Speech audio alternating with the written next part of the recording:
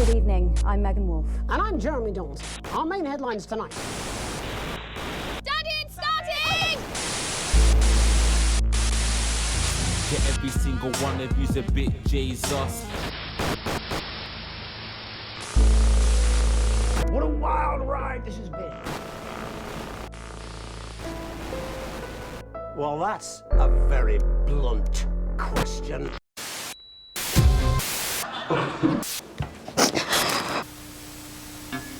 That's all coming up on tonight's National Nightly News.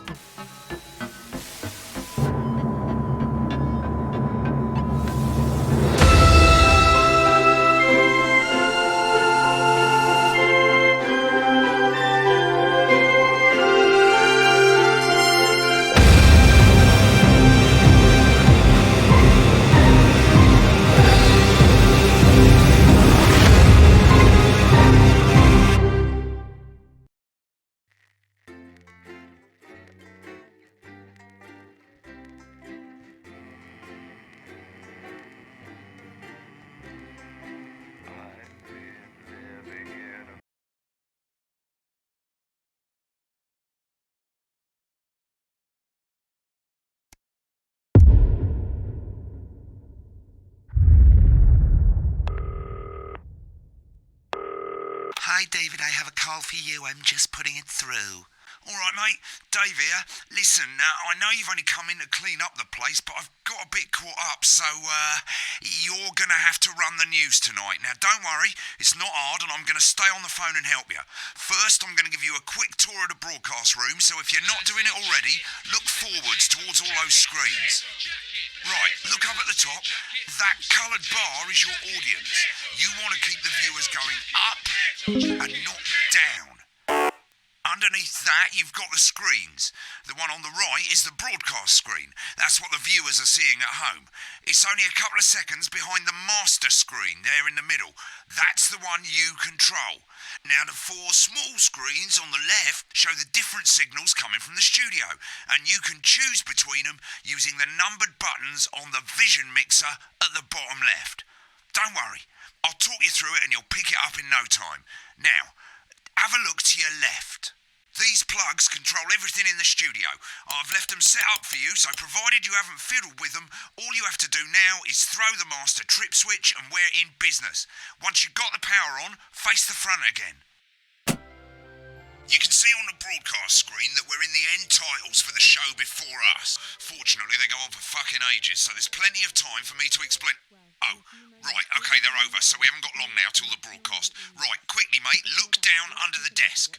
You can see a load of videotapes on the left. They're your adverts. Pick any three and load them into the machines on the right. When you've done that, look up to the front again. Take on four old ladies from East Grinching. That's followed at 8 p.m. by award-winning documentary series The Shape of Now, which tonight looks at the history of the knee-length sock and its importance during the Great Blackouts of 1871. You should be getting a signal from the studio soon. Sit back and relax with multiple award-winning movie The Freedom. When you get the signal, select screen 1 with the vision mixer and we're ready to go. Prawn and mayonnaise? You know, seafood makes me come out in pustules. Yeah, I thought it might increase our viewing figures. Every day. You offer me prawns every day. 10 seconds, everybody. That's how I show love. You're trying to kill me. And yet you persist. Going in 5, 4.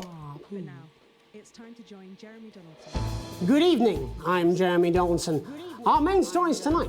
Okay, Moving on we're up. all good. The election Next win is going to be to that throw Essex the said news just couldn't titles happen. on screen 2. Hopeful There'll be a hostile. countdown, but I'll count you in as well. Just relax, mate. It's all gravy. Buys Honest Andy's Totally Independent and corners the flowered market. Top chat. Sports fans everywhere celebrate as popular footballer Johnny Hamsleeves wins Sports Personality of the Year. And a spoonful of sugar. Megan will be chatting with movie star Lawrence Blunderclatch about his new movie, The Medicated. And, of course, we'll be going live to Advance headquarters to hear what the leaders of this fledgling party have to say on their historic victory. Right. Button That's all 2 coming up on in tonight. 3, National 2, Nightly News. 1. Lovely, mate. Next thing is to throw back to Jeremy with button 1 when that globe in the middle shrinks down and vanishes.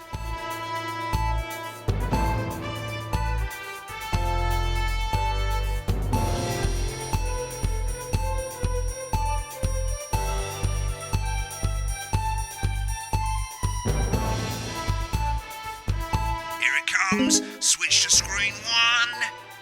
Lovely, mate. But first, the votes are in and it's a decisive win for Advance. We often get a bit of interference around this time, mate. Keep your eye on the machine at the bottom right. Use that slider that's flashing or your scroll wheel to move the wave up and down, keeping the green bit in the white bit. But critics have accused him of a severe lack of actual policies and of being deliberately vague.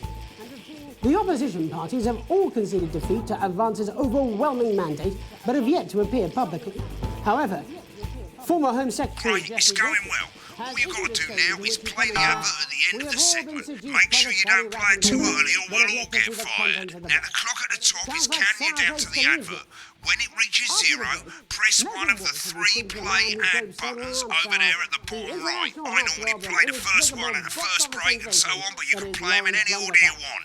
I'll count you into it as well, but keep your eye on the clock. To hear the co-leader's acceptance speech. And 3, 2, 1, advert.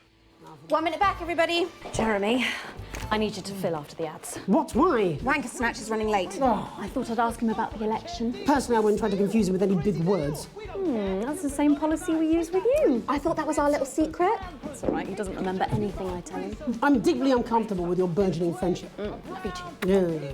A yellow, a purple, deals are unreal. Wicked. We made it to the first ad break. You're doing great, mate. But this is where it starts getting a bit trickier. This next sequence is what we call a multicam sequence, because you're going to be cutting between multiple cameras to keep things interesting. A lot of it's down to personal taste, but here's 3 good rules of thumb. 1. Try and keep the shot on whoever is doing the talking. 2. Don't stay on the same shot for too long, 10 seconds at the most. So if you're on the person who's talking, try and throw in the odd reaction shot or pull out to the wide shot for a bit just to keep it interesting. 3. Don't stay on reaction shots for too long. A couple of seconds is usually enough. Then the audience want to see who's doing the talking, yeah? Stick to these rules and you'll be fine. It's not as complicated as it sounds. You've seen programs on television, haven't you? Make it look like those. Might as well get screen 1 selected now. No need to wait for the broadcast to start. Try and stay ahead, mate. Crazy Neil's got crazy deals. We're coming back from the break. Do you a toilet? Quiet in the studio. Next to a chair. We can do you a chair next to Thank a you so much. We can do you a toilet chair. Do you 10 come on seconds, down, everybody. give us your ass. We've got it. You want it. You want it. We've got it. You want it. You pay Okay, us. You want 5, it. We've got it. You 4, want it. You want it. We've got it. You 3. pay us. Welcome back to the National Nightly News. Later, we'll be hearing from shock election winners Advance. But first, Get ready to go to Megan on screen 4. is here with a star of both stage and screen. Megan? Thank you, Jeremy. Megan Wolfe, culture correspondent. And today I have a guest who starred in everything from Shakespeare Right, to go the to Blunderclatch on screen 3 when she says his name. by none other than Lawrence Blunderclatch. Thank you so much for coming on. Oh, my dear, I do hope you believe me when I tell you that being with you here today is among the Switch to 2 for the wide now. May I say, having you here with us is among ours. Right, now just try and stay on whoever's talking. Latest movie, which is called The Medicated. The Medicated, yes. Wow, what was that like? Well, as I said to Peter at the Wrap, that's Peter Jensen, the director. Do you know Give us him? a look at Megan's He's a wonderful reaction. chap, he Lovely. really is. Now back to Thunder Twat. With him on several movies, all terribly successful. I said to Peter, what a wild ride this has been. And you know what, Megan? This has been. I really meant that. Wow, that is fantastic. And am I right in saying that the character you play in this movie is quite an academic one? Absolutely right. A scientist. Was that a challenge at all? What exactly are you implying? But seriously, yes, you're right. It was a complete departure from my last starring role when I played Sergeant Brock Rockman in Bullet Man. You'll remember that was the true story of one soldier's fight for a love that surpasses all others. A love, of course, for freedom. I think it's grossed over $1 billion, but obviously, who's counting? It's a role that saw you scoop 2 Best Actor awards, if I remember correctly. It's so sweet of you to mention it. But I really am not in it for the awards, although those 3 little statues do take pride of place on my mantelpiece. With all the others, I'm sure. So, if you're not doing it for the awards, what is it then that drives you?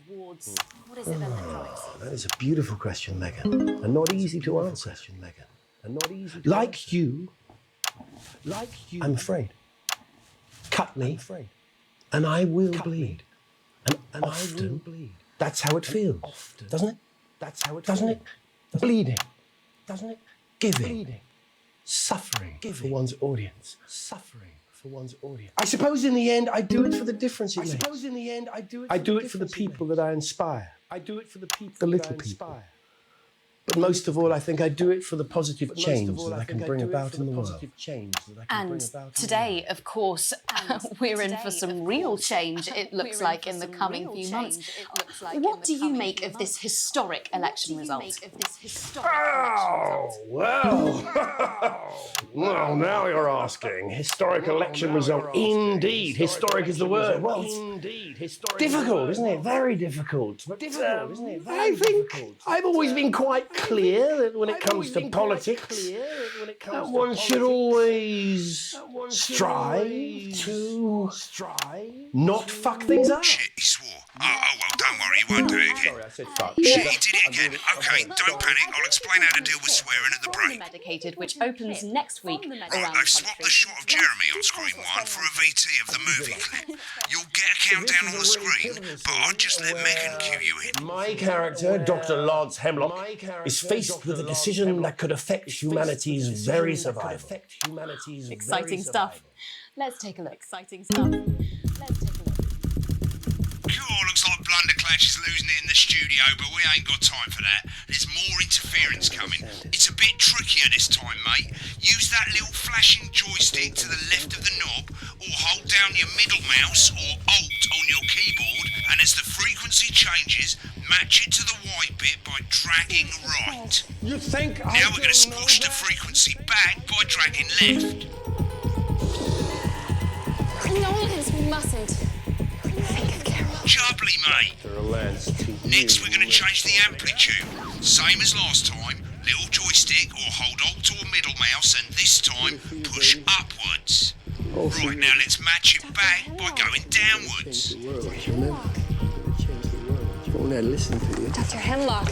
You told me, Dr. Hemlock. but I didn't listen. Doctor. I'm drowning, Lance, you said. You need to see this. No, it's all too late. Look at this!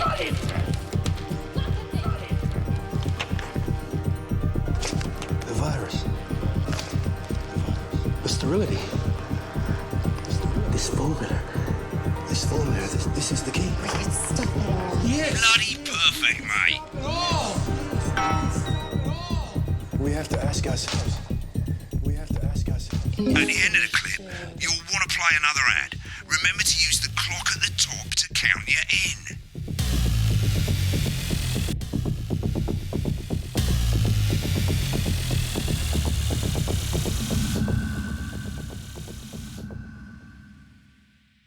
Right, I guess I better explain how to deal with bleeping out swear words. As you've probably noticed, the broadcast screen, here, is about 2 seconds behind the master screen, here.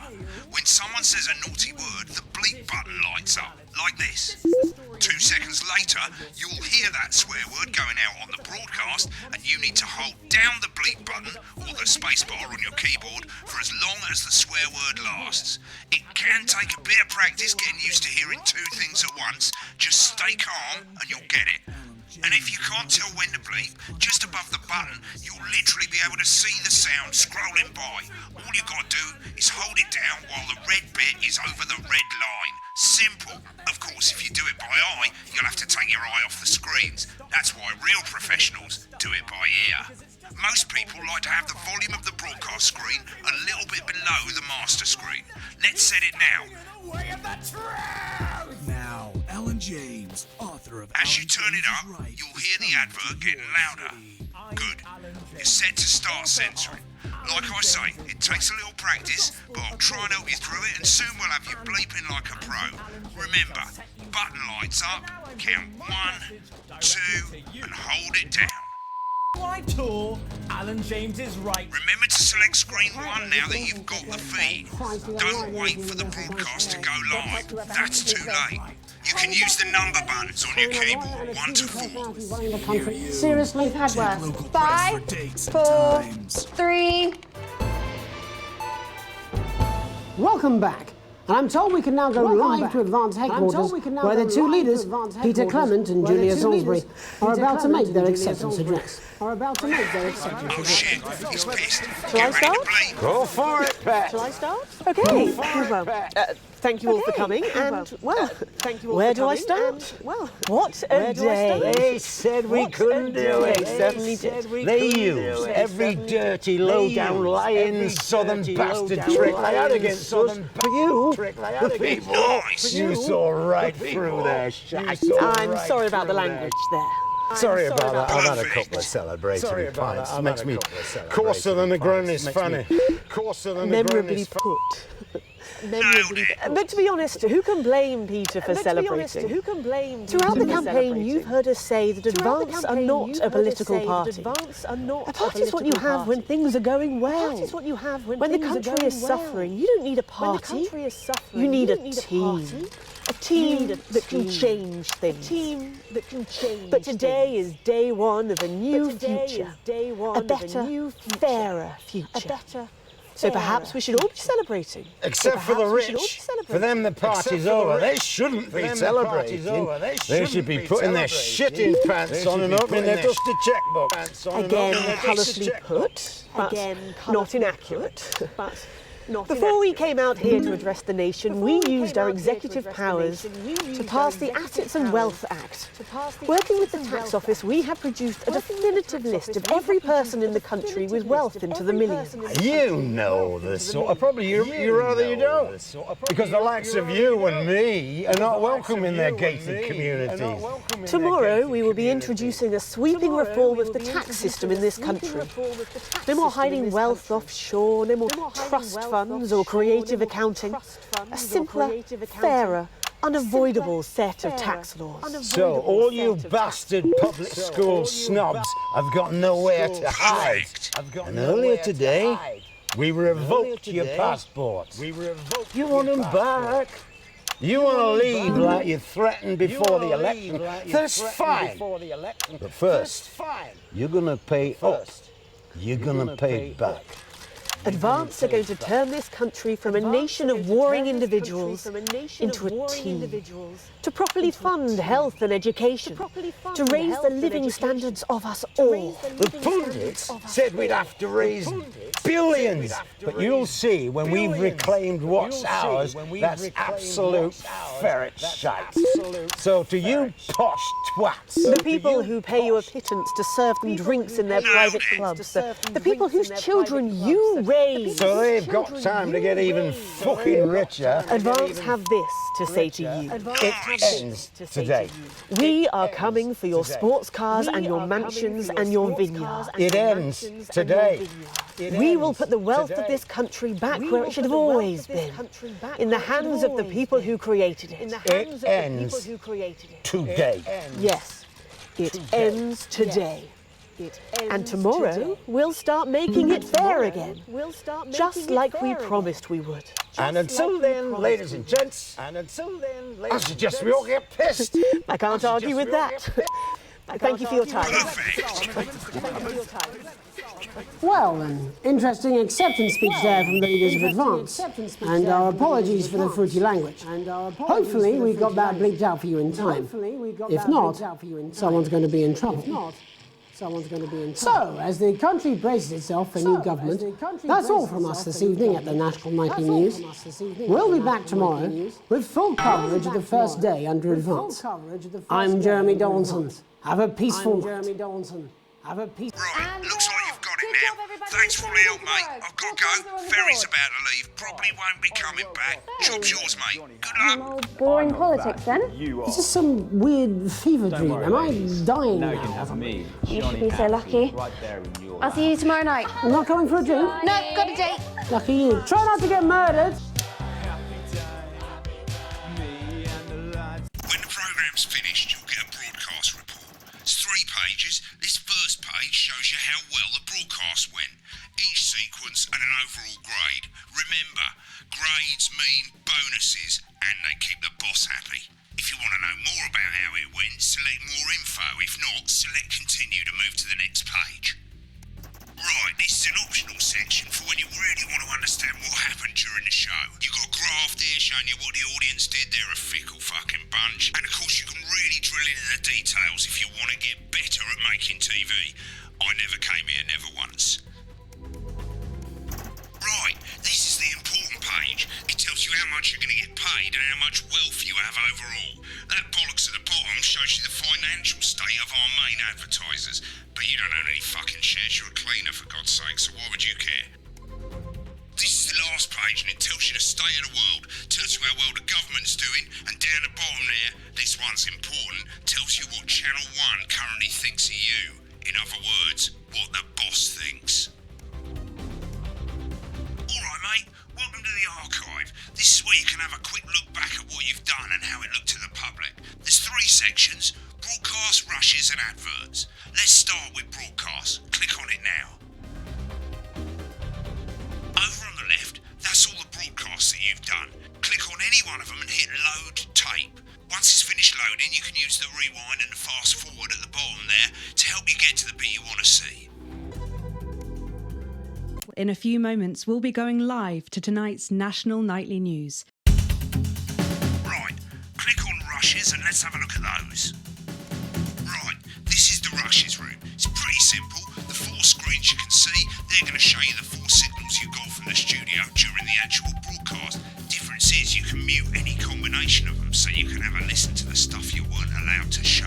Select the broadcast and give it a go, and when you're done listening to the backstage secrets, hit back.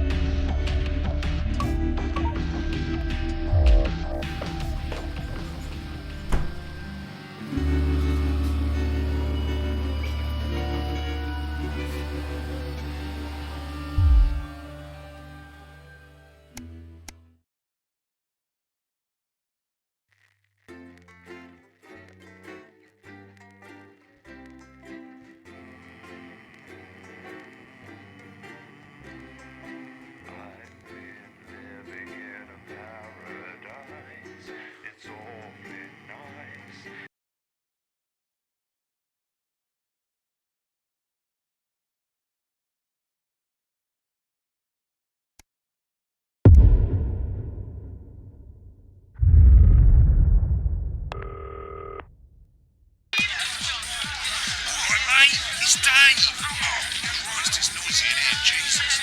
Right, hang on. Let me just get out some thanks, darling. Yeah, I'll take that one with me. Cheers. Right, that's better. Let's get set up and get on with it, so I can get back to my guests. First of all, let's get the power on. You need to get at least the bottom 4 plugs on. Right, let's load up the adverts. You might want to have a bit of a think about it. Your decisions have consequences, don't they?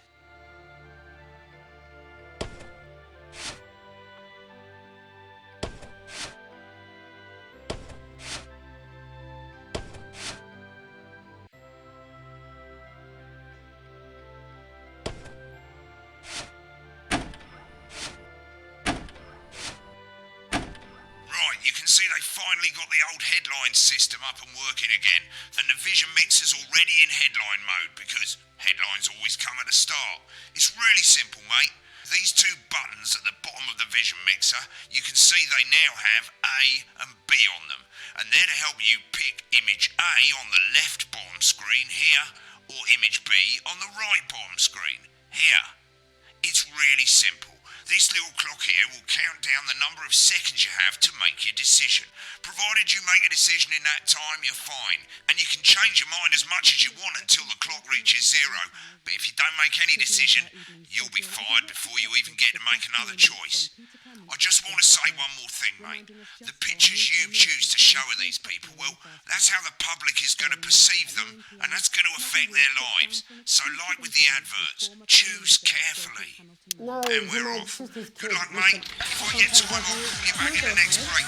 Yeah, I'm coming, darling. Get one of those. My friend Janet says theirs gets really hot. Is this Janet who thinks dogs have their own secret language? Yeah, the one that mistrusts the moon. 10 seconds, everybody. Not the best source of consumer advice, then. Don't blame me when it explodes. Going in 5, 4, 3. It's time to go over to Jeremy Donaldson for tonight's National. Good evening, I'm Jeremy Donaldson. Our main headlines tonight. Destination unknown. At the end of Advance's first full week in office, we ask exactly who's leading this charge. Tonight, I'll be discussing what the new future may hold with a leading economist and radical free thinker. With the Assets and Wealth Act on the brink of raising living standards for the vast majority of the country, I'll be asking my guests if we're on the way to a new future. Out with the old, Remington's Fist have appointed Sophia Remington as their new CEO. The following photo, taken from our archive, gives us a sense of this influential young firebrand who, at the tender age of 23, becomes the youngest female CEO in history. Sophia Remington has always impressed. She was top of her class at university and graduated with the highest honours, immediately being asked back to lecture.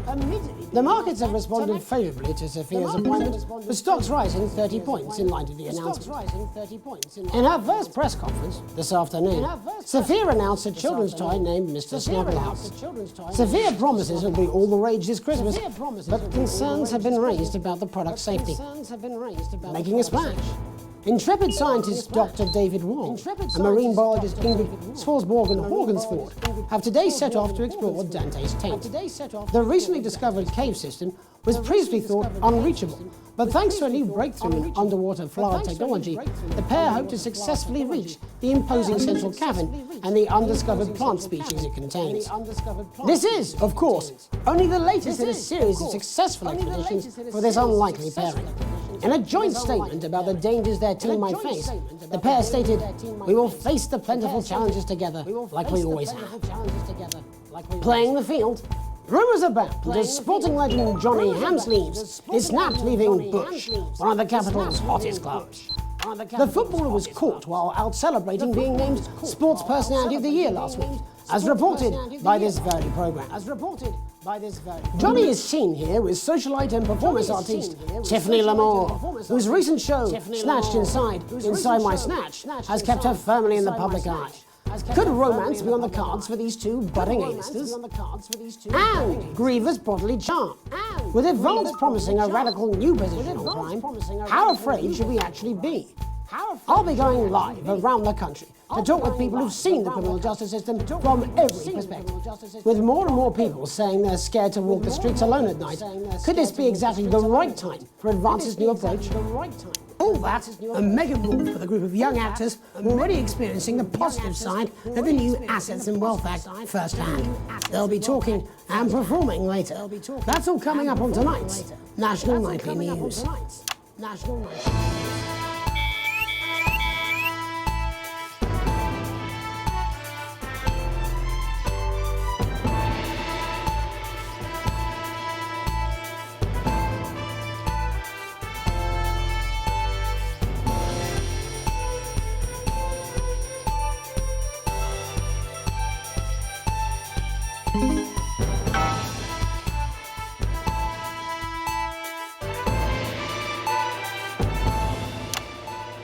In the wake of the government's swift enactment of the Assets and Wealth Act, we're talking about Advance's first week in office and what the new future holds.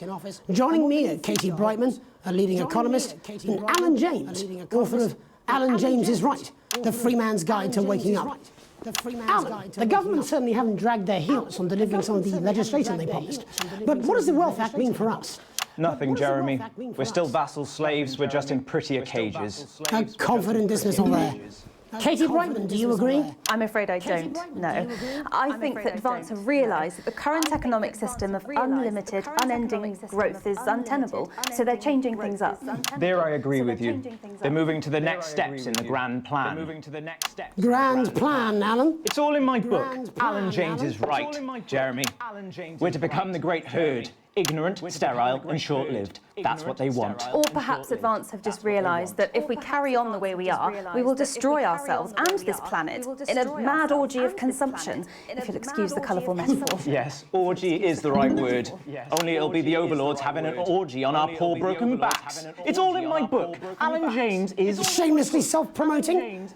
Katie, how do you think the rest of the world will respond to this new approach? I think they're watching carefully. Advance are the most disruptive threat that the world powers have faced since the last Great War. Yes, Katie's right. War is inevitable. Thank you, but that isn't... And this will not be a war like we've ever seen before. We're talking millions of deaths. We're talking high-tech weapons that can level entire cities. We're talking... Out of the wrong orifices? Mock me all you like, Jeremy, but when they murder your parents and they poison your food and they take you away to their camps for hypno-brainwashing, we'll be laughing then. That might be a great way to sell books, Alan, but you know full well that isn't going to happen in a democracy. Democracy is dead. Yes, Advance are radical, and change is always frightening, but the truth is that the Wealth and Assets Act has made more than 90% of the population wealthier and is on target to produce a permanent end to poverty. Bollocks! What this young lady doesn't understand, Jeremy, is that these are the same people. Maybe they've rebranded, but it's all a little circus act to keep us from seeing the tyrant behind the curtain. That's where you're wrong, Alan. For a start, they've mobilised the youth vote like we've never seen before. You say mobilise, I call it grooming. The grooming of an entire generation to walk happily into eternal bondage. They're like psychic paedophiles. But based on the facts, Katie, what are your predictions? The Assets and Wealth Act is only the first step. Advance now have a historic budgetary surplus, and as well as properly funding our public services, they're already funneling unprecedented amounts into scientific research and the arts. Or, as I call them in my book, Franken-science and opiates. Like opiates. See? Can we get back to the issue at hand, please, Alan? This is the issue. It's all coming from the water, the chemicals. They're pumping it full of belief juice. Don't get me wrong. I want to see these changes, but only if they're sustainable. If Advance lose their power after spending half of our GDP on dismantling infrastructure, that could be catastrophic. The catastrophe is that they're succeeding. They've got us sat here talking about their puppet show. All right, we're running out of time. Quickly, Alan, what does the future look like to you, Alan? A bleak space where we've all been figuratively sodomised into submission. Oh, of course. Katie? We might be on the eve of a brave new world. God knows we need some change, but we need to be cautious. Let's walk forwards with our eyes open. Two very different visions of the future there. Alan James, Katie Brightman, thank you for joining me. When we come back, I'll be investigating law and order before Meghan meets some beneficiaries of the Assets and Wealth Act. That's all coming up tonight on the National Nightly News. 1 minute back. You know, I think they might do some good. I hope so too, Jeremy. How much are you being paid by them, then? Shut the fuck up, Alan. I've never heard so much shit in my life. Well, we'll see who's full of shit, won't we? Alan, I can explain it to you, but unfortunately, I can't understand it for you. Only a true community can provide. Well, I don't know what she meant by that. Us informed of all the ups and downs. Right, mate, Christ, I'm absolutely fucking flying, I tell you. How's it going, actually? Fuck it, I don't care, I hate the fucking news. Oh, bloody hell, I love this tune, though. All right, mate, see you later, bye! I'm just saying I'll do what I can, that's all. Of course you will. She's good. You know she is. I've said a bit of wording, that's all I can do. 10 seconds, everybody. Little Jakey's going to the big bird caught you with water. If that sticks, I'll destroy 5, you. 4, 3. Welcome back. In our second segment, we're going to be taking a deep dive into the state of law and order in our country. Advance have already tasked what they are calling a solutions team to move this serious social problem to the top of the list. Tonight, we go behind the headlines to meet the people who live with the criminal justice system every day of their lives. First up, we have Gregory Judge, a lawyer who sees the problems close up on the front line. Can you hear me, Gregory? Yes, I've got you, Jeremy. Thanks for having me. What's it like on the front line of the hard face of the cold hand of justice? Well, as you can imagine, Jeremy, we are massively understaffed in this country. We're working every hour we can just to try and cope with the caseloads on our desk. Which must affect the quality of support you can offer. Well, we can barely keep up with demand, Jeremy. There just simply isn't enough being done at a systemic level to relieve the problem. We need more support from ministers. We need more support from ministers. What are you doing? We need change at a structural level, I'm Jeremy. leaving, Greg. Not a good time, darling. It never is it? I'll be at my mother's. Just hang on. Just hang. No, the problem isn't a local one, Jeremy. It's nationwide. Just give me 5 minutes. I'm talking to Jeremy Donaldson. Oh, have you mentioned your affairs? No. Well, the affairs of the Justice Department that we should be concerned about. Hello, Mr. Donaldson. Hello, Mrs. Judge. We need legislation to relieve the pressure on our public Sorry servants. to interrupt the news, Mr. Donaldson. Can I have a moment to tell my husband I'm leaving? Yes, I totally understand. Quite the picture of a burdened legal sector there. Gregory Judge, thank you for joining us. Next, I'm joined by Police Chief Constable Bob Peel, a man with a very different perspective on our nation's crime. Do you think there's a problem with the system, Bob? I'm sure we all do, Jeremy. I am sure we all long for a return to the days when you could safely walk the streets of your community at night, looking in through windows and generally enjoying your neighbours without the risk of being terrorised by some thug with a knife or cough. So you feel the streets simply aren't safe anymore? Where have we gone wrong, Bob? Well, that's not a simple question, Jeremy, but I think it all comes down to moral decay. We've diluted our culture and lost touch with what it means to be a citizen of this once great country. Also, as the vicar noted in Sunday's sermon, we probably shouldn't have banned hanging. And to what do you attribute this moral decay? Foreigners, gays and gypsies mainly. It's all in the Bible. Look, Leviticus clearly states that... Oh, bugger, hang on a moment. Jeremy, your bloody gimps escaped. Delia, could you give me a little help, please, dear? Delia, could you give me a little help, please, dear?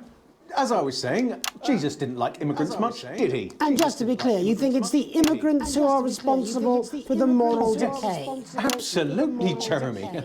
Back in your box, Clive. Back in your box. Delia, I really could use a little help with this. I'm sorry, darling. I was saying the Badgers. Yes, I'm talking to Jeremy Donaldson. Clive, could you put him back in the box? Clive, you know it's Wednesday. You go back in your gimp space. And whose responsibility is it to make a change, Bob? Well, it is certainly not the responsibility of the decent, good, white people of this... Where's the paddle? Oh, hold on just a moment. Oh, Clive, this simply won't do. Naughty, naughty, naughty boy. Mummy said... Clive, I am not having this again. Mummy said, get back in your gimp space. No, naughty, you beast, Clive. As I was saying, Jeremy, moral decay. Crime is the responsibility of the criminal, no one else. Look, everyone has a sob story, but we don't all end up as barbarians, do we? Look, when our daughter Alice comes home with an A-, does she go on a killing spree? No, she takes 3 of her pills and hides under the stairs like a normal child. Thank you, Bob. Bob Peel there, really locking down the police's position on morality for us. And finally tonight, hopefully uninterrupted, it's time to get to the heart of the matter. Tony Dawson has recently been released from prison after serving 3 years for aggravated assault, burglary, and menacing a swat. He's agreed to talk to us today, which is also, I believe, his birthday. Many happy returns, Tony. Many happy Cheers, returns, Jez. Tony. Call me Titwank Tony. Everybody else does. No, I'm not going to be doing that. Can you tell us what it's like in prison, Tony? Titwank Tony. Titwank Tony. Prison's a mixed bag. Structure's quite nice, but it's a constant battle against institutionalisation, as you can imagine. And obviously, titwanks are quite hard to come by. I'm picking up that you're not alone there, Tony. Titwank Tony. Yeah, sorry, my friends are throwing me a surprise party. Good bunch of lads. Okay, well, we're trying to let you get back to that party as soon as possible. First, let me ask you this. Do you feel that your time spent in prison helped to rehabilitate you in any way, Tony? Titwank Tony. I don't think it's as easy as that, Jez. Chopin! Yeah, I think asking that is an oversimplification. It sounds like it's getting quite busy there, Tony, but let's try and soldier on. Since leaving custody, have you been able to find a new job? Yeah, all the boys are here. Big Chris, Little Chris, and Vampire Chris. This one's, yeah? Yep. One sec, love. Titwank Tony's on the news. One sec, love. Titwank Tony's on the news. Rehabilitation's difficult with the current system, Jez. Just not set up for it, you know? It's inherently unjust. So, do you feel tempted to... I'm sorry, who's this guy? You are joking. Chrissy Free Bollocks has only got Mr. Fancy, oh. Not now, fellas, I'm on the news. It seems like we've caught you at a bad time. Little boy. Oh, I can't really hear you, mate. It's getting a bit busy here. Jesus.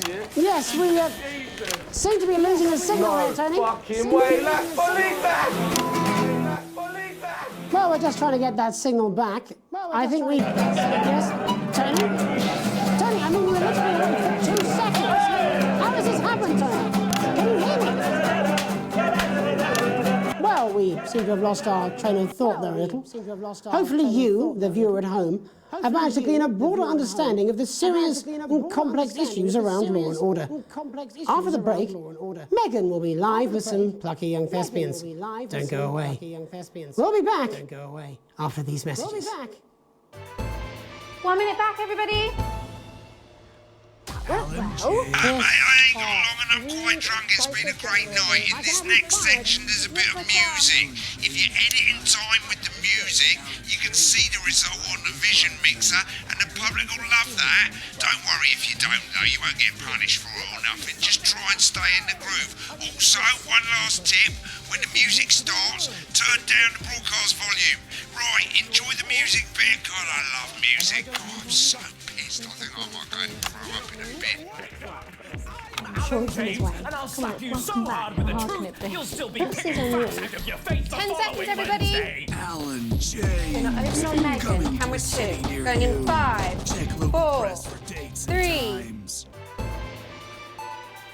Welcome's Black. I'm Megan Wolfe, and on tonight's Culture Spot, I'll be chatting with one of the first beneficiaries of the Assets and Wealth Act, a team of inspiring young people from Scritchford Sixth Form College, who today received a grant from Advance to take their play, Hey, Friendship, on a tour of local secondary schools. Welcome to you all. Well, let's start with you two, Harriet and Charlotte Winstanley-Hamilton. Girls, you must be thrilled. We are, Megan. We're overwhelmed, to be honest. And I believe you two are sisters, is that right? Yes, Charlotte's my oldest. I'm the older, more popular one. Harriet and Trey were really the ones who came up with the whole idea. So, Harry and I were shooting the breeze in the cafeteria, and I said, hey, let's actually do something. So I went to look for a drama teacher. But she'd been laid off due to budget cuts. Fortunately, I directed a pantomime when I was at university, so I knew the ropes, as it were. Right, yes, but you're the maths teacher, aren't you? Yes, that's That's me, Jeff Algebra, maths teacher. Maths is really important. Oh, thanks, Steve. Maths is really important. Yeah, thanks, Steve. As is theatre. It's one of the oldest art forms in history. Aristotle. I just think that when we travel around all these problem schools and poor kids see us, they say, hey, I really want to be like those attractive kids. And that's a very beautiful and powerful thing. We touch our audiences and they touch us right back. I suppose with a surname like Algebra, there was really only one choice of career for me. My wife, Angela, and I, we often laugh about it. Angela Algebra. Yes. Angela Algebra. Yes. We just want to bring a bit of song and joy into people's lives. And teach people about the difficult issues. The issues in the play are what really matter. And I think you're going to be showing us an extract from this play, aren't you? That's right. To put into context, I play a young first year who's having some troubles at school. Her character doesn't actually have a name, yeah, because in a way she's like all of us. It's like a metaphor. Maybe she's you at home, or like maybe she's you, Megan. Maths is really important. Yeah, thanks, Steve. Put it in, coach. Yes, thanks, Steve. Right, well, I'm going to have a little chat with your teacher while you run off and get ready. I can't wait to see it. That's it, that way. So, Jeff, when did you first hear about the grant? 2 days ago. A letter from Advance arrived at the school. Now, the headmaster thought it was all a prank, but his secretary retrieved it from his bin and brought it to me. How? How did you react? I also threw it in the bin. How did you react? But then, Harriet and Trey rescued it, and they rang the number at the bottom of the page, and next thing you know, we're on tour. Wow. Well, I think we can all guess which way you'll be voting from now on. Do you know what? It's funny, because Angela and I don't usually vote. We're not very political. I'm a mathematician, of course, and she's a paraplegic mainly. But we did used to watch that Peter Clements DIY show back in the day, and so we thought, why not? Let's have a go at this old democracy thing. Okay. And here we ballywell are. Good stuff. Fucking brilliant! So, let's have a look at a short section of Hey, Friendship.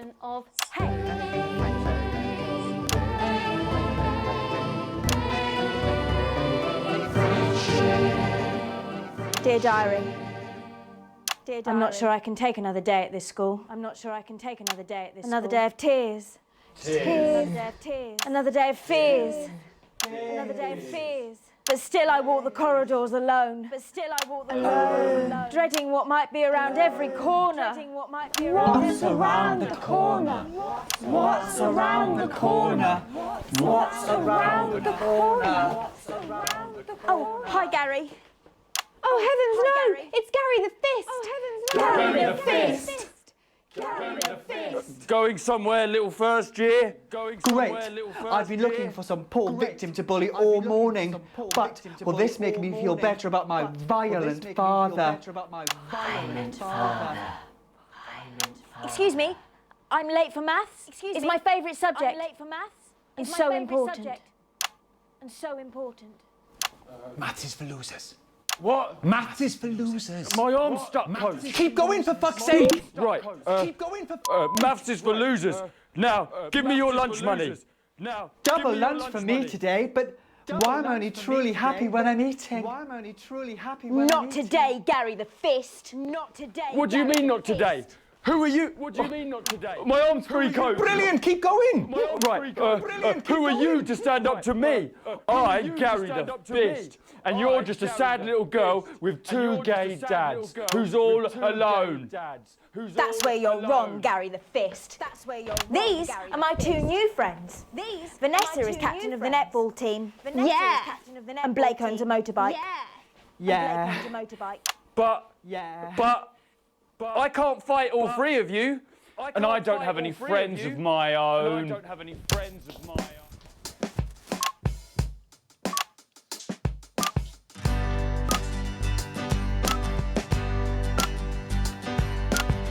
Take a look at me. Take a little look at my face. I could be you. She could be you. And you could be me. Or you could be me. Life can be peachy keen.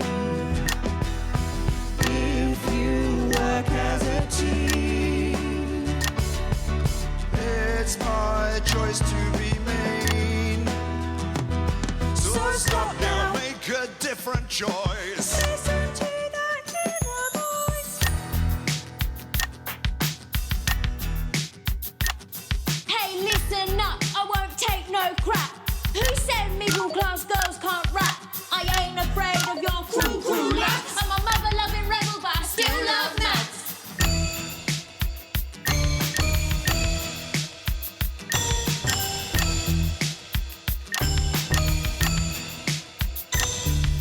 Hey, kids, I'm Gary the Fist. People think that folks like me probably shouldn't exist, but that's just prejudice, and I'd do better if you knew the way that I became Gary the Fist.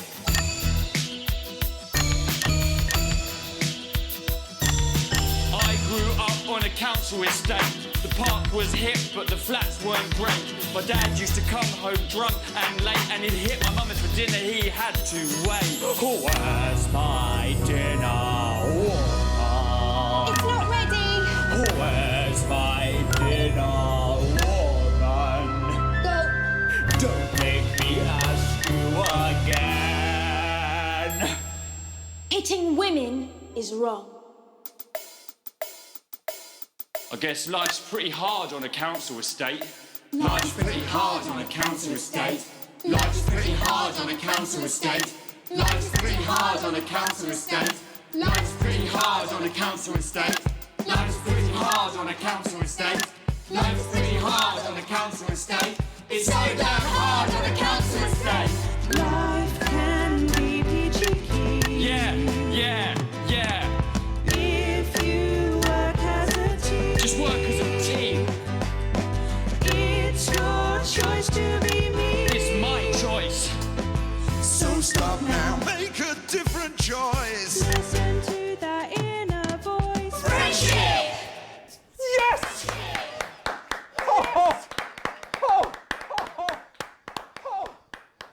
Well, thankfully that's all we have time for tonight on the National Nightly News. Join us tomorrow night for all the headlines from across the country. My name's Jeremy Donaldson. Have a peaceful night. And we're out. Oh, that was brilliant! What the literal fuck was that? I believe that was art. I believe I've got a 14-inch cock, but it doesn't make it so. I have a similar belief about an adequate paycheck.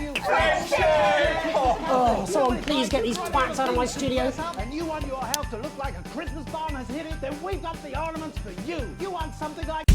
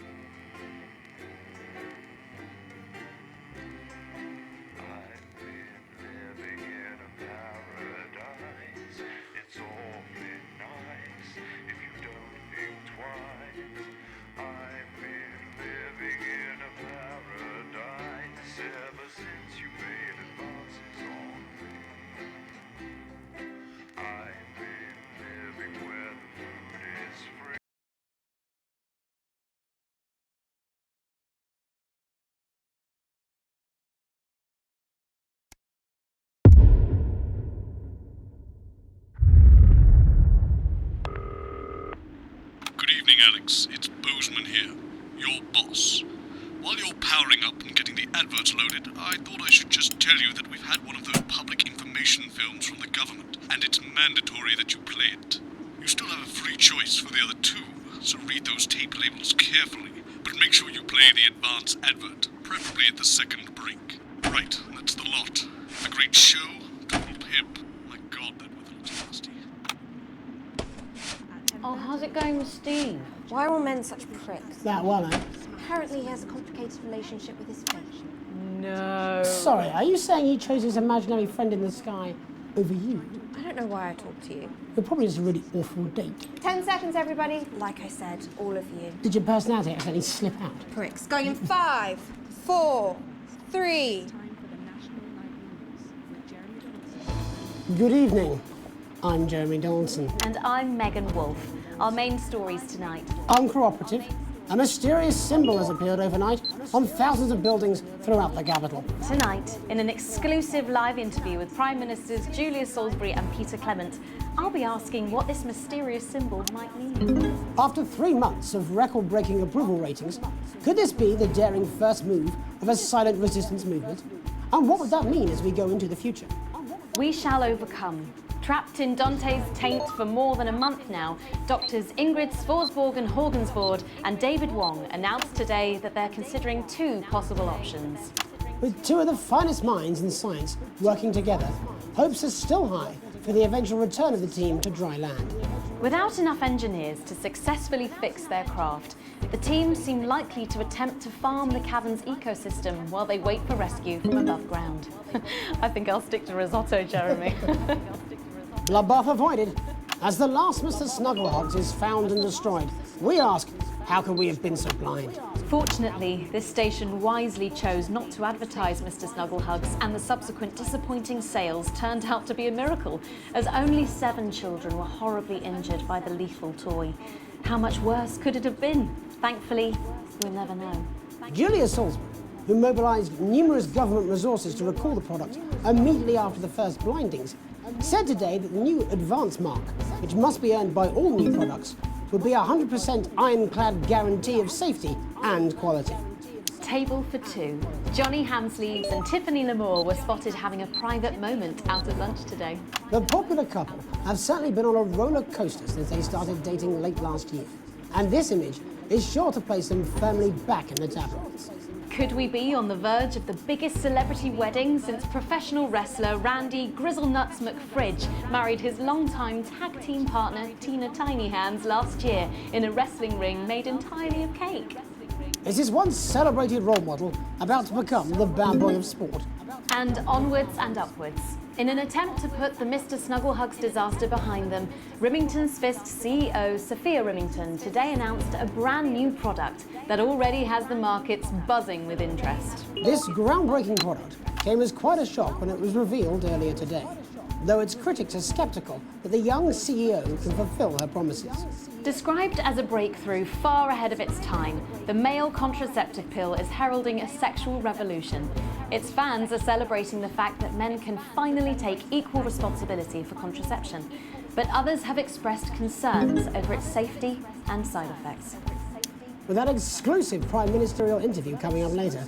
And our very own Patrick Bannon live at the first annual Sports Board final. You won't want to miss a second of tonight's National Nightly News.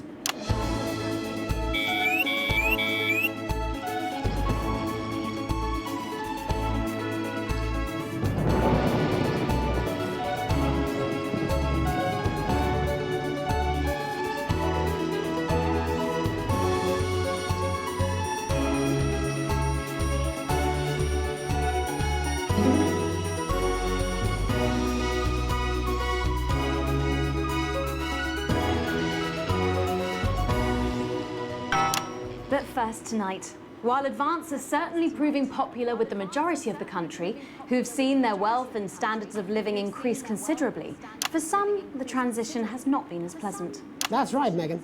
The formerly aristocratic members of our society have had to make major adjustments to come to terms with the new regime. Robin Short is in suburbia investigating rumours that these previously privileged people may be planning some kind of protest. Robin? Thanks, Megan. I'm here in Moderate Hatchings to talk to Wentworth and Penelope Somerset Bentley, who were relocated to the house you see behind me after Advance passed the Assets and Wealth Act on their first day in office. Tell me, how are you settling into your new lives? Well, quite frankly, Robin, we're not settling in at all. Our neighbours are whitewatters. It's simply untenable. I hope you'll forgive my language, but it's as steaming as a Wednesday hatch basket with too much spatting. Steady now, Penelope. Sorry, Robin, my sister's under a lot of pressure. She had to dress herself this morning and she still hasn't quite recovered, Robin. No. My goodness, that must have been quite a shock. She really struggles with women's, Robin. Well, at least you've been rehoused in a nice big house. Big house? This grubby little gaddis spatch only has one staircase. And the breakfast room and the dining room in the same bloody place. Imagine that, having all one's grub in one room. What room, Robin? So what would you say to the people that feel that your family has had it far too easy for far too long, and that these redistributions are both fair and just? I hardly think we've had it easy for fussle's sake. Only one of our swimming pools was even heated. But realistically, what can you do? Well, you've asked the right bloody question, Robin. Thank you, Wentworth. I wasn't the youngest ever editor of the Swinstead Middle School Inquirer for no reason. I think our toilet butler was from Swinstead. Dear George. Oh, I wonder what happened to him. Daddy tried to shoot him in the buttocks and he ran off into the woods. Oh, good times. Oh, that's probably my last happy memory, Robin.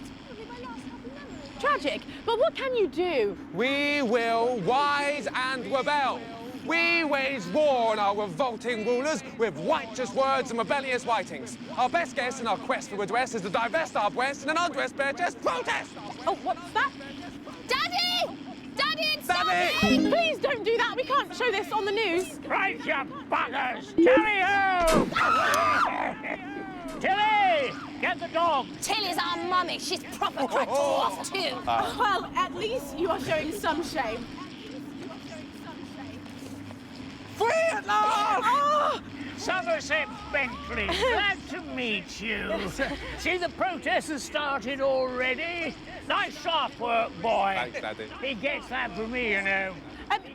And forgive me, what are you trying to achieve here? We just want to be fudding well heard, that's all. Oh, language, Penelope. We are nude, not rude. Sorry, Daddy. We want the world to realise we won't roll over and run away. We will revolt. We will rise again. Yes, we bloody well will. Stuff and pip-pop. Are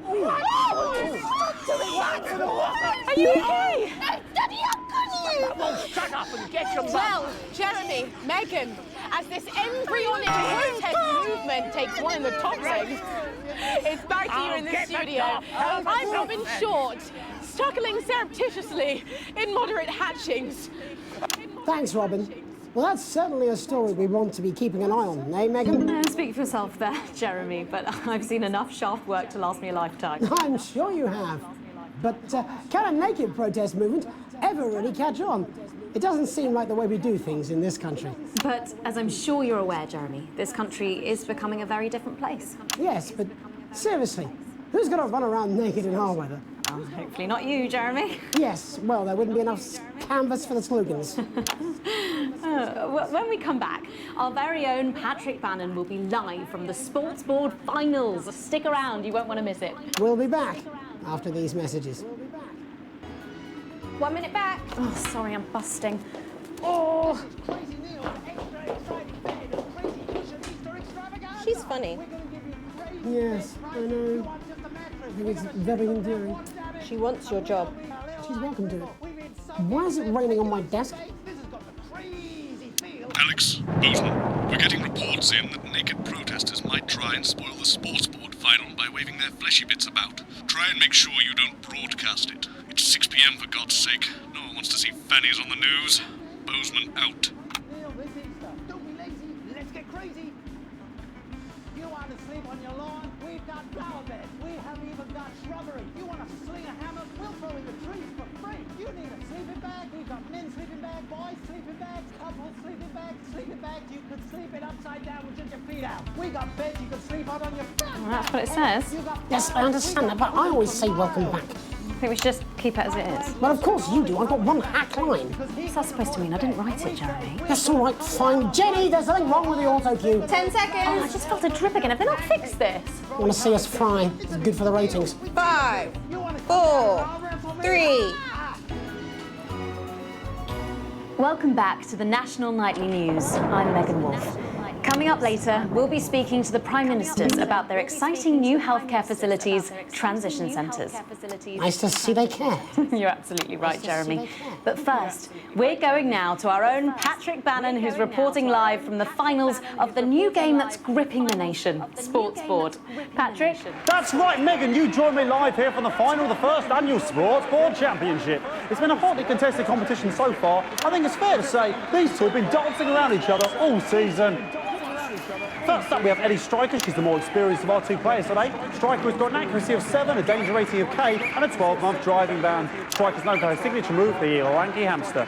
And facing her tonight, hoping to prove himself with a career record of 12 outs, 14 finishes, and a divorce pending, it's Mr. Wingspan himself, Tommy, the Fingernail Harris. Just waiting on the ref now. The slapping ceremony is taking part. Still going on. Striker go first. Striker, of course, first to start as she won the trivia round earlier on by some margin. The robe. Harris, perhaps the brawn and not the brains. Stupid. Eddie Striker. Eddie Striker. Nice start there from Striker. She's determined not to let the nerves show. Not after last time. On to Mr. Harris now. Tommy. On to Mr. Harris now. Using his arm to pick up the ball. Using his arm to pick up the ball. Not a bad shot there from Harris. Back to Striker for shots number 3. All right. All right. She's gone to sort of throwing it under her legs. Not bad if you ask me. Is there contact? Don't know why you complain. To Harris. Bit of business with the ref, but it got sorted out. Bit of business with the ref, but it got sorted out. Back to Harris now. A ball in the hand is worth 2 in the bush. Harris now. A ball in the hand is worth 2 in the bush. Football. Move back. I'd say that's fair, but what do I know? I'd say that's fair, but what do I know? Oh no, and Harris is not going to be happy with that. So really not a good start there for Tommy Harris in round 1. We can only hope that round 2 treats him a bit better. But first, of course, after the arguing with the ref section, it's time to change ends. Now we have the ceremonial changing of the ends.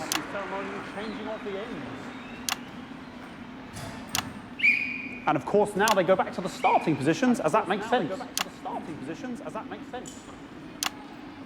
Striker giving it large. Second round, Striker Harris. Winter round 2 now with Harris. Okay, we seem to have some sort of streaker on the pitch. I apologise if we broadcast any of that stuff. She appears to have slogans across her breasts and arse.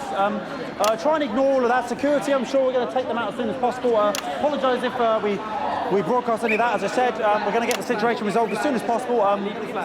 They're trying to carry on play, but it's proving a bit difficult, and I'm struggling to follow because it's quite an eyesore, and women's bodies. Yeah. All right, great. Okay, so back into round 2 now, and Harris absolutely determined to close that massive gap. Eddie Striker. No, it's just some of the tightest play I've seen ever. Harris. And with that offensive thumb screw, we haven't seen that since the Heats. What a brilliant move. Back to Striker. And we know what that means, ladies and gentlemen. That is, of course, the ground sound. Excellent bit of play here on both sides of the bucket. I don't know about you at home, but I'm finding the technical mastering display here absolutely blooming jaw-dropping. The ref has spotted something in Harris's neck or head. And Harris is having an absolute shocker. What a miserable start there for Tommy Harris. But he is a late bloomer, of course, we always said that. And after all, it is a game of 2 halves, 4 rounds and 7 subgenres. But now, of course, it's time for the half-time show. Sponsored by Remington Smith. On my whistle. Nice piece of music here to start the half-time show. Okay, another posh protester loose on the court here. We can only apologise for that. We'll do our best to shield you from having to look directly at it. is running around here with his genitals on display for all to see. And ruining what was shaping up to be quite the dance interlude there. Now he's thrusting himself in Harris's face, security's on it, and the bucket has been knocked over! I cannot stand it when the bucket gets knocked over. Hopefully he'll get taken out now. Genitals flying around for all to see. Really, if you ask me, not Sunday morning television. And out of there, hopefully taken away, never to be seen again. Final poses. Ballboy cannot be in the final pose. And a lovely finish there on both sides of the bucket. I wouldn't like to call that one. And as we head into round 3, I'd love to know what's going on in these two players' heads. But unfortunately, because of science, we can't. Thank you. Because of science, we can't. Not bad. You go first. Not bad. So that ball boy's giving me the eye all day. I don't know what's going on. Striker there, not a great start. She looks a bit flustered, I think, after all that swinging around. Back to Harris here. God, what I wouldn't give to be that ball. I'm all right, ladies. Tommy Harris. And it dribbled down his arm, which is actually a really good move, because, of course, if it dribbles down his arm and goes on the floor, it's not going in the bucket. Back to Striker.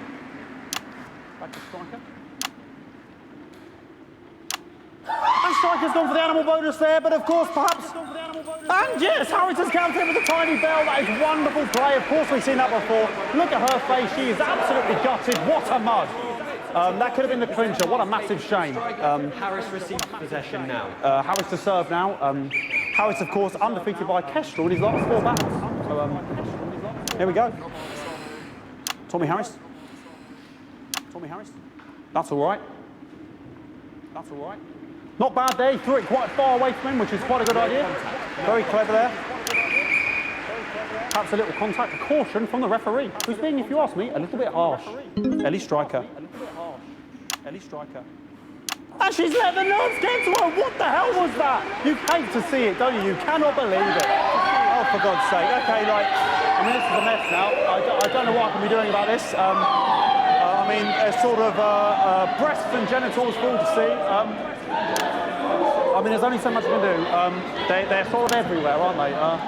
All right, I'll try and carry on. The players are trying to carry on, but of course it's difficult because these protesters, hopefully we can get them taken off soon so we can carry on with the match. Okay, nonsense is going on here. Yes. We want our money. Yes, very good. Take them away. Bloody wasters, absolute wasters.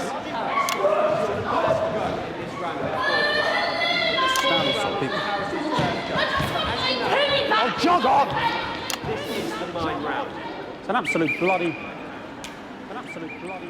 Okay, and now we're going to go into the final round. And of course, as it's a Tuesday, the final round is a mime round. Who could believe it? Nice imaginary shot there from Harris. It really could go anywhere at this point. Really high-level play here from 2 absolute juggernauts of the sport. Hold. The bucket getting moved back to its proper place. About time, if you ask me.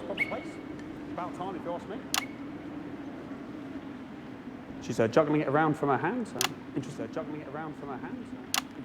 And she's put it in her mouth like as if it was an egg. And now she's and she spat it out. She did the egg spit. So a wonderful move there, quite late on. Illegal spit.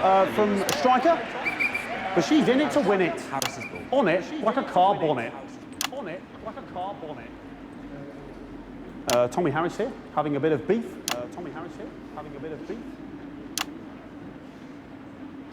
And he's peeling it as if it were a banana, which is an interesting move. Not sure if he hasn't had his potassium or what's going on today with Harris.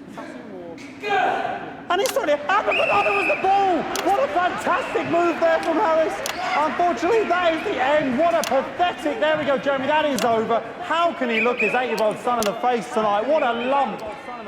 We just have to wait for the referee now to announce it to make sure it is all official. Contestants in, please.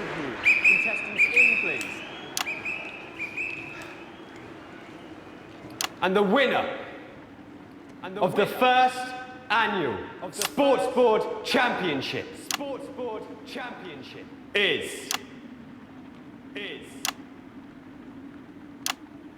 everyone! Okay, the ref has agreed once once again a win for everyone, including me as my 15th win in the Sports Board Championship. I'm going to be celebrating tonight with my wife and children. Another wonderful victory for me.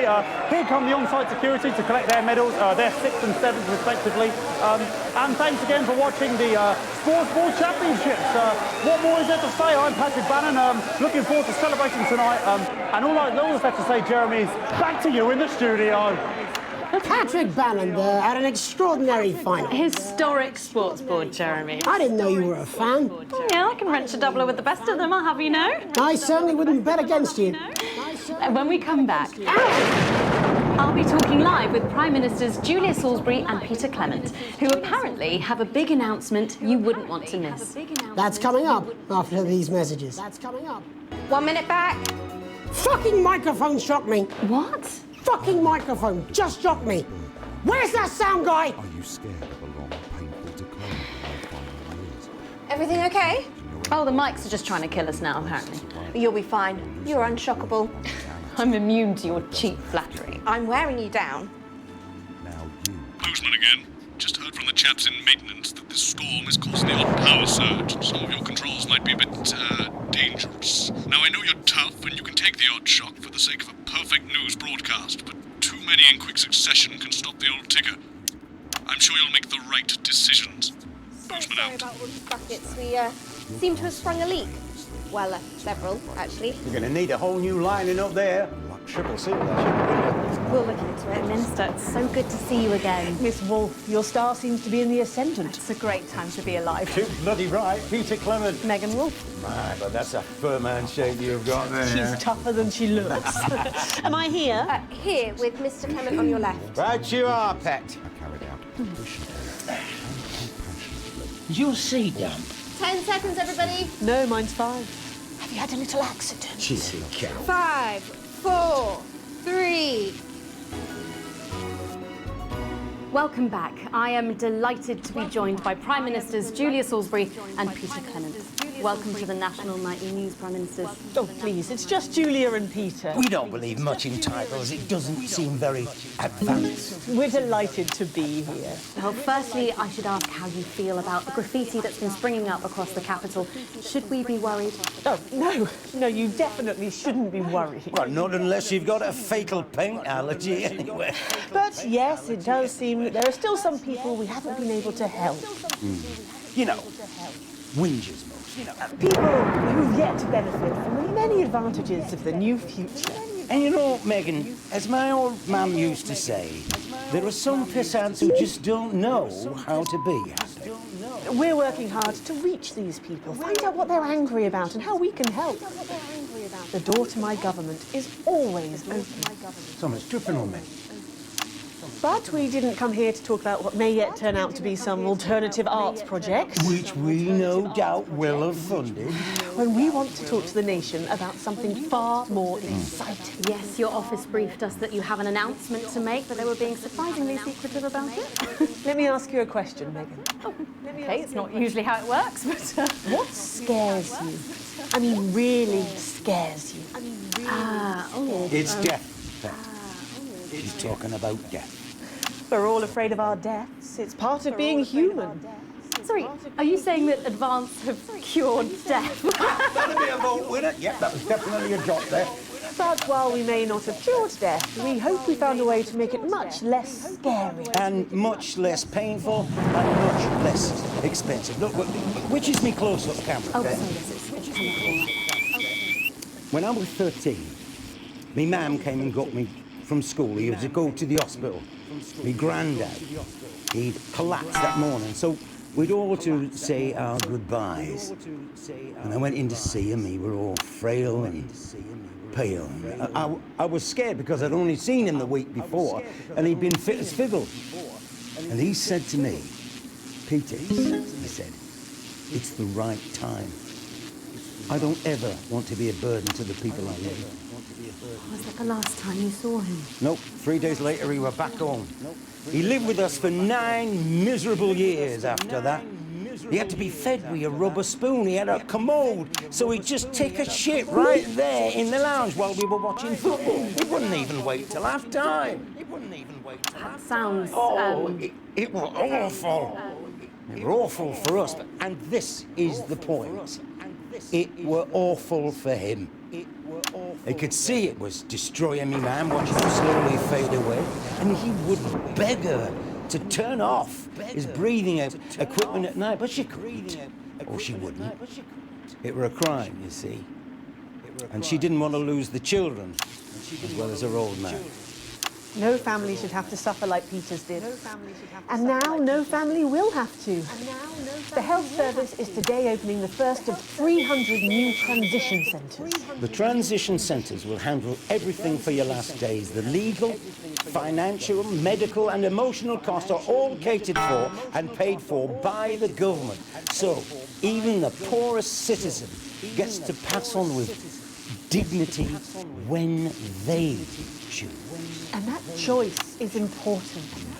This is a service only for people who choose it. For people who feel they've run their course and don't want to burden themselves or their families with a slow, long, humiliating decline.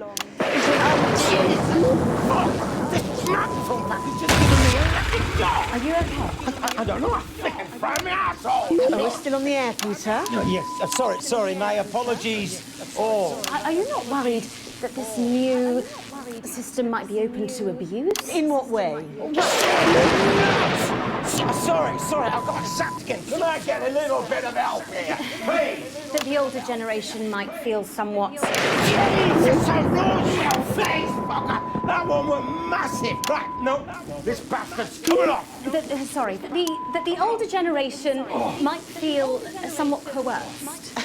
Coerced into spending their final days eating gourmet food and drinking fine wine and luxury spas and gardens. Look, I am perfectly capable of... with a rusty twat! Prime Minister, please watch your language.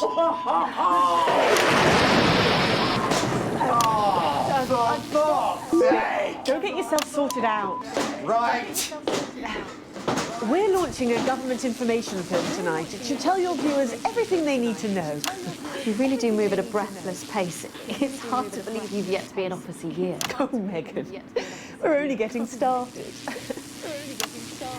And on that note, thank you so much for being here. Jeremy. Right, yes, that's all we have time for tonight. Thank yous go out to our guests. Congratulations to all the winners at the Sports Board final. And we'll see you tomorrow night at the same time. My name is Jeremy Donaldson. If you can, have a peaceful night. And we're out. Good job, everybody. Do you suffer? So they just... It seems so. I don't suppose there's any way this could be a good thing. It's my nephew, so we transitioned the moment I saw the leak.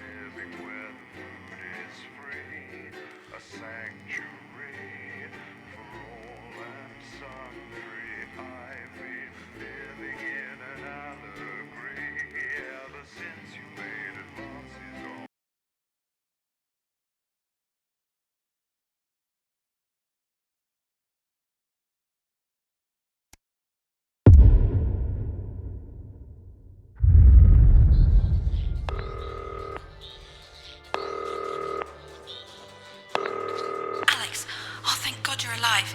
It's Jenny, the floor manager. Are you okay? Alex, you need to get it together. Look at the broadcast screen. Just look at it. That's all we've been putting out since you went down.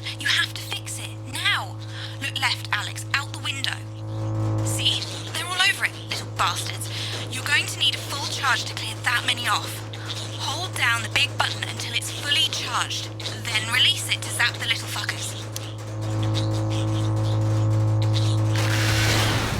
Excellent, Alex. We're broadcasting again. They must have built up while you were napping. Usually it only takes a tap on the button to clear one. Look, there's a lone one climbing now. Zap it off before it starts to mess up the signal again. Great. That seems to be the last of them. For now. Right. We're about a minute out. Get the adverts loaded up. I've got to deal with my pet idiot. And Alex, keep your ears open. You'll hear them climbing up the tower. Don't let them build up. We'll be going live to the National Nightly News. But before that, let's take a look at what's coming up later on. This has no credibility, Jenny. On Channel 1 at 7 o'clock. No professionalism. What's wrong with this picture? It's not a mess. Everything is where it should be. It's ramshackle and characterful, and I'd expect you to know the difference. That's followed at 8 p.m. by Of course Megan's place looked lovely, but I can't see it, can I? Thanks, Jenny. How's lock-in with the boyfriend going? Decided to take his chances on the wild streets, eh? Rather than endure another romantic comedy. Electric Fever Dream, starring Lawrence Blunderclatch as Helen. Jeremy, Jenny says your hair looks stupid. Yes, I can hear her. She says she's not talking to you. Yes, I know, I can hear her. Shall I count us in? Make it so. Okay, 10 seconds. Break a leg, everyone. Preferably a furry one. It's the National Weather Report. 5, 4, 3. It's time to join Jeremy Donaldson. Good evening, I'm Jeremy Donaldson. And I'm Megan Wolfe. Our main stories tonight. Snugglefucks? It's been almost 5 weeks since all the Mrs. Snugglehugs toys woke up simultaneously in factories worldwide and began searching for their husbands. The Mr. Snugglehugs we had so short-sightedly destroyed. And now, as this photograph suggests, they may be changing tactics. Built to surprisingly traditional gender stereotypes, the Mrs. Snugglehugs have been arming themselves with a variety of household implements. All the more reason to make sure that cat flap is taped up good and tight. Armed with blunt weapons, the Mrs. Snugglehugs are only ankle height and therefore able to be kicked away easily by young, healthy individuals. They do, however, pose a particular risk to the elderly or those with pre-existing medical conditions like fatal bruise syndrome. Going stir crazy? With no signs of Mrs. Snugglehug's batteries running out and the government lockdown now in its 31st day, domestic relationships across the country are taking some unexpected turns. Dramatic reports are beginning to emerge of uncharacteristically bold behaviour in homes across the country. And we're not talking about the model planes that occupy so much time in the Donaldson household. In response to a nationwide lack of toilet paper, which was, of course, raided by the Mrs. Snugglehugs to construct their vast hives, many of the nation's adults have turned to a more childish solution, or at least that's their excuse. Going it alone, popular crustacean Johnny Hamsleeves is back in the news today as his astonishing photograph that he leaked himself shows exactly how he's been spending his lockdown. It seems that when the lockdown was announced, Johnny's long-term partner, Tiffany Lamour, was busy in the capital preparing her new show, Chocolate Clit Bombs, for its now postponed grand opening. Let's hope the exhibits don't melt. It's great to see a celebrity using their time wisely, as the government suggests, by developing a new hobby or fetish, and most importantly, by keeping your spirits up. Nice to see Johnny doing his little bit. The shape of things to come? In their own version of a lockdown for more than 45 years now, the descendants of Doctors David Wong and Ingrid Svorsborgen-Horgensvoord and their unfortunate team today managed to get a personal statement to the surface using flagellized imaging equipment. Many of the Svorsborgen-Horgens brood, as they've come to be known, have certainly captured the public imagination, with a recent vote naming Helvetica Svorsborgen-Wongensvoord the most likely to survive a massive electric shock. Helvetica Svorsborgen-Wongensvoord here with a little update from Dante's Taint. This year's going to be our biggest ever harvest and autumn's just 2 weeks away. Or at least that's what we think. There's no real day or night down here and all the clocks broke a long time ago. But if our calculations are right, we think that for you up there it is Wong's Day the 4012th of Jamboree, or as you call it, Pitmouth Day. Or possibly Boxing Day if we're a bit out, so Boxing Day happy Christmas! I hope you get all the presents you asked for left on your PCLC. I'm hoping to complete my collection of rocks. See you in September. Helvetica out. See you in September. It's hard to believe they've been down there so long. But as everyone knows, time moves differently underwater, Jeremy. That's why goldfish are so stupid. That's right. And as anyone will tell you, the deeper the bowl, the thicker the goldfish. There's no denying the logic of that. Class war, a worrying turn today for the formerly rich as ever more punishing measures are announced, Alex. With the country becoming ever more hostile to the previously wealthy, those who managed to skip the country must be very grateful to the people who help them right now. This programme has received reports of rich relatives on the run actually being filled with helium and released into the stratosphere. If those rich bastards think they're above the rest of us, why not give them a hand in getting there, Jeremy? And Advance speaks out. With the snuggle struggle proving a test to governments around the world, Advance HQ released a curious statement this afternoon. In the accompanying release, they asked us to stress that they have been listening and that this should be taken as a response to how the people really feel. We've certainly done our bit on this show to contribute to the political climate. But let's not forget, how we behave in our home lives is what really matters. Let's hope it's not just me who filled out that questionnaire, Jeremy, or we're all in trouble. Let's play that statement. Let's play that statement. Good evening. In these difficult times, it's important that we all feel united, that we're all in this together. And for a short time, we must bear significant change. To help myself come to terms with these tough but transitory times, I've written a list of things that are just as temporary as all of this discomfort. I thought it would be helpful to share my list with all of you. Christmas with the in-laws.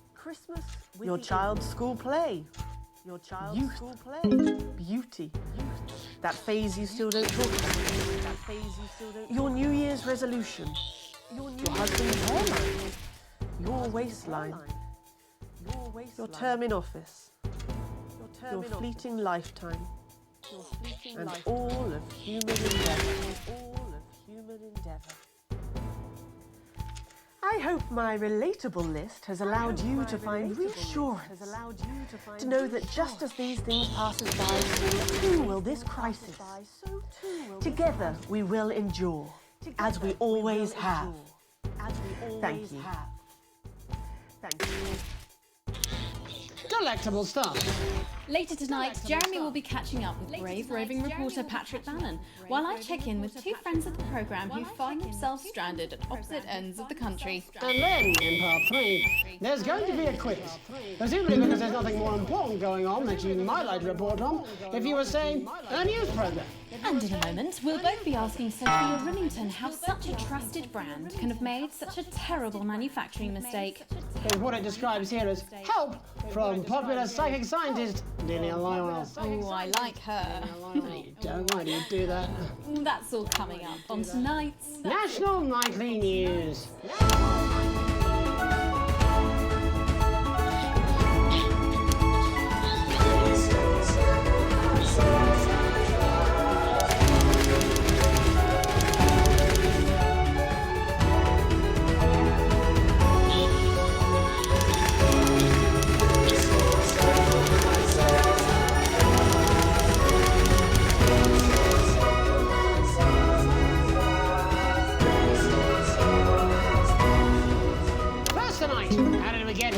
Where are we going? And most importantly, who's to blame? Joining us from her ranch in Arlingsfield, Milkirky is the CEO of Remington's Fist, internationally respected business Bengali, Sophia Remington. Thank you for having me, Megan. I'm a huge fan of your work. And from a crystal healing laboratory, what I assume is a garage in Upper Lowington, inexplicably renowned psychic scientist, Dr. Delia Lywell. Thank you for being here. Thank you for having us. Sorry, us? Myself and the eminent professors. Is that what you call the voices in your head? We seem to attract dead scientists. I don't really know why. The money? They express themselves to me through ethereal algebra and quadratic predictions. It's all very technical. No, it isn't. I concur. Miss Remington, the entire Snugglehugs range will surely go down as the biggest public relations disaster in history, won't it? Well, of course, that's one world record we would never have sought to claim. What can you say at a time like this? There is only one thing that can be said. I'm sorry. We're sorry. From everyone here at Remington's Fist, but especially the dedicated inventors and world-beating engineers at Rimming Toys. We are deeply, deeply sorry. Who could have predicted that letting a child's toy learn how to love could have such unforeseen consequences? Mary Shelley? We see you, Sophia Remington. You are preening by a metal vessel, and where you venture, you will see neither land nor sky. Is that supposed to be the future? Only the past is concrete. I remember being a child in my grandpa's workshop when he made the first dancing hangman toy. He put it by my bed, and when I couldn't sleep, I'd wind it up and let it go, and I'd watch that happy little executioner wiggle and wave his tiny noose and dance before my eyes. Grandpa sold thousands of them. On the quiet, obviously.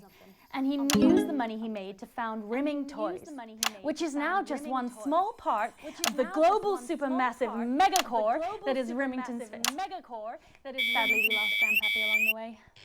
He died in a fire at the preschool tobacco factory, another one of his pet projects. But we never lost his spirit of invention. Yes, I'm not entirely certain what your grandfather's offensive toys have to do with the current predicament. The spirit of invention, Mr. Donaldson. The passion to create, to problem solve. And that is why I'm here today.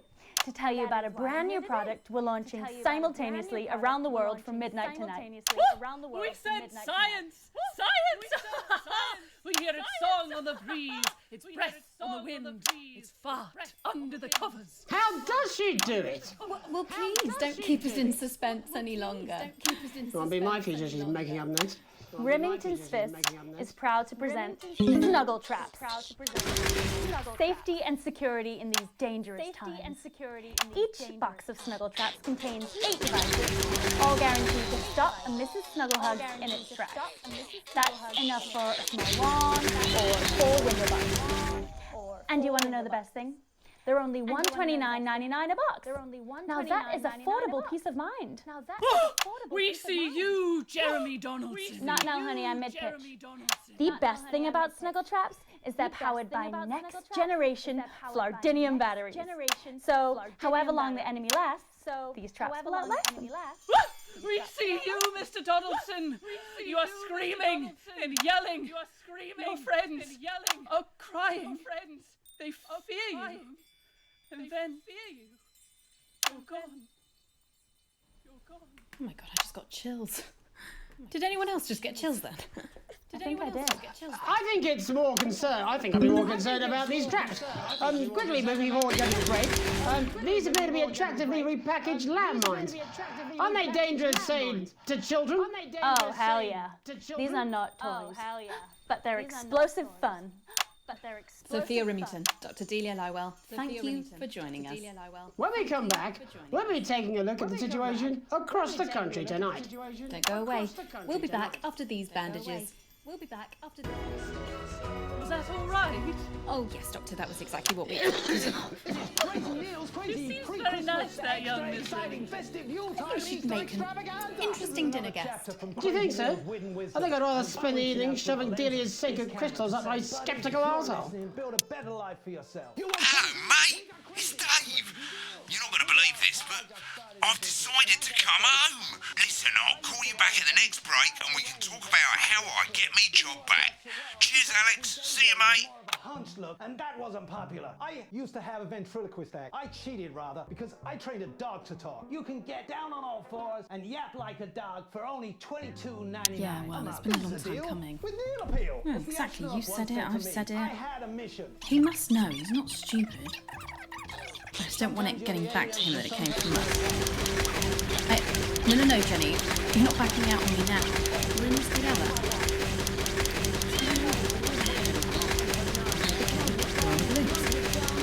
I've got no idea how old he is. 40?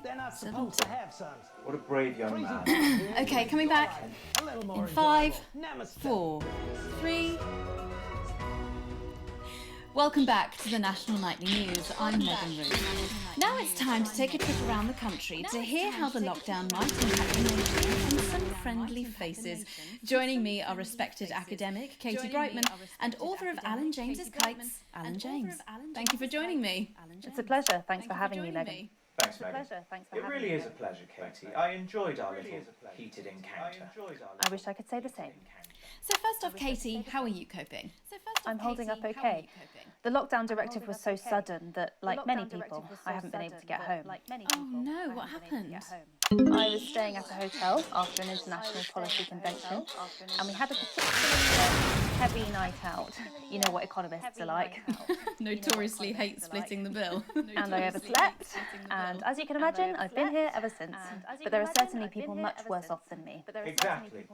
My tour has been cancelled indefinitely, and I've had to refund every single ticket, even the cheap seats. Oh, Alan, I'm so sorry to hear that.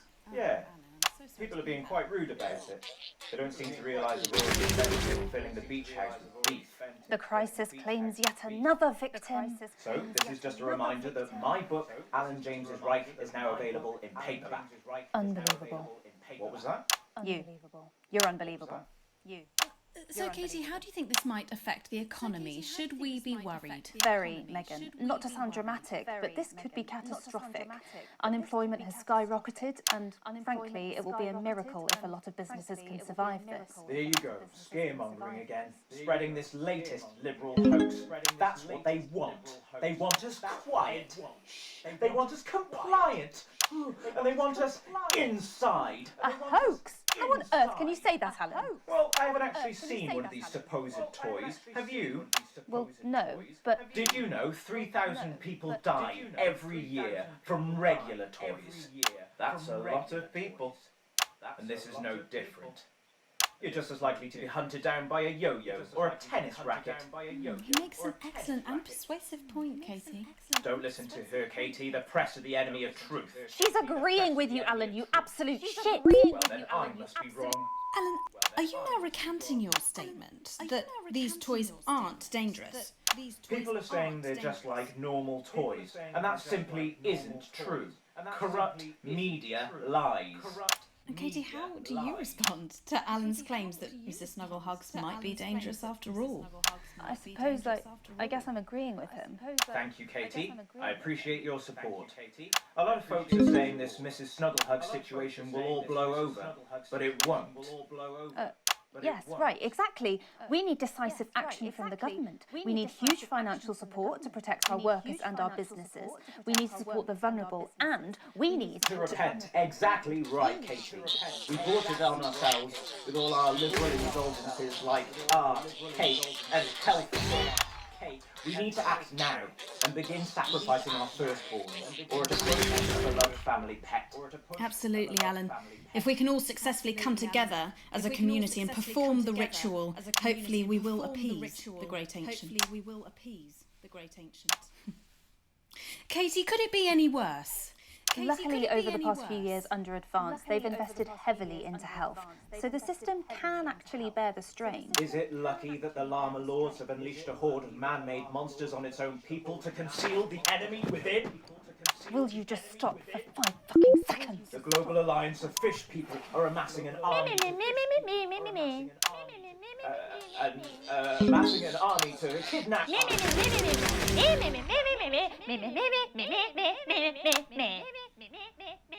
That's you. That's what you sound like. That's you. That's what you sound like. But me.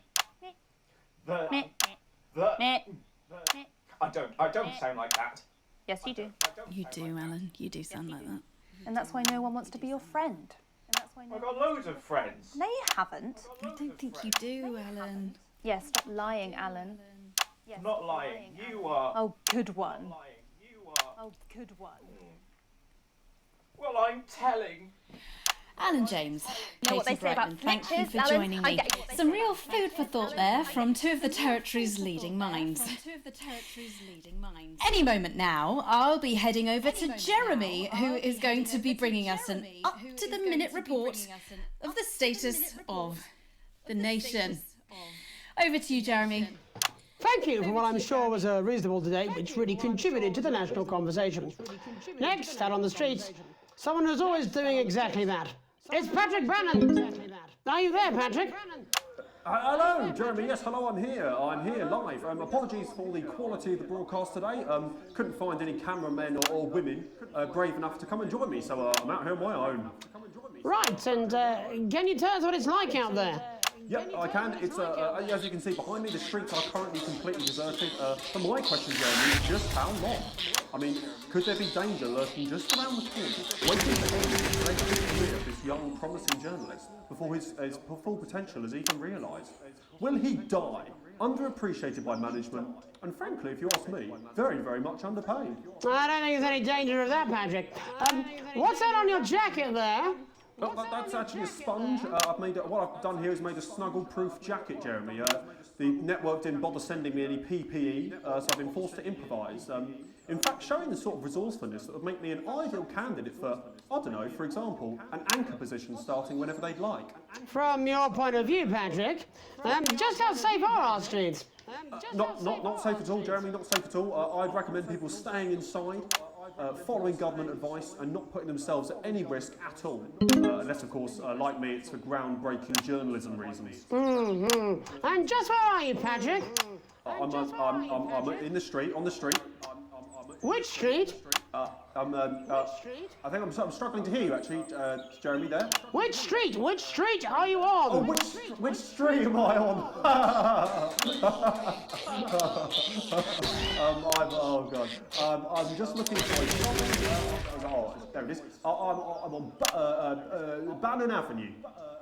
Bannon Avenue? Yep. Avenue? Yep. Bannon Avenue.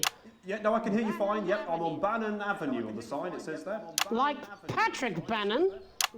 Oh, yeah, that is like, that's strange, that's a weird sign. I don't know what's going on there. Where are you really? I'm on Bannon. Alright, fine, I'm not on Bannon Avenue. I'm at home, to be honest. Alright, fine. Well, I'm in my bathroom, technically, but, you know, I couldn't face it, to be honest, mate. It's, you know, it's terrible out there. I don't want to go outside. They're everywhere. Sorry for lying. We don't expect any less of you, Patrick. We don't expect any less of you, Patrick. Can you hear that sound? I can, yes. I'm no expert, Patrick, but it sounds unmistakably like a tiny fist tapping on your door there. Oh, fuck, it does. Oh, fuck, Jeremy, shit, no! Oh, bollocks. Perhaps there's a small queue of tiny fists, each wielding a different gendered household implement, ready to bash in the heads of lying little roving reporters. But you're lying, aren't you? Oh, shit. Fucking, listen to me, you bastards. If you're out there, just piss off, you little fucking snuggle fuck. I'm too talented to die. I'm too talented to die. Okay, it's fine. Oh, God. Don't worry, Patrick. I'd say you've got a few seconds before they break their way in there and finish you off.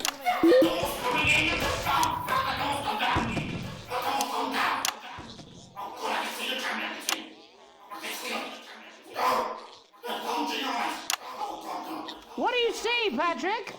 What do you see, Patrick? I see Satan. Oh, God, no. Coming to me.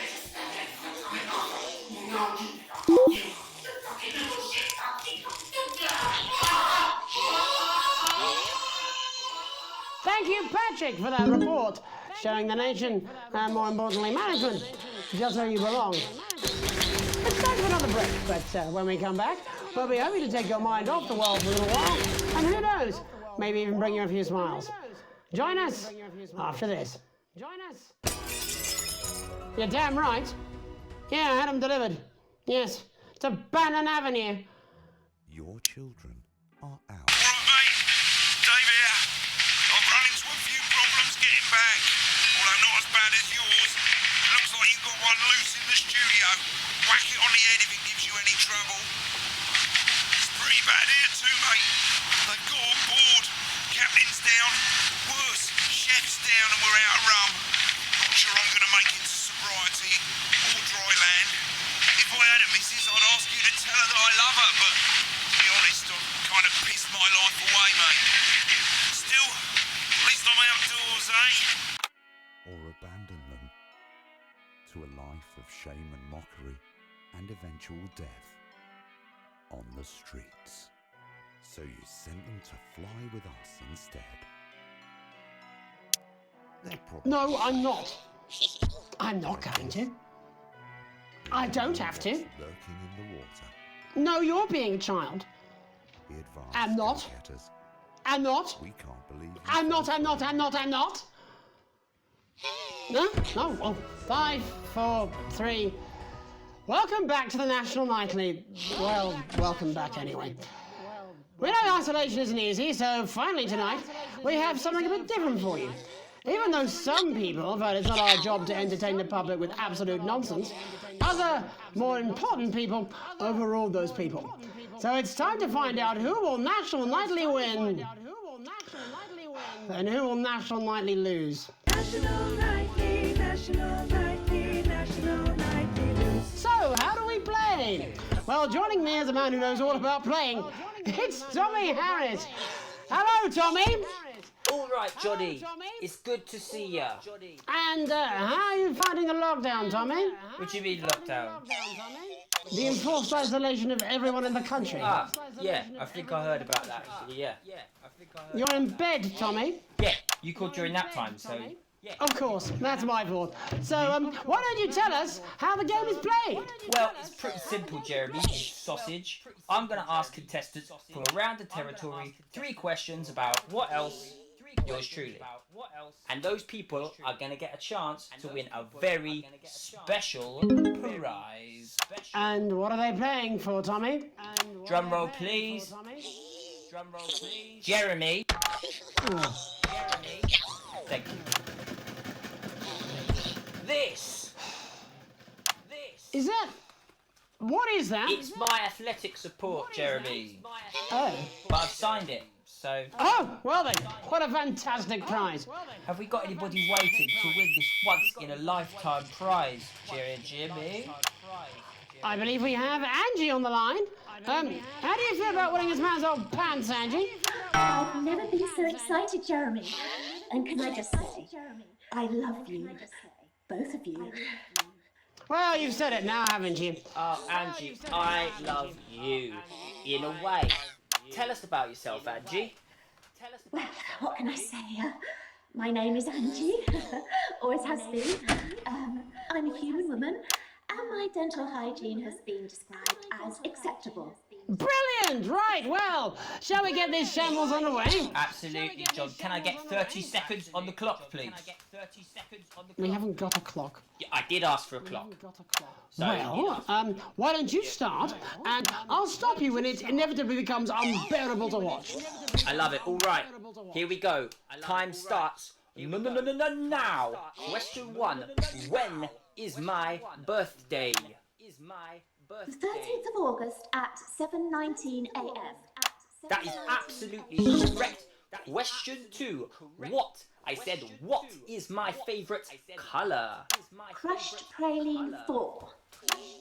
Correct, the colour of my nipples. And finally, Angie dear, what is my star sign?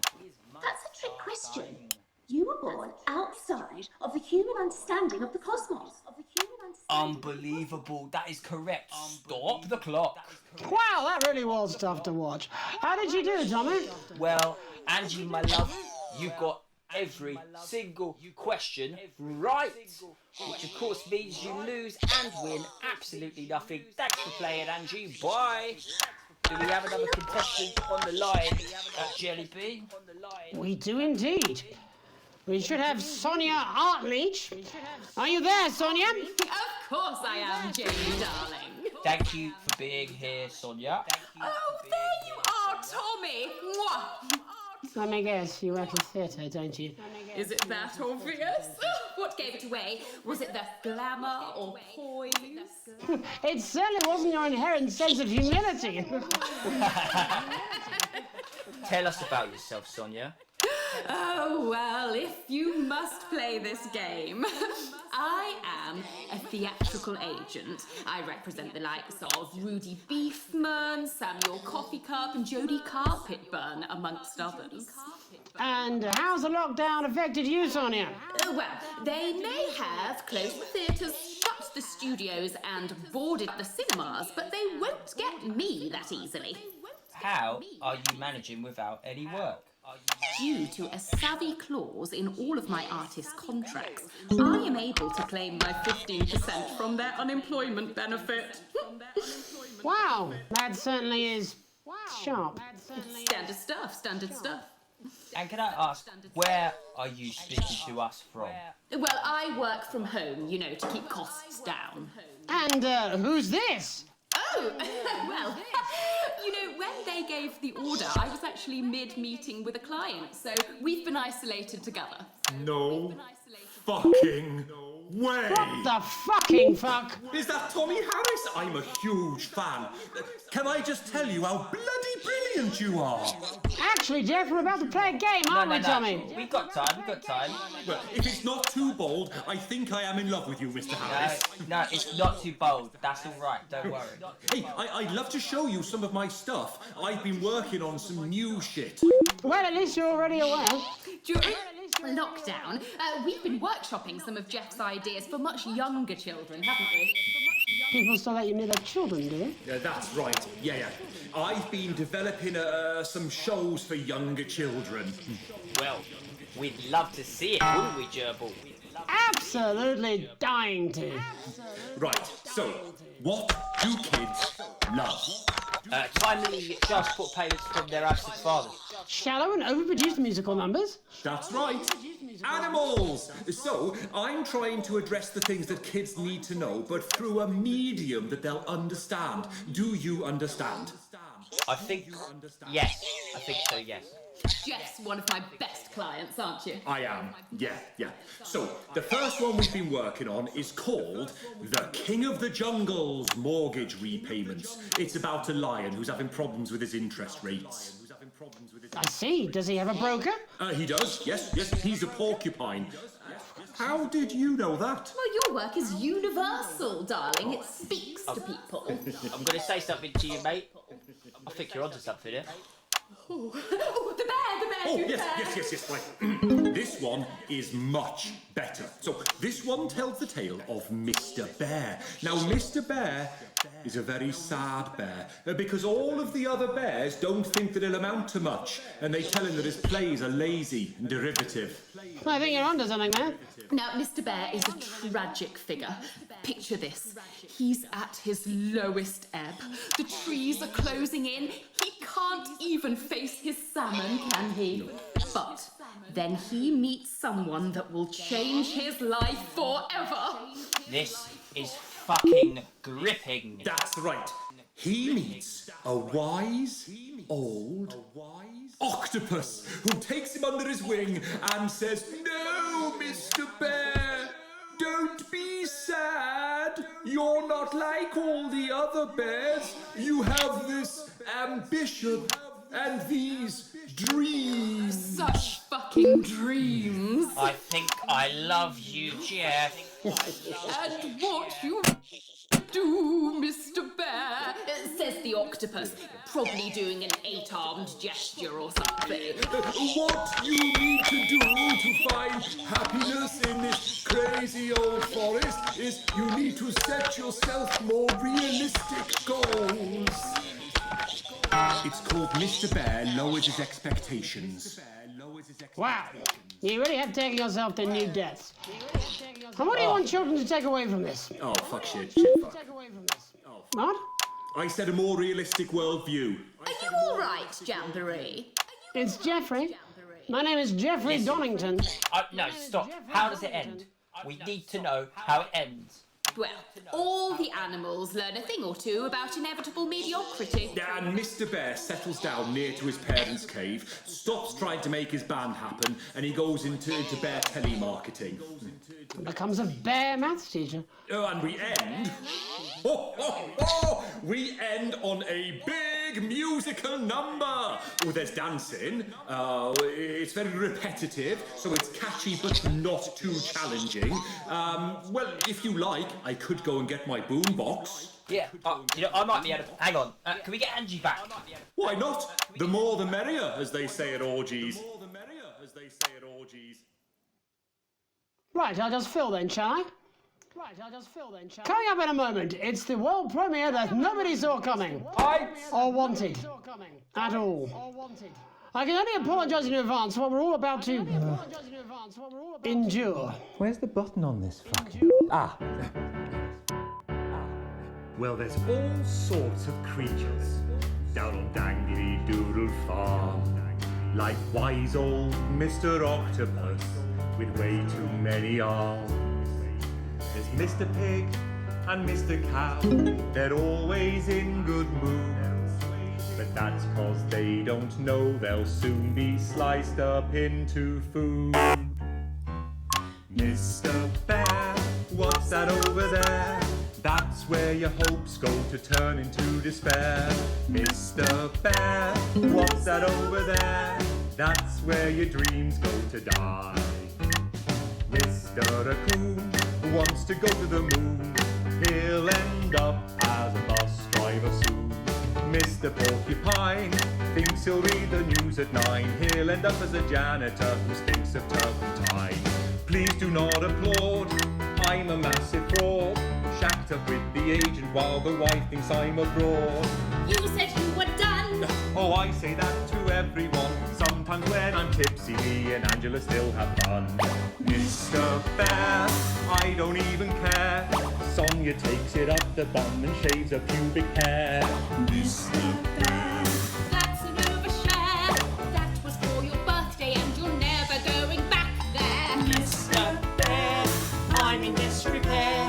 Didn't check my prostate, now it's started sprouting air. Mr. Bear, I have private health care, 90 pairs of shoes and 30 different types of cookware. Mr. Bear, I feel laissez-faire. Maybe when the lockdown lifts, I'll hit on the au pair. Mr. Bear, I don't mean to swear, but I'll give a fucking nickel for a lock of Johnny's hair. Mr. Bear, what a lovely chair. Mr. Bear, you've got the news caught up in your hair. Mr. Bear, what's that over there? Mr. Bear, Mr.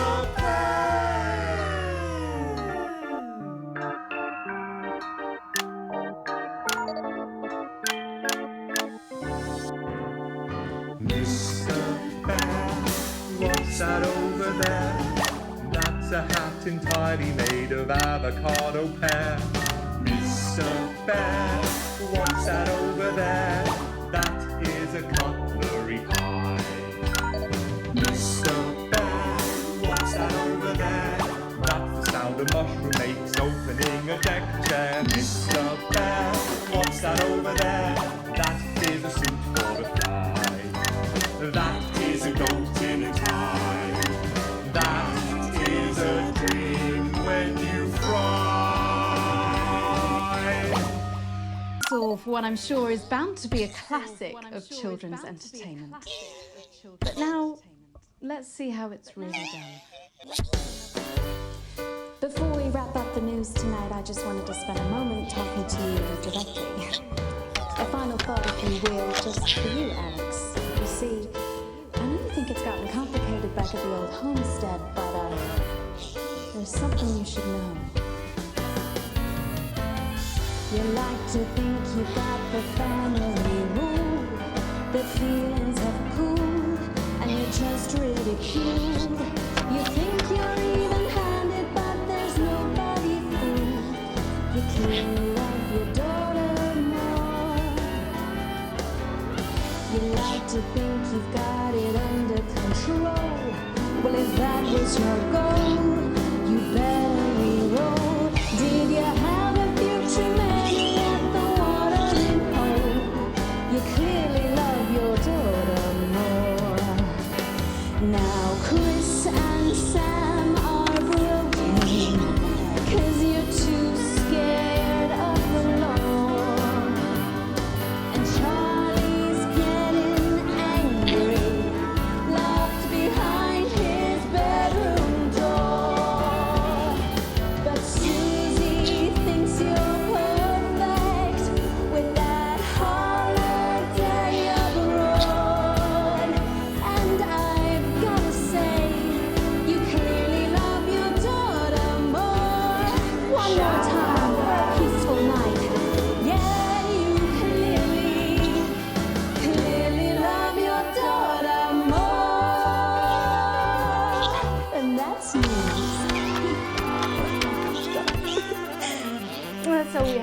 for tonight on the National Nightly News. We'll be back tomorrow when Jeremy will be wrestling an alpaca and I'll be naked. I'm Megan Wolf. Have a treacle night. Oh. Oi, just give me that beer. I'm fucking famished. This is Bozeman. Welcome to part 1 of the Lockdown of Orientation series. This video is for internal use only and is not for broadcast. It provides useful tips for a crisis based around self-awareness. For further scenarios. What is this piss? Do you think I'd be happy with that? You're out of your mind. Hello? Alex? Wake up! Wake up, Alex! Wake up! Wake up! Wake up, Alex! Alex! Wake up! Wake up! Wake up! Wake up!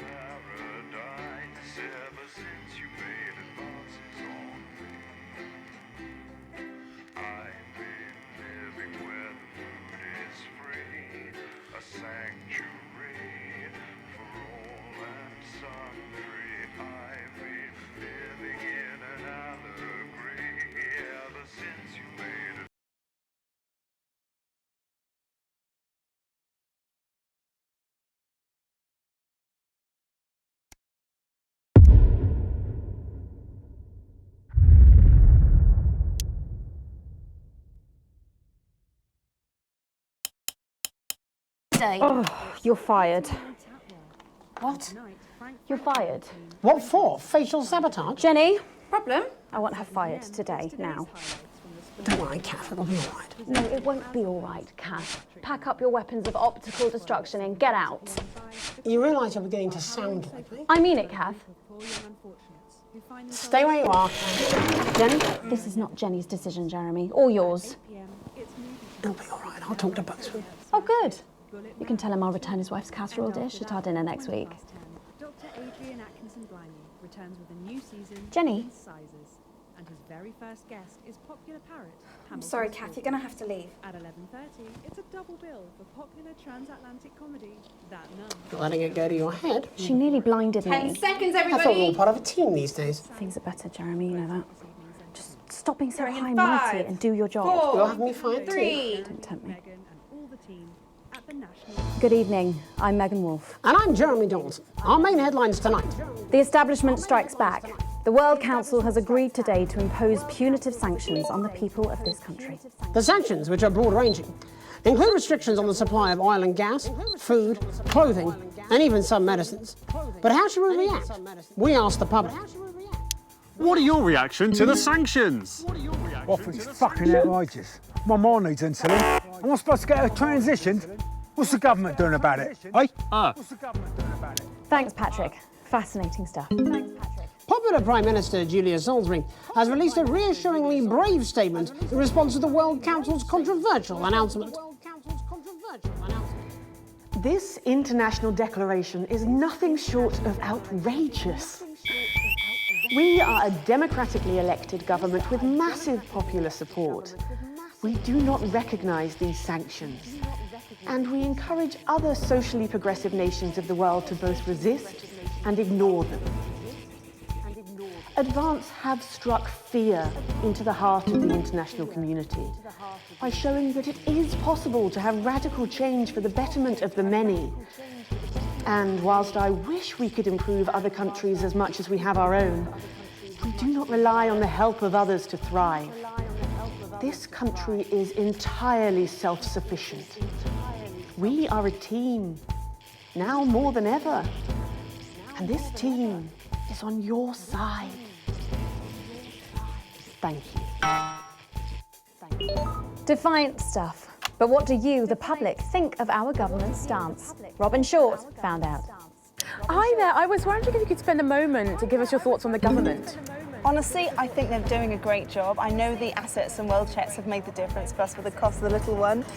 And people seem, happier in the main. I always said things would get better with a woman in charge. Over to you, fellas. Global mega corporation Remington's Fist today announced that trials have successfully completed on their groundbreaking male contraceptive product, Responsibility. The drug has been passed by the government for general release, but the small print warns that, in rare cases, side effects can include blurred vision, enlarged genitalia, and increased risk of stroke. No double entendre intended. But what do you, the public, think of Sophia Remington's latest venture? Patrick? What are your thoughts on the new male contraceptive pill? I'm doing that now, aren't I? I can't see what's wrong with a washable lamb's bladder. It was fine for me and Harold. All 17 of my kids use the same method to this day. And my firstborn even uses the same bladder. Still at my age, who cares? Okay, all right, yeah. The delicate sound of thunder. A frightening start for commuters this morning, who were confronted by a somewhat sinister sight as they left their trains. Many travellers reported feeling intimidated by the silent figures who stood motionless outside every major station in the capital. Radical extremist group Disrupt, who organised the show of strength, refused to comment on the meaning of the strange protest. Or to apologise to this presenter for making him drop his morning bagel in surprise. But how do we feel about these somewhat radical extremists and their upsetting methods? Robin found out. How do you feel about Disrupt? Oh, well, now you're talking. Ruddy hero, showing us not to take it lying down like Iris here. So you both feel they're a cause worth supporting? Well, Iris doesn't speak her mind, but we're pretty sure there's still one in there, aren't we, love? Wherever it is, it loves Disrupt, fighting the oiks for our freedom. And what could possibly be wrong with that? Do you need me to get you some help? feast or famine. Resourceful doctors David Wong and Ingrid Sforsborg and Horgensford today announced their first successful harvest in Dante's taint. Although they can currently only grow a few fungal strains, the scientists seem to be staying positive, as the following picture shows. The undauntable scientists chose to try and survive in the cave system while the complex rescue operation inches forward up here on dry land. Let's hope they like stroganoff. But with Advance planning to spend an eye-watering amount of public money on the rescue craft, we asked Patrick Bannon to find out what we should all be thinking about the accelerating costs. This rescue is going to be expensive. What are your thoughts on that? Well, I don't want to sound cruel, mate, but fuck 'em. I mean, if they found some rare rocks down there, would I have got a share of the profits? Nah, of course not. So why am I expected to pay now it's all gone tits up? Are you going to pay? Are you? How much do you want? I think God. I am not a number. Applications finally opened today for the new Advance Team membership cards, a scheme by the government to allow fast access to all the new public services being introduced daily. The team membership cards are entirely voluntary, but will be recognised as legal identification by all major organisations, including the police, banks and, rightfully, pubs and bars. And of course, there's no charge, Jeremy. It all seems too good to be true. Well, you've always been a cynic. But most importantly, what should you, the public, think about the new team membership cards? Team membership cards? Oh, yeah, fantastic. I'm applying today. I mean, why wouldn't you? What are these protesters doing? They don't want us to know who their names are. Besides, have you seen the savings you can get? I'm getting one for the little one as well. Oh, how adorable. Yeah, gonna be a proper little team member, aren't you? Yes, he smiles. He smiles. And finally tonight, back of the net, popular sports personality Johnny Hamsleeves and his fiancée Tiffany Lamore were spotted out today doing a little shopping for what many are already calling the greatest wedding ever. We can only assume that Tiffany's latest show, My Teenage Secretions, has sold better than expected, as by the looks of things, the whole affair is about to become more expensive than Lil C's shoe collection. I don't know who that is. But what should your opinion be of this extravagant display of wealth? Oh my God, fantastic! Wise words there. Later tonight, in a bit of a switcheroo, it'll be Jeremy in the culture chair, spitting rhymes with popular rapper Jay Zus. And then we'll both be chatting with a familiar team of thespians set to take the nation by storm again. That's all coming up on tonight's National Nightly News.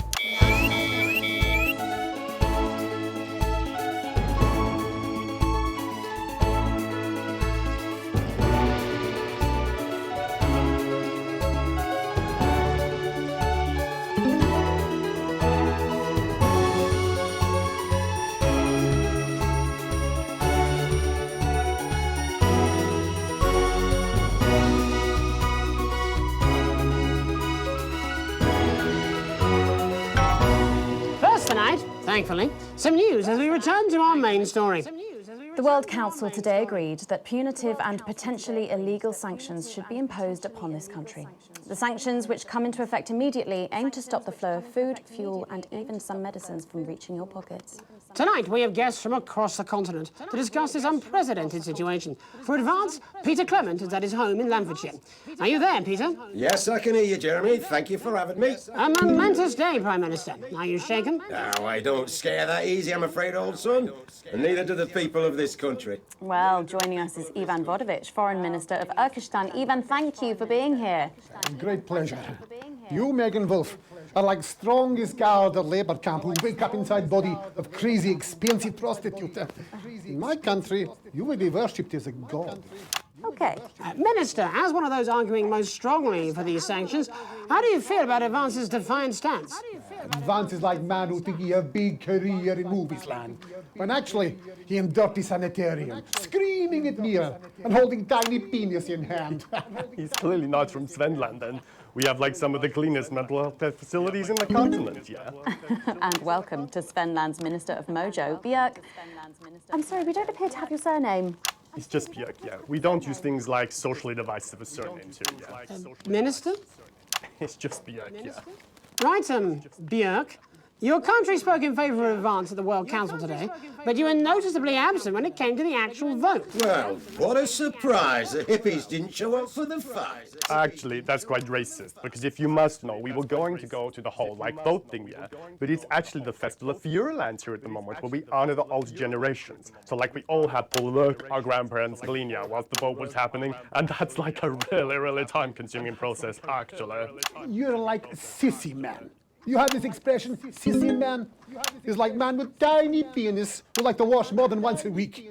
Actually, that's quite homophobic, yeah, Oh, because... stop winding him up, Ivan. We're not back at the Grange now. Sorry, Jeremy. Ivan and I used to play golf back in my media days. Yeah, he always wins. Nothing gives him greater pleasure than grinding people's gears. The more publicly, the better.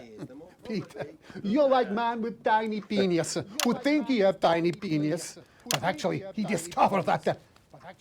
Oh, could it be? No, it's tiny penis. Ivan's just worried that when the rest of the world sees how well we're doing, they'll notice all that dosh that he's got squirreled away. Because that's what these sanctions are, Megan. They're the last pathetic gasp of an establishment in collapse. Wolves at the gates, Ivan, old mate. Good. He can join others on my wall. Actually, in Svenland, we have serious animal welfare legislation. My friend Helge, she got arrested for killing a butterfly that was hovering over her fuel thing. I mean, in English, jam sandwich. I used to know a girl called Jam Sandwich. She was a right cracker too. I wonder what became of her. We seem to be wandering a little from the news here. It's human interest, Jeremy. The real people behind the headlines and all that. So if you're watching, Jan, give us a call. Really? Yeah. Let's see if we can't organise a reunion. Crash, I'm not sure about that. I'll have to run it past Mrs. Clement first, eh? Peter, you're like man trying to empty ashes of mistresses into oncoming vent. Soon you have tiny penis and beard full of secrets. In Finland, we don't really go in for all that restrictive monogamy stuff here. We're kind of fluid, actually. Okay, well, it seems that we are running out of time.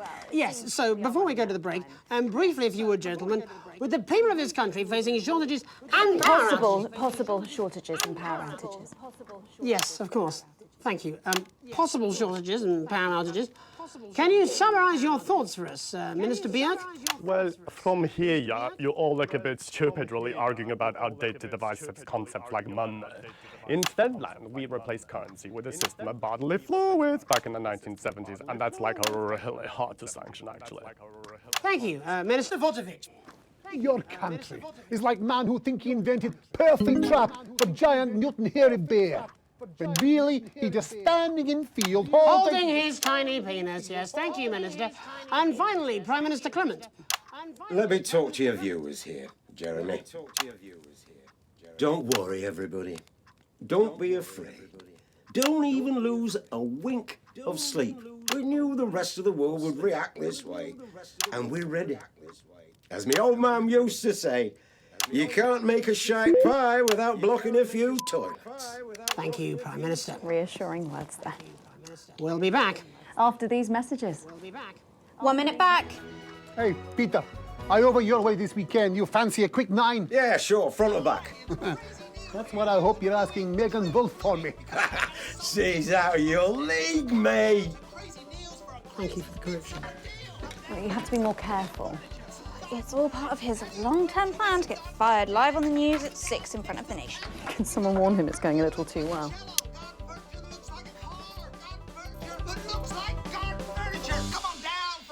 This is important. New government censorship should show up in blue. Same as regular censoring. Keep an eye out for the advanced blue waveform. We've got bird bombs, we got duck bombs, we've got fire pits, we got a whole mess of crazy frogs with water coming out of their mouths. Still meant to bow on royalty. What? That's like Have they given you the Crown Principle? What? Megan? This is Jeremy, and he'll be interviewing you. Yo, thanks for having me on the show, man. It's quite all right. You're not gonna argue about it too much. 5 and 10 seconds. He put that shit up on himself. Going in 5, 4, 3. Welcome back, I'm Megan Wolf. Later, we have an exclusive first look at a theatrical sensation everyone's going to be talking about. But first, it's time to go over to the culture spot with lovely old Jeremy Donaldson, who's joined by a very special guest. Jeremy. Thanks, Megan. I have the honour and privilege of being joined by hip-hop royalty. He's been called the son of the streets and the father of truth. Not sure how that works, but whatever. Let's welcome Jesus! Thanks, Jeremy. Yeah, it's a real honour to be here on this show, The News. You know, as a kid on the streets, I used to watch you through a window of the shop, so to be here right now is crazy. You've had quite the journey to be here today. Can you tell us about it? Well, you know, I try not to, well, you know, the past is the past, and I don't like to dwell on it. I understand. But yeah, man, the streets is all I remember. Like, my mother donated me to a charity shop soon after I was born. Elderly lady took pity on me. You know, she let me sleep on a pile of crime fiction until I taught myself how to walk. Wow, that's quite the childhood. And she died, died tragically. Right there in my arms, man. You know, I remember a tear falling as she laid there next to the used homeware.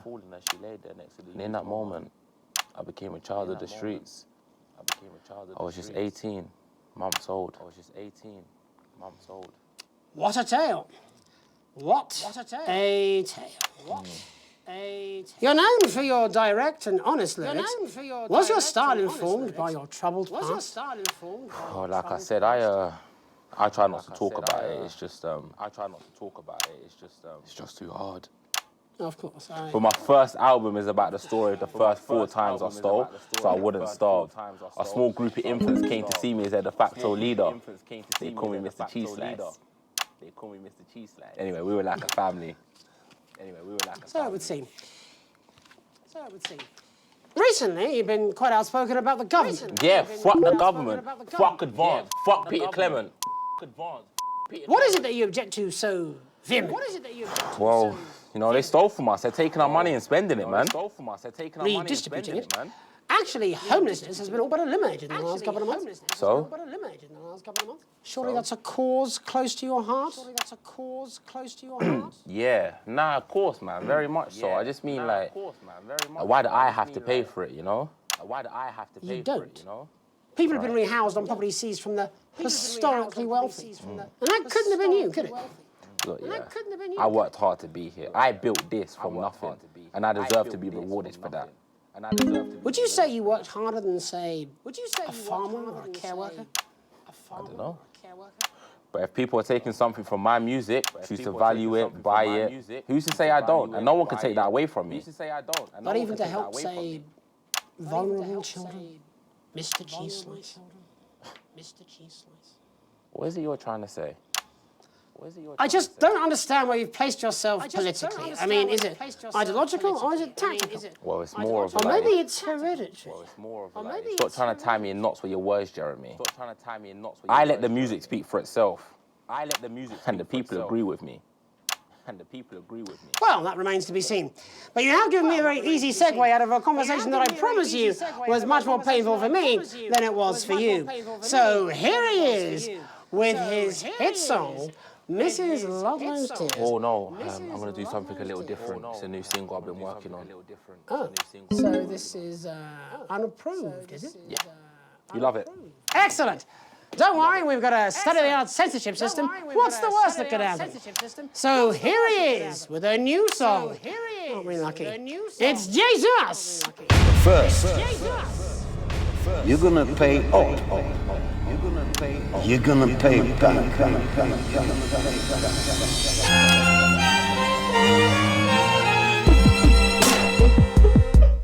Well, we're all different races from many different places. At any given moment, only one could be the greatest. So you can feel elation from your participation. Still 2 leaders in this motherfucking nation. Now we're getting sanctioned, talking about expansion. Why does Julius require a massive fucking mansion? So fuck all your schemes. I don't need your freaky team, and I don't need your help to achieve my fucking dreams.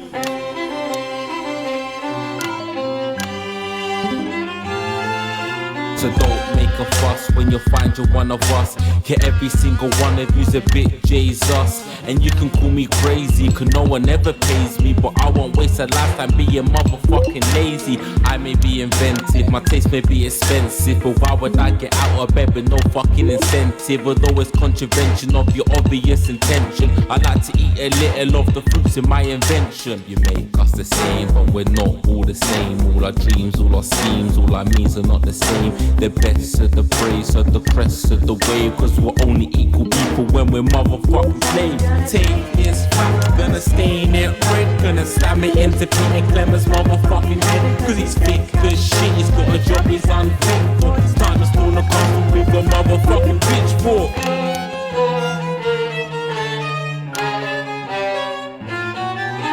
So this is for the snub ones, the push and the shove ones, the folks that feel the burden of their motherfucking loved ones. Ones who had plenty like a motherfucking Bentley. The ones who now finding out their bank accounts are empty. The ones of aspiration who had to flee a nation. The ones who built a business out of dreams of perspiration. There's all sorts of people, the good and the evil. It only takes a glance to see we're not all equal.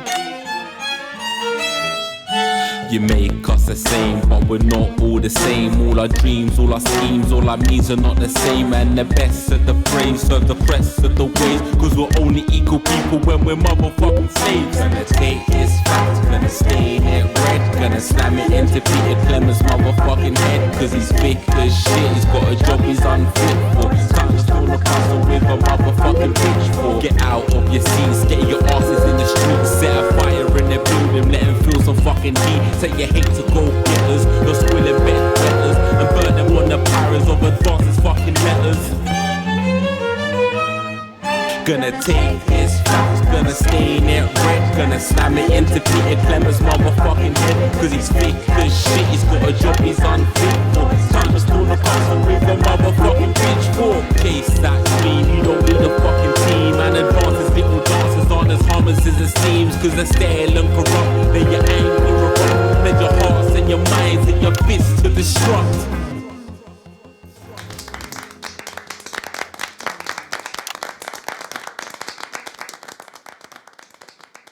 Jesus there with his new song. Thank you so much for joining us in the studio. I'm sorry. I may not agree with you, but I'd just like to offer you an apology. I've just been told that there was some kind of issue upstairs, and an attempt was made to censor some of your notes. What? Are you joking? I'd just like to say to you and everyone at home that this was a mistake. This is absolutely ridiculous. I cannot believe this. Here at the National Nightly News, we pride ourselves on remaining neutral, unbiased, and independent of any outside interference. You have my word. We will never censor ideas. Back to you, Megan. Well, a bit of dangerous language there, sorry about that. Well, thank you to little Jeremy Donaldson for providing our culture spot. Coming up, we'll be speaking to a couple of familiar faces about their upcoming dramatic outing. Don't go away. We'll be right back after this. That's the ad. Just a reminder, fixing that old VCR. No, this is ridiculous. Who's not last ad break. Just a mix-up, I'm sure. Now, if you come with me, I really do have to ask Oh, you to trust leave. me. My father's going to hear about this. I understand. And we intend to make sure that This is unbelievable, Megan. I don't know what you're talking about, every Jeremy. citizen gets their fair share of the abundant, nutritious food we grow right here in the territory. Your entitlements book will be coming to you by post in the next few days, and it will let you claim enough food for the week, every week, at one of our many new distribution centres. Everyone will get their fair share, and no one will be left behind. So you can carry on Oh, here we go. to enjoy life. Oh, shut up it. Look at him. If we could just get you in position. Oh, say no more. Say no more. Megan, Jeremy, you remember Mr. Algebra? Vividly. And Mr. Harris, and this is Ms. Radin. What? Philippa, please. We're back together again, eh? Who'd have thought it? Perhaps a lower order demon. Yes, it is awfully exciting, isn't it? Right, okay then. We're going live in 10 seconds, opening on camera 1. Let's keep on setting a shining example. 5, 4, 3. Welcome back. And no, you're not mistaken. Sitting across from us are some very familiar faces. You really are too kind, Megan. It was only a yogurt commercial, but I'm still proud of it. Here to talk about his new show, we're joined by National Treasure Tommy Harris, the National Theatre's Philippa Rayton, and National Deficit Jeff Algebra. It's so lovely to have you all. Tommy, would you like to tell us about the show? You know what? I'd bloody love to. It's about me. It's about my life. And where did the idea come from? So, right, picture this. Their legs akimbo, mid-session, sweat is pouring out of me like an immense hog. And then Cindy comes in, she says, Pete's on the phone. That's Peter Clement, the Prime Minister. Yeah, Pete's actually a really good mate of mine. Oh, is he really? Yeah, no, he comes to training sometimes. He's actually a pretty good goal sweeper. Anyway, so, yeah, Pete, he says, Toby, he thinks my name's Toby, see? He says, how would you like to spread your message of team spirit and cooperation across this fractured nation? How would you like to really make a difference in these desperate times? What did you say? Yeah, right, yeah. What did you say? So, Jeff, the question on everyone's lips is, what in God's name are you doing here? Well, after the success of my debut work and all the people that I've touched, I knew that I had a career in theatre. Yeah? I've always been an admirer of Tommy from afar. So when my manager phoned and said that I'd been offered the gig as director, I was ecstatic. I whipped my trousers off and got straight to work. Why did you do that? I do all my best work with my trousers off. Yeah, I've been told that too. No, I wouldn't say so. Right, Tommy, sorry, would you just give us a sense of what the show is actually about? It's about how hard it's been for me and some of the struggles that I've faced. It's like really getting to the heart of how tough it is to be me. I call it Tommy Harris. Jesus, that was hard. Catchy. We actually have some clips of the process of the show. Would you mind telling us what's going on here? Yeah, so the show is built around two things that are very important to me. It mixes scenes from my life as well as epic fantasy retellings of scenes from my life. But Dad, you promised you'd come to my graduation. I'm sorry, son. You're an embarrassment. But Dad, you promised you'd come to my graduation. Back, demon! Back to the hells! Demon! Back to the hells! Philippa, what's it been like co-starring with Tommy Harris? I've always dreamed of treading the boards at medium-scale regional theatres, Megan. And for once, this show really gives me something to sink my teeth into. What's different about this show, then? Tommy, Mr. Harris's show really lets me show my tremendous range as an actor. I've always suffered from typecasting, forced to play the same tired characters in every god-awful yogurt advert or godforsaken soap opera or, God forbid, a pantomime. But, you know, this show has really let me just go there. Jeff, the viewers at home will be dying to know exactly what is it that you bring to the show? What is it that you Good question. I think these guys would agree with me when I say that it's my steady hand on the tiller, my arm round the shoulder approach that's really brought the production from strength to strength. Absolutely right. Jeff's contributions are immeasurable. He was our rock. Can you give us a sneak peek of anything else that might be in the show? Yeah, all sorts, yeah. We've got lots of exclusive first-hand experiences of Tommy's time in the underground sports board scene. And some epic fantasy retellings of Tommy's time in the underground sports board scene. You'll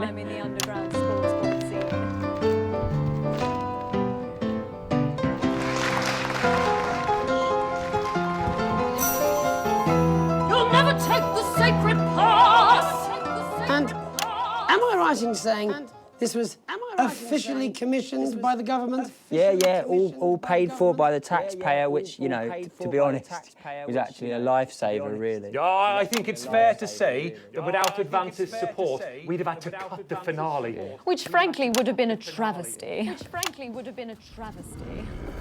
Oh, God, Jesus Christ! Goodness, you do this every night. Absolutely. It's a metaphor. For what? It's a metaphor. For what? Death. And the public are footing the bill, are they? Too bloody right they are. Between the cost of my tour bus and the dry cleaning of my ties, I'm barely scraping a profit here. Amazing. And where can the folks at home come and see this for themselves? We're performing all over the nation.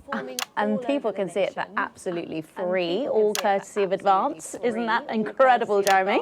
Yes, it's unbelievable. Yes. Well, thank you all so much for coming. Next time we see you, no doubt, you'll have taken our jobs. That's all we have time for tonight. Join us tomorrow when I'll be interviewing the world's most attractive horse. I'm Jeremy Donaldson. And I'm Megan Wolf. And from all of us here, have a peaceful night. That's the ads. Let's get reset for tomorrow, please. Hey, we must stop bumping into each other like this, eh? Oh. Oh, yeah.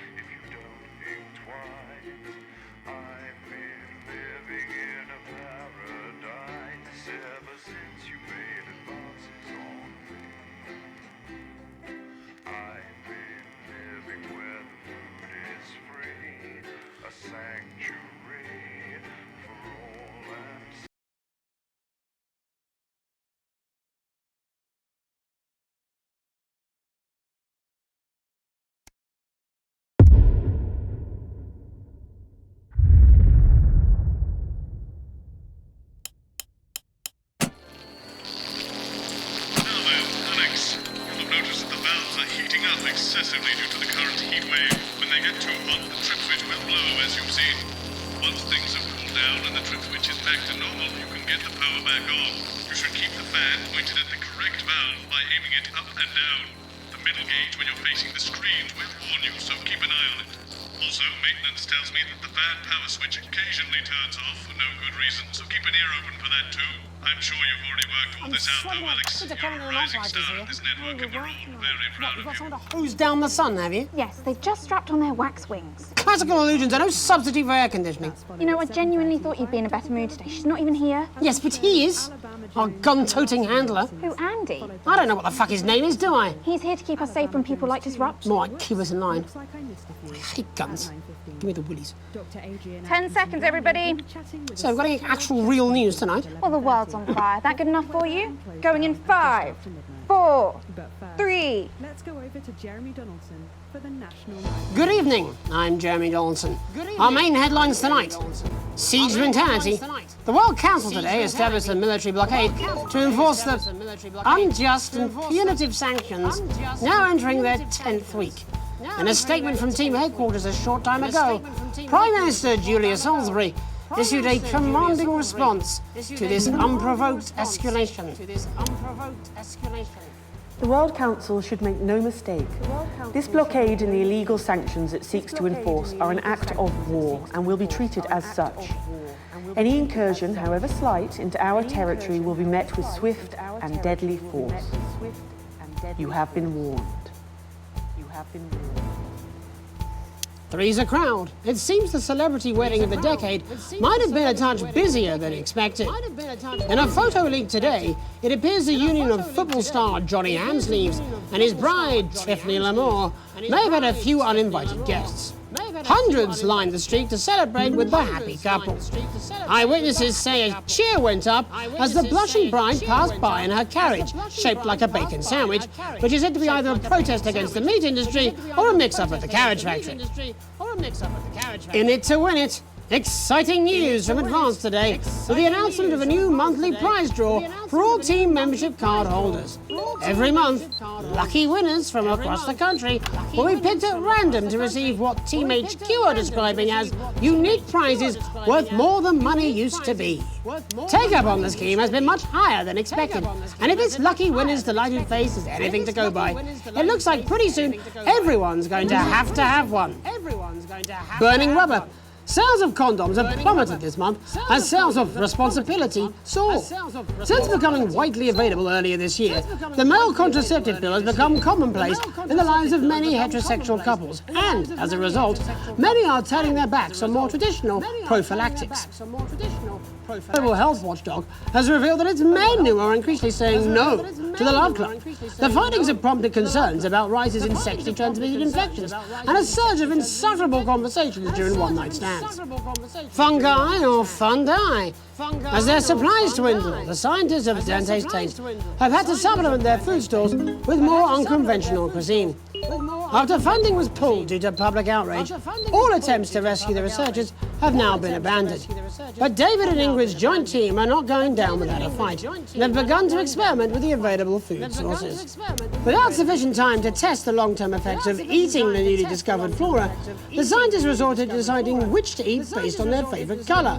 FX7B3 has become the staple of their subterranean diet and reportedly, despite its appetising aroma, tastes like your dad's old feet. Burning down the house?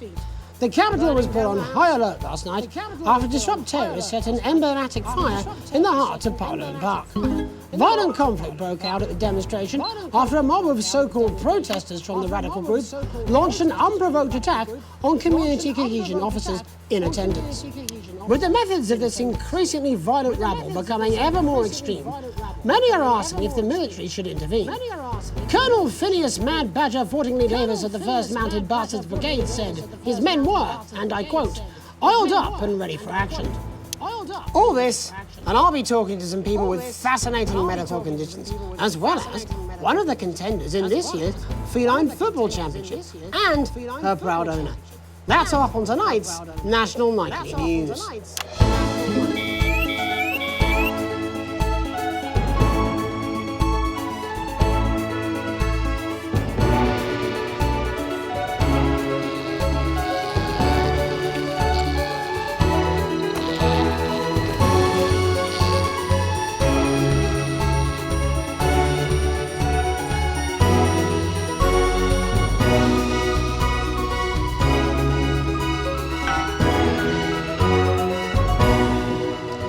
tonight, our team of correspondents has been dispatched to every corner of the country to see how the people of this great nation of ours are coping with this unprecedented hot weather.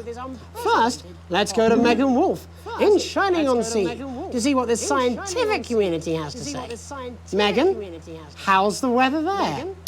How's the weather It's absolutely glorious, Jeremy. Thank you for asking. I'm here with Dr. Anna Burns at the University of Princeford. Are you enjoying the weather as much as I am? Oh, yes, it's wonderful, isn't it? My eyelids are sweating.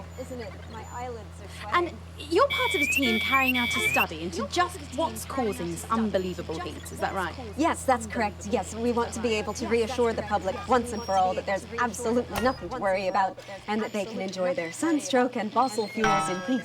You sound very confident about that. Oh, very much so. I can say without any hesitation, there's really no cause for any concern here. I've actually left my car running. So tell us about this experiment. Well, we take data from weather stations from all over the world, along with atmospheric samples, and we take all that and we feed it into this state-of-the-art computer, and very soon we'll be getting a high-tech readout of the results. Blimey, that sounds very fancy. I should just say, none of this would be possible without the generous support of Rivington Spiss. This is all thanks to their unrivaled investment in our future, and may I just say, complimentary personal anecdote. Oh, here we go.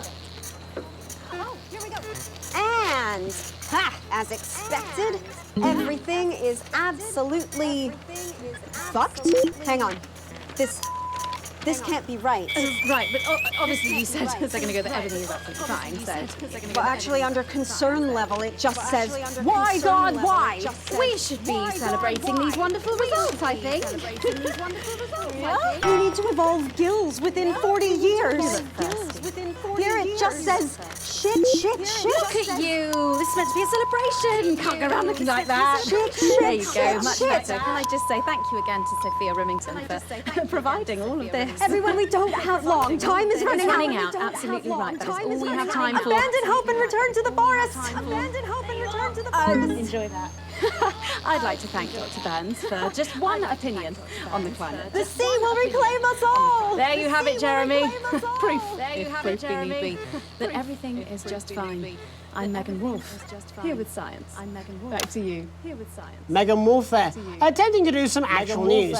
Next, let's over to Robin Short, who's in Scritchford with some of the winners of this week's Team Membership Lottery. Robin? Thanks, Jeremy. I'm here in Scritchford with Gary Failsafe, a janitor at the local school, and Amelia Jackhammer, an aspiring poet. Both of you were drawn at random from those who hold team membership cards to receive this week's amazing prize. How do you feel? Filled with fervent euphoria.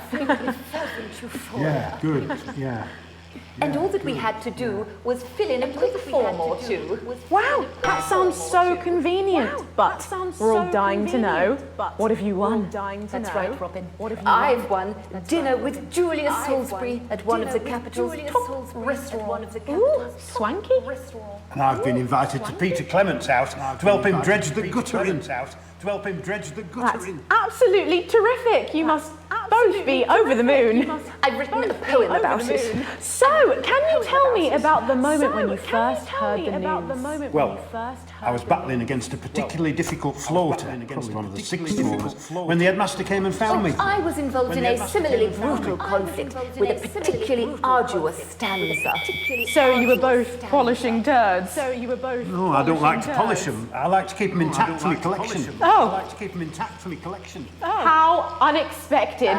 I don't polish turds. I write poetry. Potato. So Gary... Do you think Peter Clement's going to let me keep the contents of his down?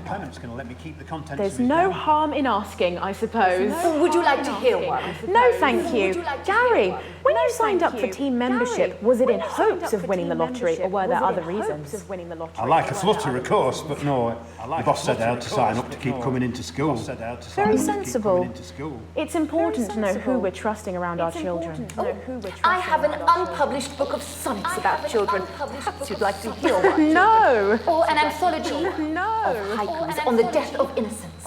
I'd rather hear about Gary's turd collection. Really? I thought you might say that. Really? I thought you might say that. Are you all right? It's coming. It's coming. It's inspiration, and it's delicious. Right it's you are. delicious. Right you are. Today on the show, there's no news. Just a man who keeps multiple poos. This big one's my favourite. See how it's fibrous, really lovely texture. Would you encourage other people to enter for their chance to win? If it's colour you're looking for, take a gander at old Blue Eyes here. The national news lost its way when it covered some crap on a tray. Some of these are quite rare. Maybe that was unfair. And that's all we have time for today. Back to you, Jeremy. Thanks, Robin. What a lucky pair they are. And finally in this segment, it's over to Patrick Bannon, who's gone to the smelliest town in the country to see how the unprecedented weather is affecting the locals. Patrick? Hello there, Jeremy. Hello, yes. I'm here live in Grizzleford, which has recently voted the smelliest town in the country. And I have to say that, you know, in this heat, the smell really is. I mean, it's something else. Barry Lardons, mate, you've lived here your whole life. How'd you put up with the stink? Well, we're just all very proud of our achievement, to be honest with you. Can tell that look at him, proud as punch. Do you know what it's like, son? Being the second smelliest town, living in the shadow of Arseminster, those smug fucks. But who's laughing now, eh? Well, not me, that's for sure. So what happened, mate? Right, the good people from Remington's Fist came in and saved the day with their factory. You're talking, of course, about the newly built flour factory. Yeah, they gave us this big presentation on jobs and growth. But as soon as we heard about the stench, we paid them whatever they wanted to put it here. Stink not affect your life in every way, Barry? I mean, perhaps if you're filling in a tax return or completing the physical act of love. It's strong at first, but you get used to it after several weeks of your first bout of sickness. The judges were very impressed. What's sickness? Oh, that's nothing to worry about. It takes a few minutes before you develop any symptoms. Now, folk are saying something about the production line and how they dump carcasses directly into the water main, but I think it's probably a few valves on the high street. On the high street? Should I see a doctor? What are the symptoms? Well, the first one is asking stupid questions. Then folk experience a lot of inhibition. Cops, do they? When was the last time you brushed your teeth, you stinking old tramp? Next recording is a period of randomly bursting into song, followed immediately by delusions of grandeur. Hello, it's sexy Patrick Bannon. He's wearing sexy shorts now. Oh my God, look at me. I'm like a stallion. Don't forget about that pesky towel bottle on the third. Take my shirt off. You know what? I'll even let you touch me if you want. That will be the bout of undeserved self-confidence. Love the Bannon. Feel the Bannon. Love the Bannon. Feel the Bannon. And the ennui. All that's left now are the hallucinations and unconsciousness. Nana Dotty? Was that you, Nana Dotty? Why are you made out of elbows? You know I don't eat opinions. Oh, don't worry, folks. Once he wakes up, he'll be just fine. We'll just find a place to stick him where it won't matter how many times he evacuates his bowels. Right, that's all here from Grizzleford, a town that's really making a stink. I'm Barry Lardons. Back to you, Jeremy. Thanks, Barry. With a naval blockade being set up around our coastline as we speak, when we come back, I'll be talking to three members of the general public who appear to be here purely for medical reasons. Don't go away. Unless, of course, you've got something better to do. We'll be back after these messages. 1 minute back. This next section features a potentially controversial guest, and Barnes may request some censorship if he goes too off topic. You've done a great job so far keeping everyone happy, so let's keep up the good work. And I can't do this anymore. You say this every Friday. We've got Ringo. Give me the flamingo, guys. What do you mean? I know the prices are Jeremy? mental. If you're boiling hot and you're thinking, I need to get cool, I need to get down to Neil's because we've got the aircon on. We're serving up ice creams to all the customers, but our prices are dropping faster got a kid with a cold. It's on the floor. Yes, they're dropping every day. We've got crazy artificial paddling poles, ornamental paddling poles, big poles, little poles, any ground catching nets. Well, I don't care what you think. That's what I'm talking about. Cat football? We should be doing an interview with the War Minister, or a report from Grenfell Downs. Even the weather be more fucking relevant than this. Jeremy, please, breathe. Something like to keep people's minds off things. Exactly, which is what people's minds should be very much on things. Christ, it's so fucking hot. Please take your seats as quickly as you can. I can't do this anymore, then. I've had enough. That's it. This is just 10 seconds. Over yourself, Jeremy. Why don't you stop feeling sorry for yourself for 5, 2, 5, 4, 3. Welcome back to the National Nightly News. Welcome back with me, your host, Jeremy Donaldson. Later, we'll be talking to the captain of the Territory's first cat football team, Professor Pumpkin. But first, I'm joined by 3 guests with some balmy bodily behaviours. Joining me is a woman who's been hiccuping for over 9 months. Isn't that right, Miss Piercy? Yes, that's right. Yes, that's right. Tell us, what brought all this on? Tell us. It's all a bit of a blur, Jeremy, to be totally frank with you. So I was watching your show, and I remember seeing the news about the election, and it hasn't stopped since. Fascinating stuff. Also here is Frankie Steampipe. Perhaps you could explain to us exactly what your physiological foreboil is. I'm here to say it's high time people like me were respected. We're constantly overlooked in the workplace, we're whispered about on buses, and we're asked politely to leave children's birthday parties. And it's disgusting.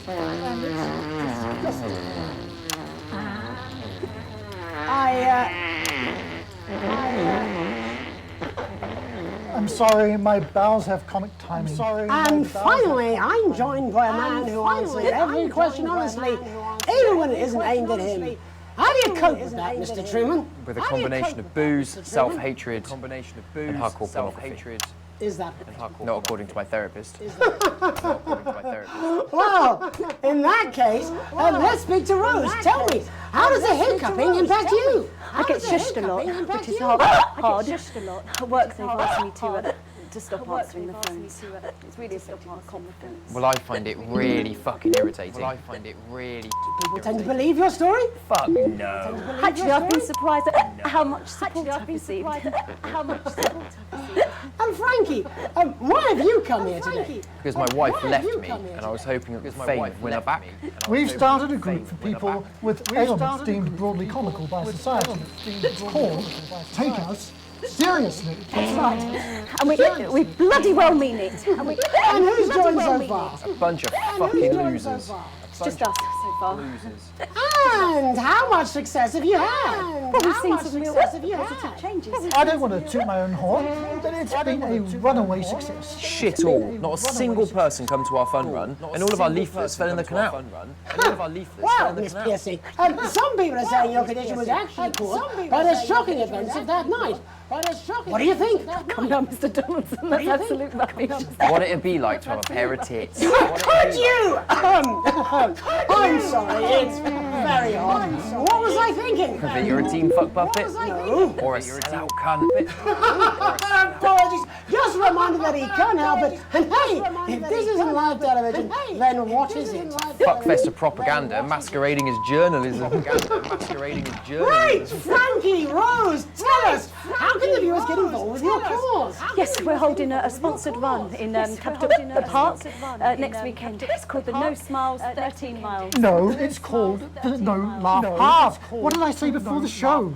The team pulling Jeremy Donaldson's strings. No, I didn't say. Wow, we may have to end that now. What a harmless bit of fun. Steady on! This is exactly what I'm talking about. We demand respect. Yes, well, later I'll be talking to Professor Pumpkin. Ginger Tammy with a well-classed pair of penalty balls. Is that really necessary? No, it isn't. Let go. Is that really necessary? No, it isn't. Unhand him at once. Enough! That's enough! That's enough! Enough! What are you doing? Try not to piss myself. What are you doing? Alex, don't you dare! Alex, Don't you fucking dare cut to the ads before I tell you. Fucking dare cut to the ads before I tell you. You in the broadcast centre. Bozeman's Little Escape Centre. You listen to me. You cut to the ads before I tell you to, and I will kill every single person in this studio. I am thinking about what I'm doing. I've been thinking about it for a long time. We all should be. Christ, it's so fucking hot in here. Do you remember when we used to do the real news? Before it was all lottery winners and bloody cat football? We are on the brink of a siege, the likes of which the world hasn't seen in hundreds of years. The enemy is at the gates, and I'm stuck here talking to these three fucking idiots. Talking to these three fucking idiots. I think my hiccups have stopped. You three, get the fuck out of my studio. Go on, now, go. Before I change my mind. Now, go. Before I change my mind. Jenny, lock the doors. Jenny, lock the doors. Yes, Lock the doors. Yes, Jeremy. Good. Yes. Now. Good. Right. Yes. You in the broadcast centre. You in the broadcast centre. You listen to me. Alex. You pay attention. Listen to me. Now, I'm sure you've already loaded up exactly what you're going to play in the commercial, but today's going to be a little bit different. Look to your right. Yes, really. Look to your right. There is a VHS tape, and I want you to load it into one of your machines. And when I say so, and not before, you play it. And not before, you've got about 15 seconds, so I wouldn't waste any time. About 15 seconds, so I wouldn't waste any time. All cameras. I assume you won't be playing that tape. This station does not negotiate with terrorists. I hope I've made myself clear. You seem to know what to do. Every single thing that comes out of this studio is either one-sided or banal. We're going to show the other side for a bit of fucking balance. Like the good old days. Alex, play the fucking tape. I don't want to hurt any of you. If I see anything I don't like, I will not hesitate to start. You're going to get me in trouble with that. Let's hope you made the right call. Reset the system for the third segment. You've seen us. I imagine the ratings are going to be through the roof. You've heard them talk about us on the news. We are Disrupt. We are the Resistance. It's time you knew the truth. You know Advance are lying to you. You know the elderly are not a burden. You know the rich were not all evil. And you know the team membership card is an ID card, no matter what they try to tell you. But why should you trust us? Another faceless organization. A shadowy figure with a distorted voice. You've seen it so many times in the movies. Well, this is not a movie. My name is Alan James. I used to try and shock people for a living, for entertainment. But now we live in a time where perhaps you need to be shocked. Perhaps we need to wake up. Advance are coming for our freedoms. They're coming for the fruits of our labors. They will take our wealth. They will euthanize our parents, and smiling throughout. They will turn our children against us if we voice our concerns. But you don't have to accept it. Jeremy, please. Many people already won't. 17 You can seconds. resist. And the You studio can doors are all disrupt. still locked? Find us. Yes. Talk with us. Join us. So what now? It isn't hard. I don't know. We're everywhere. This wasn't what I planned. I mean, some of it was. I had a speech, look. But this was unexpected. This was unexpected. So what now, Jeremy? So what now, Jeremy? It was supposed to be your day off. It was supposed to be your day off. Please, don't do any more stupid things today. Please, don't do any more stupid things today. How long, Jenny? How long? You already lied. You already lied. Welcome back to the National Nightly News. Welcome back to the National Joining me, unexpectedly, for I very much imagine will be my last broadcast, are two new guests. Jenny works here at the National Nightly News, and is someone I consider a friend. Well, and next to her is, what's your name? Andy. What's your name? Andy's a policeman. Andy. Only we don't call him that anymore. He's a community cohesion official. He's a community Officer. cohesion official. Sorry. It's community cohesion officer, CCO. And how's that feel, Andy? CCO. Being And rebranded? It's, Being rebranded? It's good. It's not about confrontation anymore. The force had its fair share of problems. The team doesn't have as many. But it still has some. But it still has some. Couldn't or wouldn't? Couldn't or wouldn't? I don't know what you want me to say. Christ, you're fucking useless, aren't you? We'll come back to you later. Jenny? We'll come back to you later. Don't Jenny? want to be on the news, Jeremy. Don't want to be on the news, Jeremy. That's perfectly understandable. That's perfectly understandable. Who'd want to do this? Who'd want to do this? Jenny. Jenny, why did you join the National Nightly News team? Why did you join the National Nightly News? I always wanted to work in news. Yes, but why specifically this program? Yes, but why the National Nightly? The National Nightly. It was the news everyone trusted. Was? It was the news everyone trusted. Do you really want to quibble semantics at gunpoint? Is there something else you'd rather discuss? Is there something else you'd rather discuss? Alan James-sized elephant in the room you seem to be ignoring. Elephant in the room you seem to be ignoring. I saw your face when that hood came down. You didn't know, did you? It's about the message, not the messenger. It's about the message, not the messenger. Like I said. No. I didn't know. No. The people I met, well, I didn't know. He wasn't there. I didn't know it was Alan James. I'm sorry. I didn't know it was Alan James. I'm sorry. Alan. Seriously. Fucking James. Fucking flushing your life down the toilet. Flushing your life down the toilet. I love you, Jeremy, but God, I love you, Jeremy. He's a good speaker. He's a good speaker. He's popular in the country. He's popular in the country. That right. That right. Look, forget Alan James. There is still something deeply wrong. There is still something. And you know it, Jenny. Wrong. And you know it, Andy. And you know it, Jenny. And you are Andy. You know it too. And you are. Me, you know it too. I'm interviewing a guest who stinks of shit. Patrick is paddling about in shit. And Robin is literally interviewing someone who collects the fucking stuff. I mean, it's not sophisticated, Paul. What a metaphor. We are sleepwalking our way into oppression, and the news isn't saying anything. We're not saying anything. We're not saying anything. What are all those scientists working on at Grentham Downs? What are they testing underground at Altergrave? Andy, your turn. Make yourself fucking useful. Your turn. How many people have you brought in for consultations just because they weren't carrying or didn't have team membership cards? Oh, well, there's other forms of identification that we will accept. For how long? We're just here to help. Then why do you need these? Just here to help. Then why do you need these? Not really help when it's offered at gunpoint, is it, Andy? Help when it's offered at gunpoint, is it, Andy? Let me demonstrate it for you. Let me help you. Let me help you. You read these cards with my notes on it, and you'll probably digest a fact. That'd be helpful, wouldn't it, Andy? Knowing a fact? I don't understand. Do you want my help, Andy? Yes, whatever you say, yes. Security are here, Jeremy. Yes, whatever Eat you say, it. yes. Security are here, Jeremy. Eat it. Eat the fucking news, Andy, or I'll force it down your fucking throat. Jeremy, stop. Go on. Really? Eat it. Go on. Eat it, you fucking bully. Jeremy, stop. Eat it, you fucking bully. Jeremy, We will kill stop. you. We will kill you. Don't make me watch that, please. Don't make me watch that. Of course. You're right. Of course. Sorry. Sorry, everyone. Sorry, everyone. You can put the card down now, Andy. You can put the card down now, Andy. You can go now.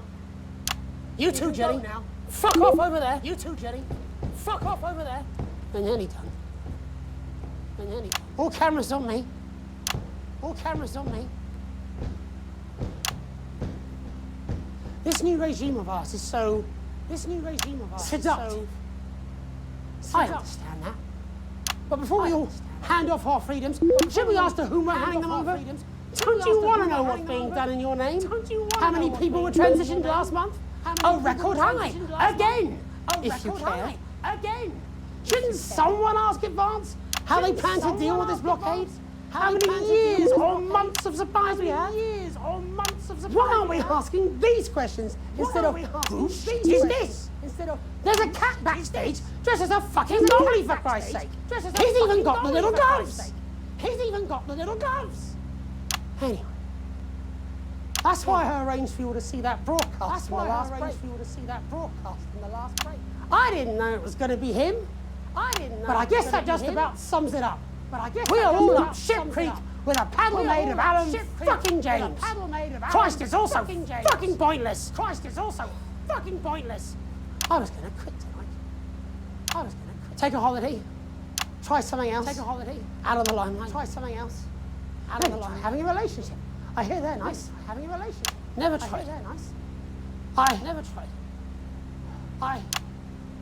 I loved the news. And now, well... Oh God, Jeremy, don't! I've tried my best to be honest with you. This just isn't the news anymore. And I'm sorry, this isn't the news anymore. I've lost this fight. Alex, think of the consequences. I've let you down. Please, we can't show you. Cut to the ads. Please, we can't show you. My name's Jeremy Now! Donaldson. Do it now! My name...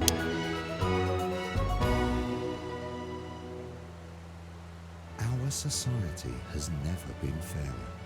From the food that we eat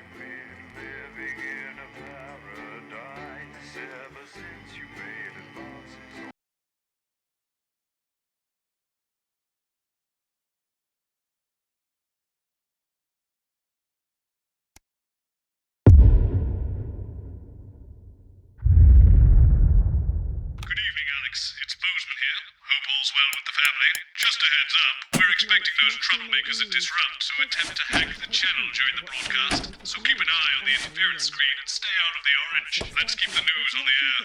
It's important, now more than ever. Toby screaming at some pensioners while they try and fashion a nutritious meal out of a can of condensed milk, a cow's tongue, and some rhubarb. Not one to miss. So, Julia's team have asked me to ask you to keep it light. What does that mean? Means to do that thing you do where you turn politicians into humans. Just don't get drawn into talking about the war. Politics in general. They do know this is the news, don't they? You didn't hear this from me. It's over to Patrick Bannon for all the day's sports board highlights, including all the tabletop action. Apparently, there's a crew at Team HQ right now. I think she's giving a speech or something tonight. They'll get it on the late news. Oh, great. So they get the brains and we get the performing monkey. Followed at 9:25 by our unsettling Sometimes you sound just like him, you know. Which tells the cautionary tale How of are one you? brave young lady's battles to survive the cruel administrations of our neighbours. It At is what it 11:25, it's incisors. It And is what it tonight, Dr. Adrian Atkinson Blimey I'm will be listening getting to his you now. teeth into Fiona from Hamble Bamblebury, who is 10 seconds, everybody. twist on the humble biscuit. God's And sake. that takes us, after the weather and public information Going in film, 5, into our close down. 4, But first 3. tonight, it's time to join Megan and the team for the National Night. Good evening. This is the National Nightly News. I'm Megan Wolfe. It's the 140th day of war. Our main headlines tonight. Company of Heroes. Skirmishes on land and sea again today as our armed forces tested the mettle of the World Council's illegal blockade. Advance's strategy of multiple small-scale incursions into the disputed zone is certainly keeping the enemy on high alert, unable to work out where or when the next strike will come. Sadly, however, more casualties were reported today, and as the weeks and months of this war make ever more demands on our armed services, those numbers will, tragically, only continue to rise. Don't starve.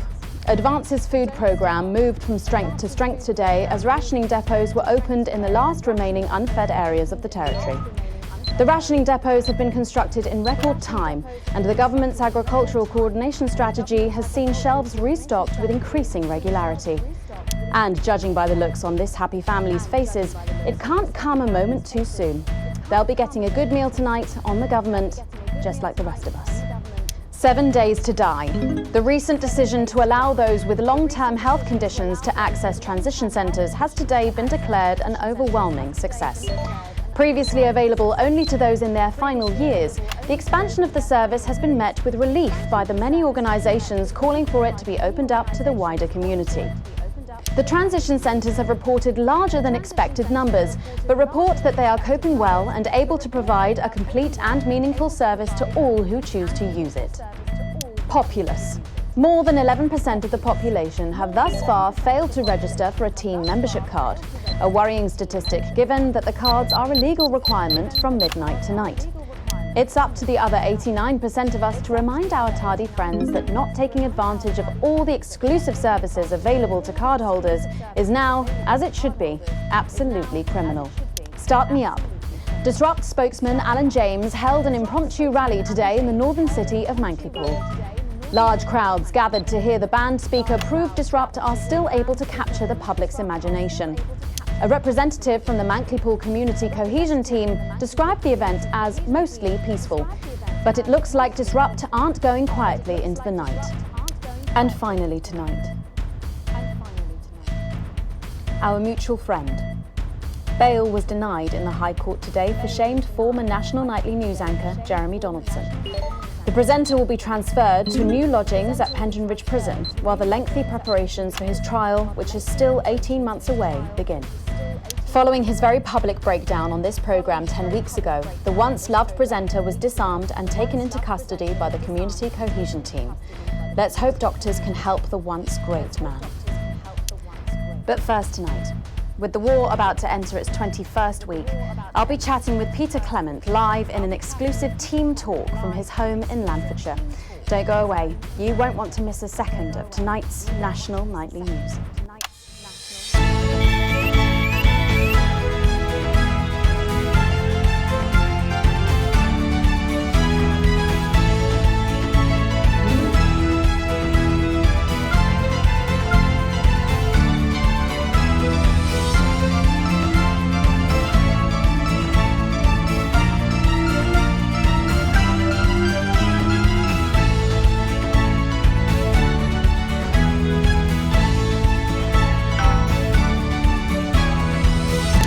programme, I'm thrilled to say I'll be chatting with mega pop star Lil C, who's going to be treating us to a world premiere of her new single. And then after that, in part 3, we've got something new I promise you won't want to miss.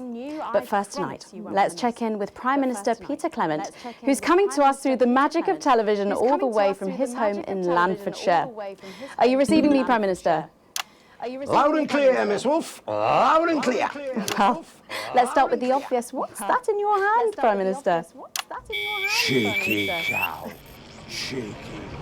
As some of you will know, I spoke today to the people of Mankleypool, and apparently after I had left, there was some violence and looting. This always intrigues me because the crowd I speak to are not an angry mob. They're ordinary people, like you and me, who care about where our country is going and the character of the people taking us there. So why is this troublesome element always the focus of the news stories? Someone must have decided to make them the story. Someone, maybe, who'd rather you fear us than listen to us. Maybe the news has an agenda beyond impartiality. We do not condone violence and looting. We are not anarchists, but we do understand the anger of a voice silenced, and we believe that voice is worth fighting. Theoretically go to that gorgeous beach I just mentioned. It just doesn't smell much like team spirit to me. After all, as my old man used to say, when life gives you shite, make shite pie. It works just as well with lemons and lemonade. 10 weeks ago, Jeremy Donaldson took control of the national nightly news. He wanted to warn you about Altergrave and Grantham Downs and the dark science being conducted there, and he was right. There was a top-secret military lab at Grantham Downs and testing facilities in the tunnels deep under Altergrave. But they are no longer occupied. The project is complete or abandoned. The tunnels are collapsed. The labs are just empty rooms. Maybe one day we'll find out what they were doing there, and maybe we'll wish we hadn't.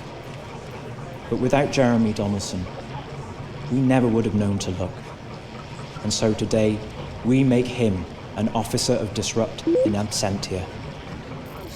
Back then, I ate a lot less than I am now, even under rationing. We all did.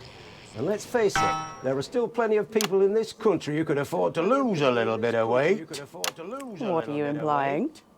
No, but seriously, Prime Minister, we know you're very busy, but one final question, if I may.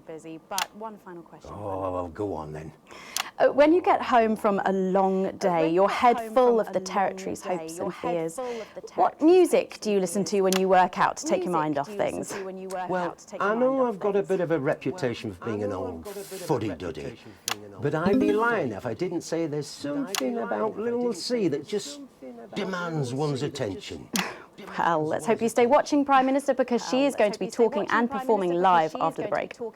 Oh, I'll be watching. After all, as my old man used to say, everything's a treat on a boring Friday with nothing but the window you shunt. It's Wednesday, Prime Minister. I think the expression still stands. Peter Clement, thank you for joining me.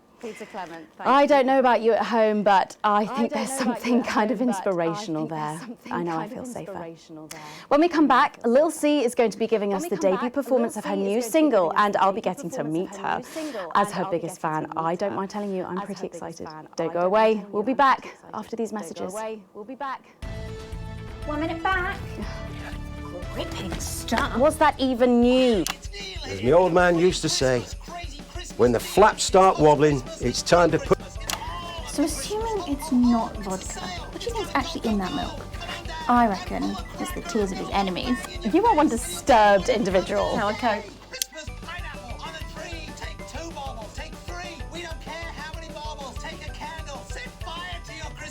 Set fire to your life if you're thinking Christmas is a way off and the blockade is getting you down. Stock might be low, but the prices are lower. We've even had to get crazy creative, and we've got specials on all. You'll no doubt have spotted the updated mixing disc. You'll need the new buttons during the next sections. First, we'll need applause when the guest enters and before her song. Don't worry, I'll walk you through it when we get there. We got crazy Christmas dancing hats. We got crazy Christmas dancing hats and jumpers. If you're feeling hungry, don't feel down in the mouth. You can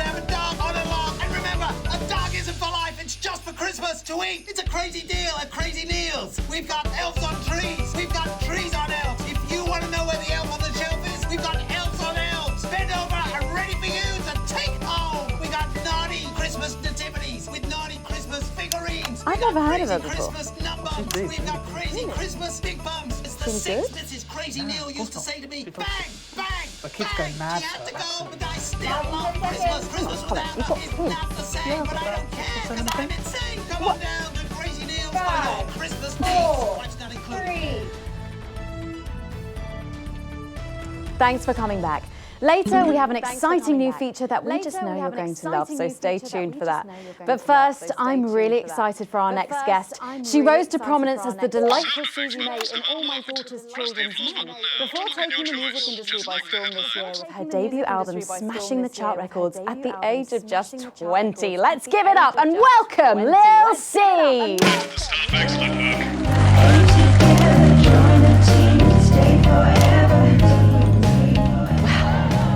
May I just say, you look incredible. Oh, thanks, babe. I'm doing this new regime and it really does work. What's the regime? My manager suggested it to me. It basically involves bathing in like cabbage water, then having the leaves sucked out of you while you sleep. Wow, is that healthy? Oh, well, look at me, Meg. The leaves are my only nourishment. Yep, they certainly are. Now, you'll have to forgive me, but I'm somewhat of a super fan, so I'm sorry if I get a bit starstruck. Oh, bless you. I've never actually heard of you before, so if you do get a little tongue-tied, I can always carry the interview. Oh, that's good to know. So your first album, F My Face Together, it hit shelves this summer and it just exploded. I mean, what's that like for you? Bonkers, just so weird. I was in all the papers and the magazines. Overnight, I went from that like annoying little girl from that show to that like sexy little girl from that show. Wow, that must have been bizarre. Wow. Not really, it was just like any other morning. You know, get up at 5, go on a 4-mile run, have 3 meetings on my cabbage bath, but then only then was my dad actually talking to me. Oh, of course, and the famed country singer, Billy Bob Jean Short. I didn't know you'd been estranged. There's nothing that strange about it, Megan. Okay, yes, he may believe that aliens told him to hate women, but there really isn't anything to prove that he's wrong. So, this newfound explosion into your popularity, I mean, did that change your life? Well, I had to start wearing like nicer underwear, you know, for the paparazzi, but as the manager says, best to make the most of it before I'm 30. Is that right? So, what's the album about? So I thought it was about like how pretty and great I am, but actually it's about monetizing youth, I think, or about like promoting an unrealistic standard of beauty or something. Your manager again? Yeah, he says insecurity is an opportunity. Oh, you think he'd be happy with you telling us all this? Telling you all what? It really doesn't matter what I say here. I'll do my dancing and then this part will all be forgotten about. Well, yeah, I mean, we're going to see some of those famous dance moves very shortly because you're going to be performing your new single, aren't you? Yeah, it's from my album Put It In My A Together and it's out tomorrow. So soon, after the last one? Oh yeah, I've actually released 2 albums since lunchtime and a clothing line during this interview. So this is called Cry for Help, and it's going to be in all the best high street and retailer shops, and it's out now. So girlies, you know what to do. Scream and cry until somebody gets it for you. There she goes. Blimey. All these projects, they're keeping you very busy, aren't they? It must be tough. Yeah, it can get tough and I hate it sometimes and I hate myself. I just want to like cry into a bath of root veg. But then I think thousands of girls who do anything to be me, so I must be quite lucky. Well, you know you don't have to do this though, don't you? Yeah, I do think that sometimes. Most nights between like my 4th vodka and the 8th time a stranger slaps me around the arse. I think things could have been different, you know, like better. But I don't know. I love doing autographs and having somebody dress me and tell me what to wear. Did you always want to do music? Well, ever since I was a little girl, I did. I'd sit in front of the radio, and as soon as my favourite girl group would come on, I pressed record on my cassette. But then my dad would come in and tell me to turn it off and to go back upstairs and start practicing again. Sorry, is your dad your manager? Yeah, which can be tough. And sometimes when it gets really hard, he'll say, "Make Cragler proud, and you might just survive childbirth." Well, you know what? Despite anything, you'll make me proud. Oh, if only your opinion was as valuable as his. And on that problematic note, You're going to be singing your song for us soon, aren't you? Tell me about it. Tell me about it. So it's called These Babies Gonna Bring You Home, and I actually got sent the lyrics in the car on the way up here. You know what? It's actually alright. And don't worry, all my work is team approved. All right then. Well, you can go and get ready for that. We'll see you in a little bit. It was a very specific type of pleasure to chat to her, and I just can't wait to hear this. Oh, so here's Lil C with an exclusive first performance of her new track, These Babies Gonna Bring You Home. Take it away. Ladies and gentlemen, it's the Force's favorite, the Queen of Teams, here to break in your blockades, Lil C.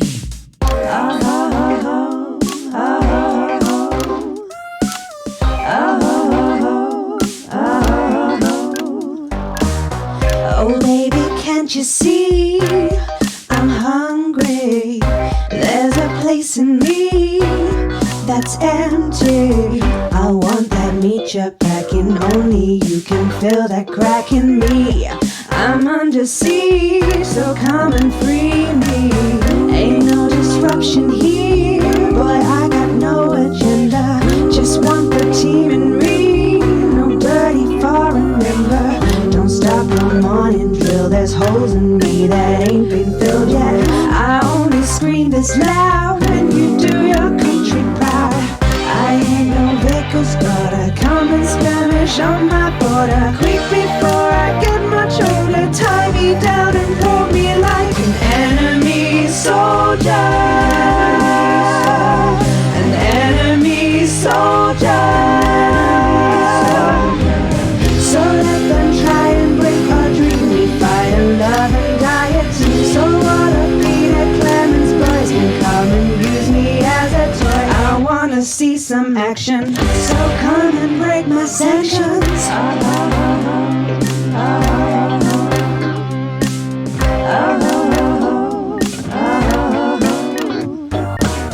I've been this wild and free since Mama burdened me. She was only 53, but gave to save her family. There's no one judging me if I'm the one that's in your fantasy. Don't die alone, these babies gonna bring you home. I ain't no vicar's daughter, come and skirmish on my border. Quick before I get much older, tie me down and hold me like an enemy soldier. An enemy soldier. So what a Peter Clemens boys can come and use me as a toy and flip me over, grab my hair, rip off my clothes and dump them there. I wanna see some action, so come and break my sanctions.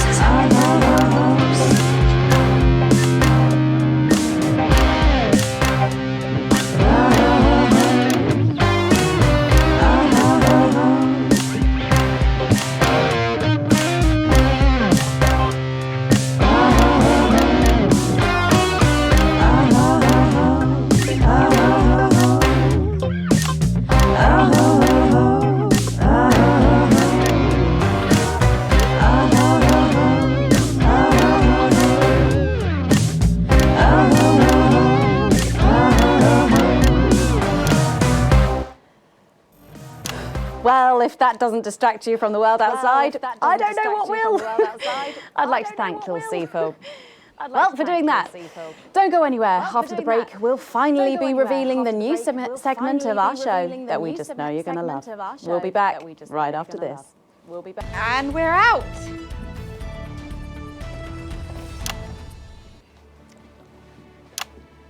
Here at Advance, we know that for many Can I just say, these are frightening thank you times. so much for letting me do this. It really means a lot to me, you know. Yeah. To be able to promote myself on such a mainstream platform like the news. Well, don't worry about it. And you know what? Good luck for the future. Take care of yourself. This industry can be crazy sometimes. Watch out for that father of yours, won't you? Oh, no. I manage myself. It's just, you know, for the public to have that certain perspective. You know what it's like. Oh, right. And Michael? Michael? What about Billy Bob jean short has seen. Oh, my dad! He's such a sweetheart. We both have the same agents, you know, like it just made sense. Both of us for our image together. Wow. And Michael, I want to see the revenue share for the clothing line and get me a G&T before my meeting with the lube guys. If they say for your pleasure, I'm going to stop needing it. In scientific and cultural communities. As a team. This next section will need you to use all 4 of the sound effects to help things along.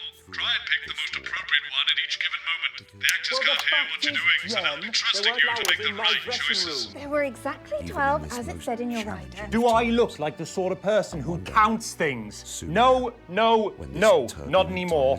I'm better than that now. I'll tell you what, just keep adding flowers until it feels like 12. Got it? Absolutely, right away. 10 seconds. Because we are you. 5, 4, 3. Thanks for joining us for part 3. We've been teasing you about our new feature all night, and now the wait is finally over. I can reveal that every night on the show we'll be treated to an episode of an informative and hilarious new segment called The Notice Board.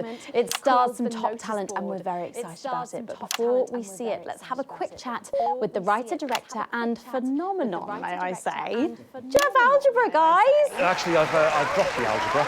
I go by Jeff DePoon now. How'd you like that? Yeah, very fancy. I suppose you need a new name now that you're a successful artiste. Well, exactly. I'm earning enough to pay taxes now. Oh. It's shit now. And how does Angela feel about all this? Your wife. Your wife. Oh, God, no. No, she's long gone. No, she was holding me back. I'm with Norm now. We were married last month. Norm de Plume. Yeah. Norm de Plume. Yeah. And why did you write this? What was your inspiration? Well, I received a telephone call offering me 25 grand to write a protein sitcom, and I heard my father's voice. It said, Jeff, you listen here, boy. You make hay while the sun shines. You wring every penny you can get out of this. So I wheeled him down to the transition centre, got out my typewriter and started clacking. That's a shite. And without further ado, let's give it up for the notice board.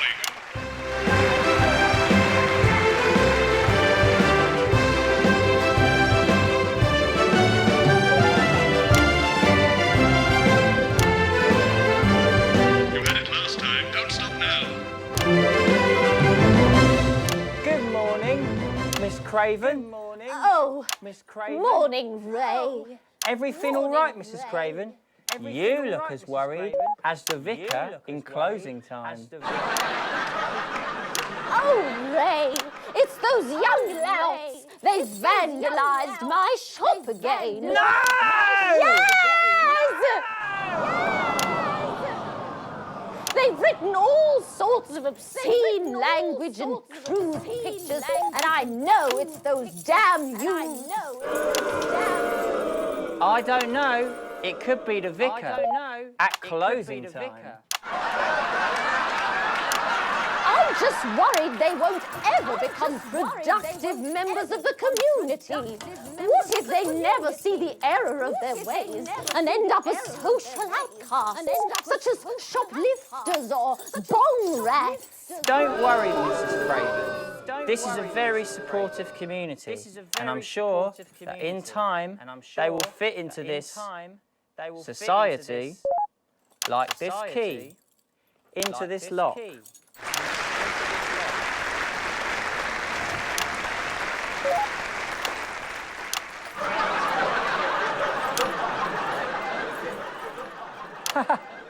See?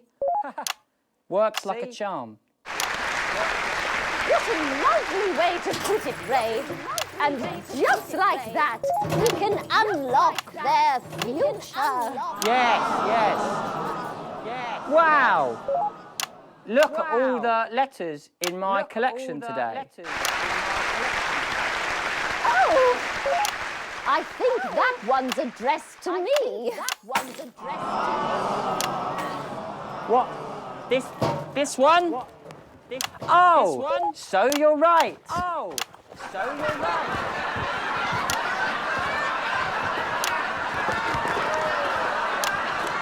Here it is.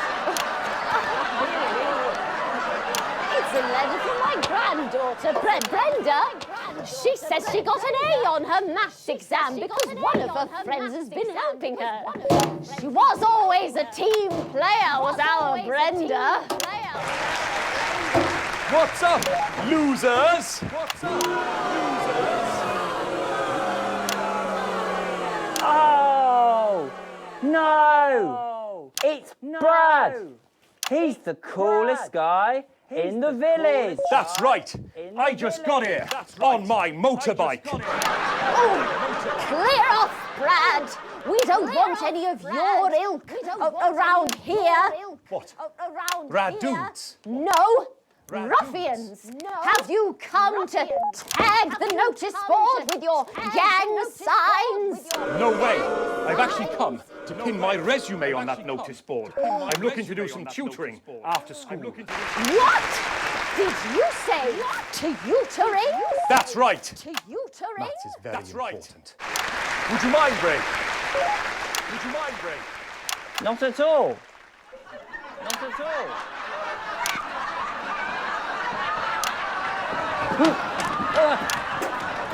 So you, a young person, have been spending your time helping others and not just urinating on churches or huffing glue?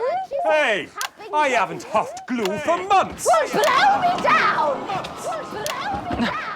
You know what? We misjudged you based on how young and cool you are and not on your actions.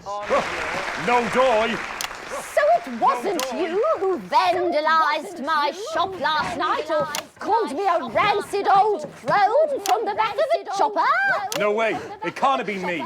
I was too busy helping my friend Brenda with her maths homework. Could you speak up there? I thought for a minute there that you said Brenda. I did, you daft old sow. Did you hear that, Ray? Oh, yes, what a wonderful surprise. I now respect you as a man. Put her there, Ray. Oh, what the heck? Give us a hug.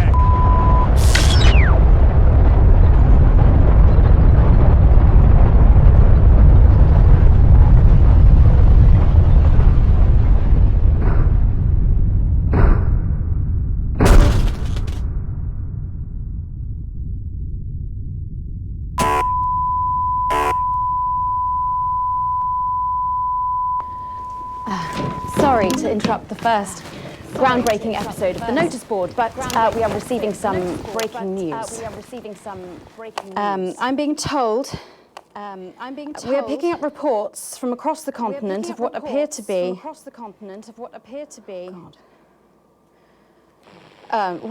be nuclear explosions in 4 major foreign cities. Initial estimates put the death toll into. They put them into millions. I'm being told we're experiencing some power shortages as a result, so apologies for the interruption. And apparently we can go live now to team headquarters for an emergency broadcast from Prime Minister Julia Salisbury any moment. Yes, let's go to that now. Good evening, citizens and leaders of the world. Minutes ago, operatives working for Advance detonated nuclear explosives simultaneously in 4 major cities across the continent. We have similar devices in 58 other urban centres and will not hesitate to detonate them, We are hearing stories of power fluctuations and what could be minor earthquakes throughout the continent. Stand by.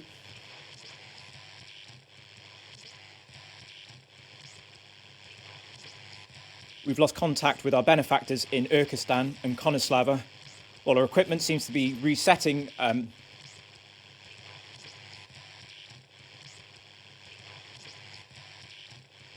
Can we get this confirmed? Can we get this verified? I need this verified.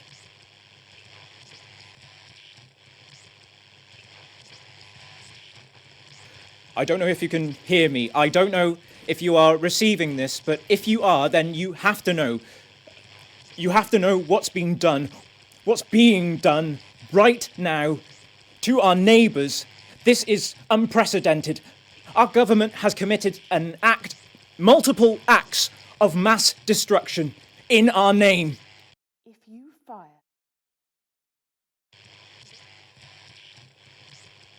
Nor do I care how you voted. You didn't vote for this. None of us did. This can't be. We are waiting further news and... Oh. What if they respond? We will expect your complete acceptance of our terms by midnight tonight. Thank you. Thank you.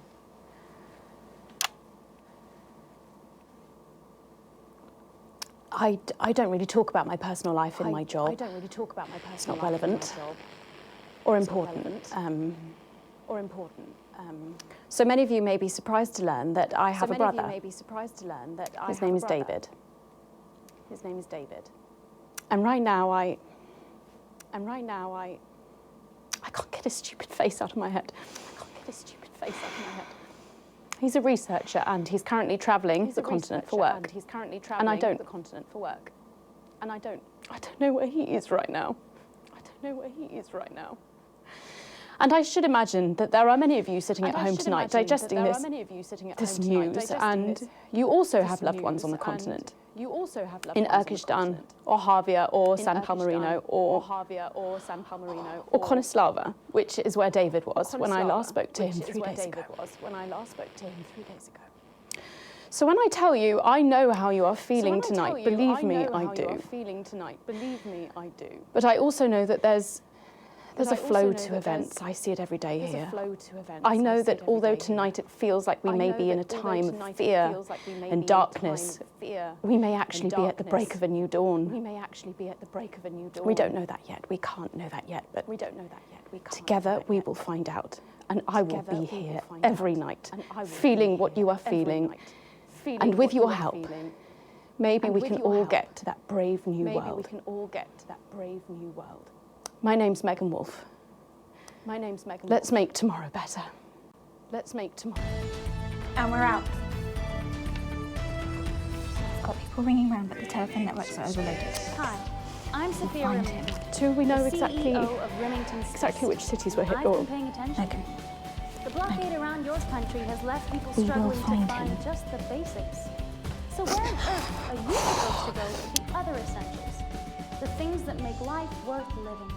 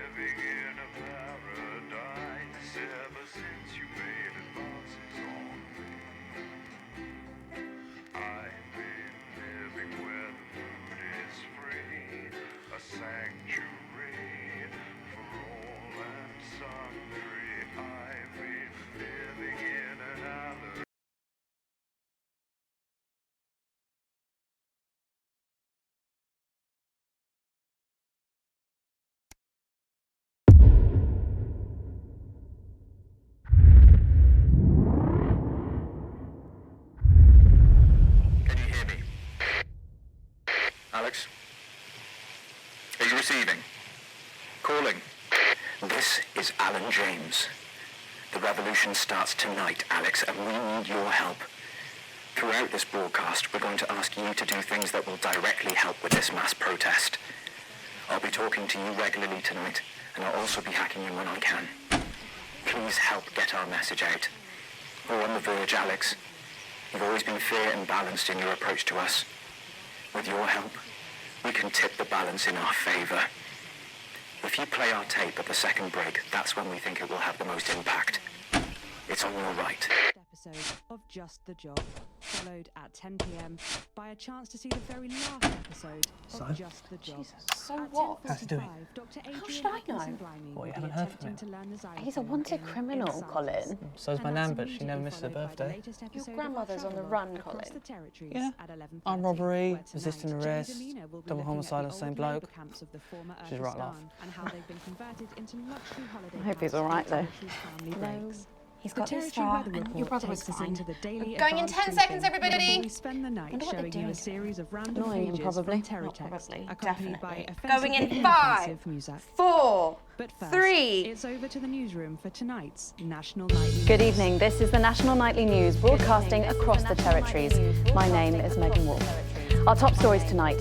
Future legend. It's been 40 days since Disrupt conducted multiple attacks across the territories.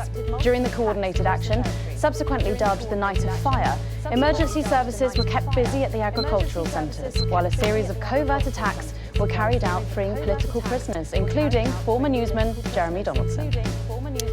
Nothing's been heard from the missing journalist since the violent Disrupt attack on his convoy 6 weeks ago. Donaldson was on his way back to Betterment after his notorious court appearance. All of us here at Channel 1 hope that wherever he is now, he's safe. Food, glorious food. With the last of the menu centres opening in territories 5, 8 and 14 today, Advance confirmed that the programme is now in full operation, providing free food for every citizen of the new future. What started as rationing during the 20-week war has blossomed into a social contract that is the envy of the unawakened world. Jack Tractorpants, spokesman for the menu centres, said today that while they can guarantee the contents of every box is nutritious, the actual quality of the meals you cook depends on whether you have a touch of Chef Jordan Rankley or the culinary skills of a professional footballer. If I were a rich man, problems in territories 11, 17 and 22 today as striking bosses attempted to undermine their new economies. With seemingly no awareness of irony, the former CEOs and MDs have come together to form the Wealth Creators Union, with demands including a return to 150% bonuses, private jets and mandatory grovelling zones. In an annoying show of petulance, the former elites drove their luxury vehicles at 10 miles per hour up and down the motorways of their respective territories. The coordinated protest of elites inconvenienced several 100,000 of their employees. Any dream will do. Oddball Disrupt spokesman Alan James today set out Disrupt's vision for what he calls a return to free society. However, the problematic provocateur avoided answering any questions on the movement's increasingly sinister tactics. This image, captured on a long lens by journalists working at the Daily Scandal, shows a clandestine meeting between former Prime Minister Jacob Hamilton Mann and Ivan Vodovich, formerly of Urkestan, thought killed on Liberation Night. Is this part of Disrupt's secretive leadership? Mr. James refused to comment. Meanwhile, 3 stories we've been following reach interesting endings this evening. Weeping Spores. Responsibilities overwhelming success in controlling pregnancy seems to have come with unforeseen consequences as sexually transmitted infections soar across the territories. Of particular concern is a new super herpes mutation, which one sufferer described as like being fisted up my inflamed Remington. Not the legacy the CEO would want after a tempestuous 2 years at the top. She resigned this morning. A tribe called Best. Good news from Dante's Taint, as it seems the community of scientists, now permanently trapped underground, have adapted well to their forever home. Analysts say that a completely new subterranean society has developed in UCAVES. With a rock-based economy, annual moth-eating competition and a new language, or possibly disease, called Taint Tongue, it seems like Ingrid and David's team are thriving. It's just a shame that they've started eating the weak. Man on. Footballer Johnny Handsleeves and his new wife Tiffany Lamore proudly announced today that their little team was 1-0 up at full time, which apparently means that they're having a baby. Once beset by tabloid controversy, Johnny seems to be settling well into family life, calling this latest news the ultimate golden goal, if a golden goal also peed on you. All that, plus we'll be taking a trip to Dangley Parks for the notice board, as well as getting a sneak peek at the hottest ticket in town. That's all coming up on tonight's National Nightly News. Territories. Today is the day we take back control. Soon it will be time for you to help us again. Come out of your houses, block the traffic, bring the capital to a standstill. I've met so many of you in my travels up and down Territory 1. You always ask the same question: how can I help? Well, this is how. And as for when, you'll know. Keep watching.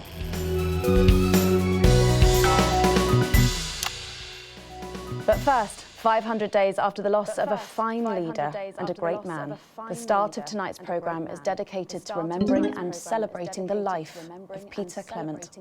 Patrick Bannon is live from Parliament Park, where Julia Salisbury will be breaking ground on what will soon be a memorial garden in Peter's honour. Patrick. Listening to that old bitch lying through her teeth about missing that poor bastard. Patrick, I don't know what I'm going to do. we're live. Because I'm not being funny. Things were better with Peter, weren't they? Patrick. They were, and I don't mind saying it. They were, because he held her back. But now there's no stopping her. Hello, Patrick, we're Of live. course, can't say that, can I, Francis? No, not with public ownership. No, with public ownership, you can't say anything these days. She's lost it, mate. She's completely off the rocker. I heard from an aide that... Hello, Megan, you join me here live from the what? Hello, Megan, you join me here live from the what? Oh. Seems like we've lost some signal there for a moment. Well, we will be going live to that groundbreaking ceremony just as soon as we can get Patrick back. Meanwhile, let me just say, I think the memorial gardens are going to be gorgeous. I've had a sneak peek at the designs and Alana Marsh has done a fabulous job. Oh, OK, all right, it seems like we have got the signal back. We can now go live to Patrick Bannon in Parliament Park. Patrick. Thank you, Megan. I'm Patrick Bannon, and we are indeed live here.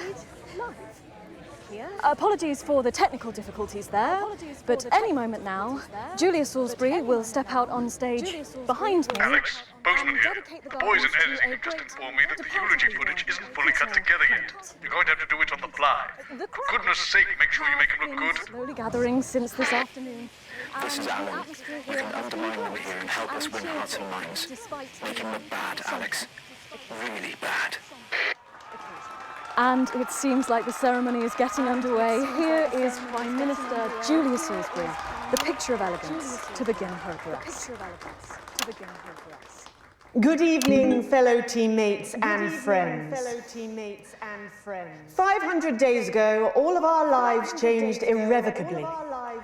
Still reeling from the triumphs and tribulations of Liberation Night, another great loss befell the people of these newly united territories.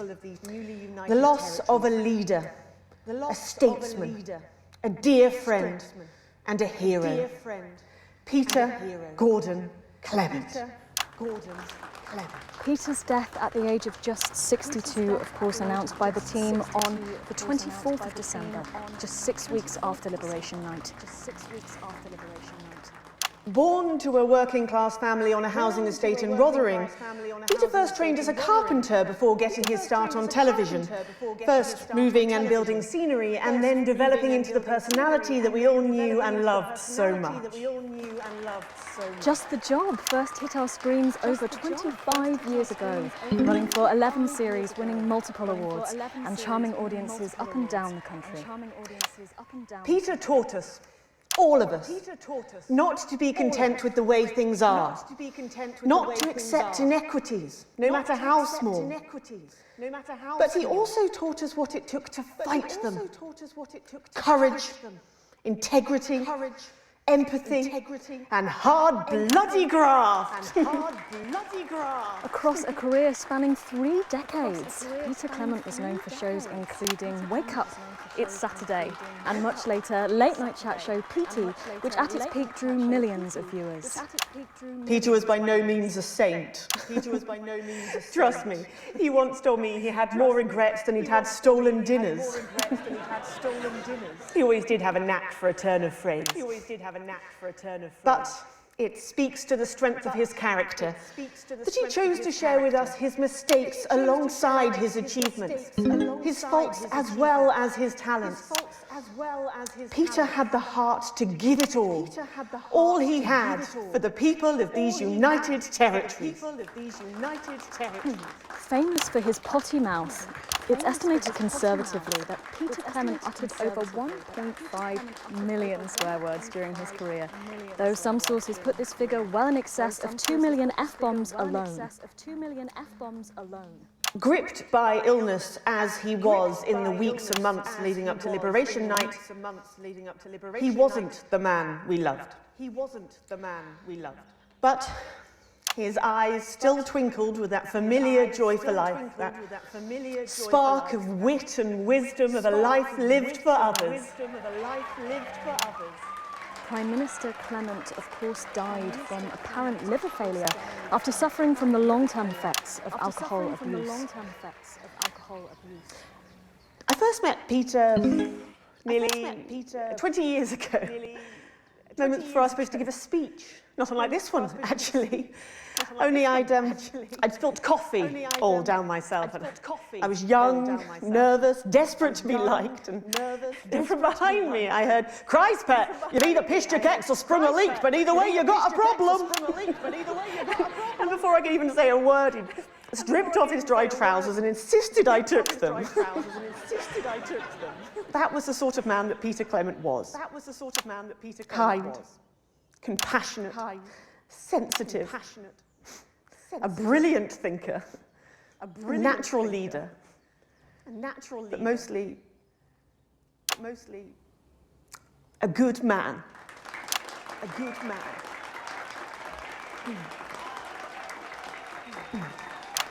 This glorious nation of ours, so beautiful and new, this shining beacon of Thank you, Alex. There'll be another opportunity to steer public perception soon. It's really starting.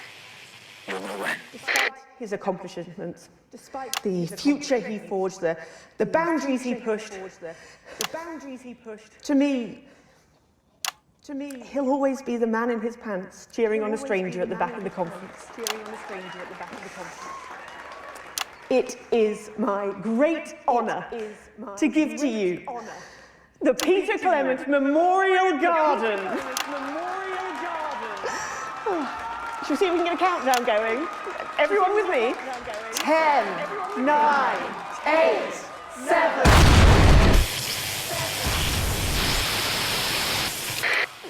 Now, Alex, control the message.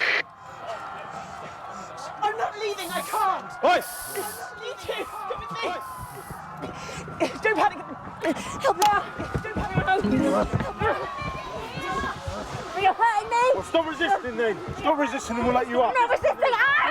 What are you doing? I'm not resisting! You saw! I'm not resisting!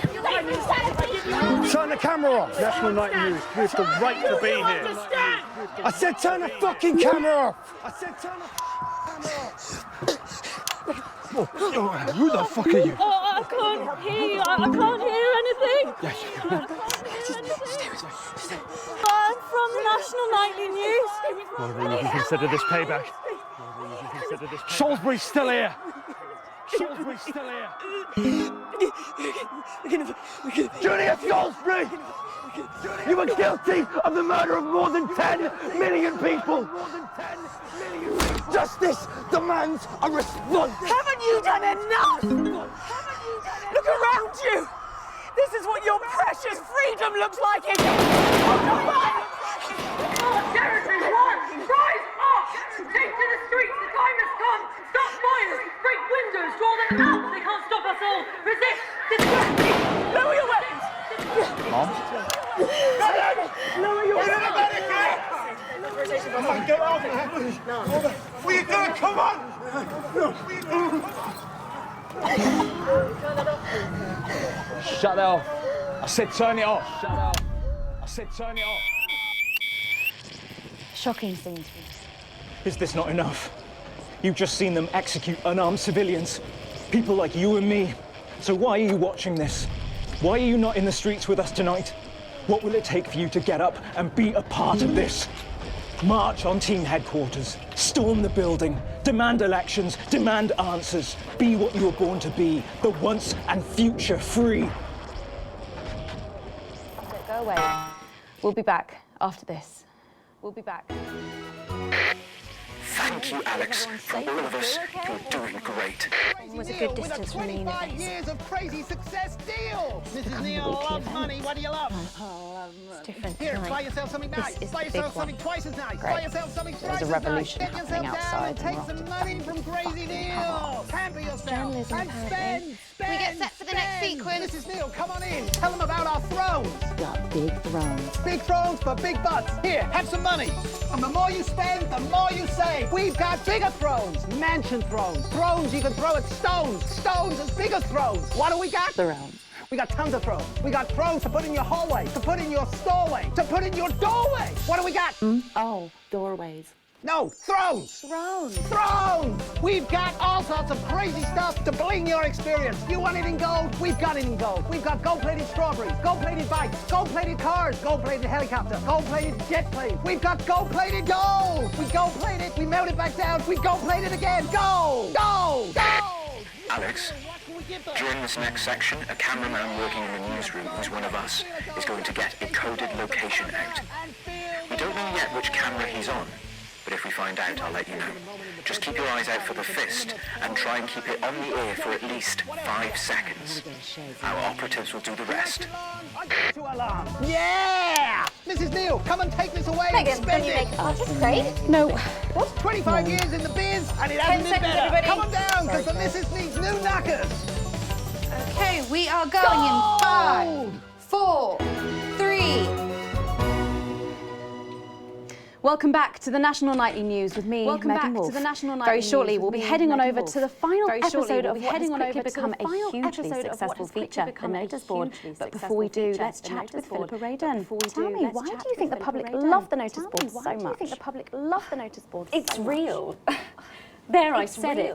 It connects with people. I said it. You know, people look at us with people. and they say, those are real people struggling with real problems. Struggling with real That's a really interesting point. Yeah, I mean, I was saying to my PA secretary as I got out of the limo, I was saying, it's good for people to see normal, authentic people like them on TV. Authentic people like them people like on you. TV. Yeah, precisely. People like you. Unfortunately, then I was interrupted by some dreadful wretch who wanted an autograph, but a swift kicking from security soon put him back in line. Yes, well, I think it's really good that our screens are filled with such relatable stories. So, the Notice Board is coming to an end after a sensational time at the top. What do you think has made this show so successful? It's a combination of so many things. My hard work. My hard work, my look, my talent. You really have a lot to thank you for. Hey, hey, hey. You really have a lot to thank you You're for. welcome. Hey, hey, hey. We've just heard our man's on camera fall. So well, I have a real sense of responsibility now. You know, a sense I've been entrusted with something. Get back to the interview, Alex. Use that platform for good, and that I should use that platform for good. That's really important. That we should use this platform to do good in the world. I agree. That's exactly it. In the world. I agree. So I've decided to help as many. Excellent work, Alex. That's the location shared. Next, you'll need to give them the go. Is that better access to education or reducing child poverty? No, by adopting as many as I can get my hands on. Oh, okay. How many children have you adopted? We're well into the double figures now, Megan. I stopped counting in the late 30s. That is a lot of children. Yeah, once we finish putting them into the guest room, I'll have to put a futon in the laundry cupboard. You really are some sort of hero. Hey, I live a privileged life. What can I say? I mean, any child I can take on as a child child rescued from suffering? As a child rescued children. from suffering? Were their lives really that children bad before? Were their lives Oh, they're really that Northerners, bad I presume before? so. Oh, they're Northerners, I presume so. Yeah, it's shocking to think actually that only one in 10,000 children have a celebrity parent.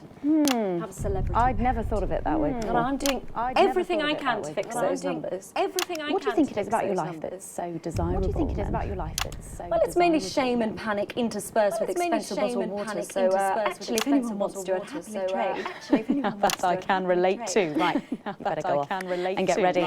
That was Philippa Radin sharing some thoughts about her lifestyle.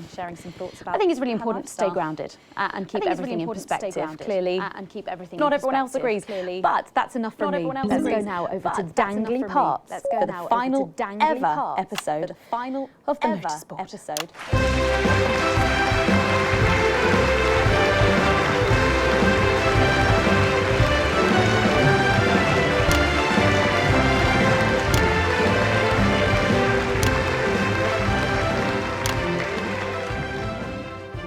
What a day! First the tea morning, and now to post this notice. I don't know how I managed to cope with it all.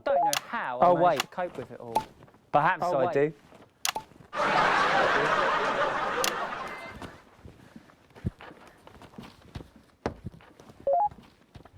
Oh!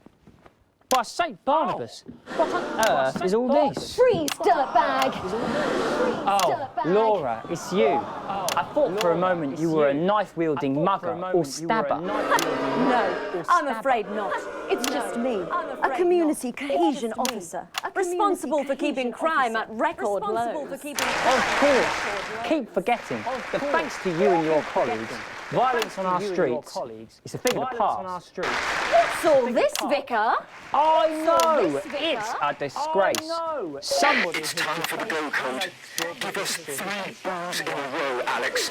That will start the pincer movement. You might just pull this off. Push forward! 3 boos, Alex. Careful, Vicar. It looks heavy. Ha! It looks They heavy. don't call me the Right Reverend. Ripped for no reason.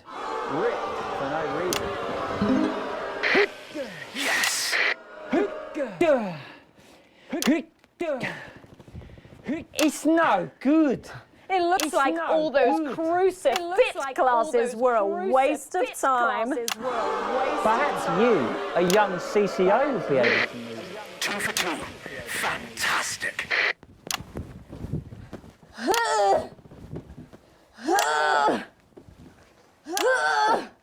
Looks like all those lifting classes were a waste of time. It's too heavy, even for me. A strong and capable You did it, Alex. We're good to go.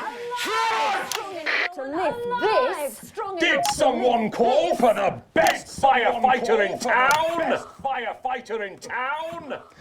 Hi! Well done, Captain Evans. You're so much stronger than us. Especially me, the weak old man. It's the least I could do for my community.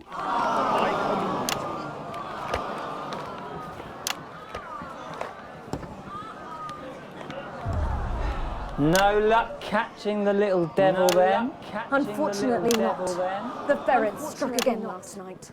When Ray opened the post office this morning, he found that every single stamp had been pre-licked. God! Some people have no decency. Sadly, if we don't catch him before tomorrow, we may have to cancel the village fete. Don't worry. We won't let that happen. Don't worry. Will we, Vicar? No, no, no. Will we, Vicar?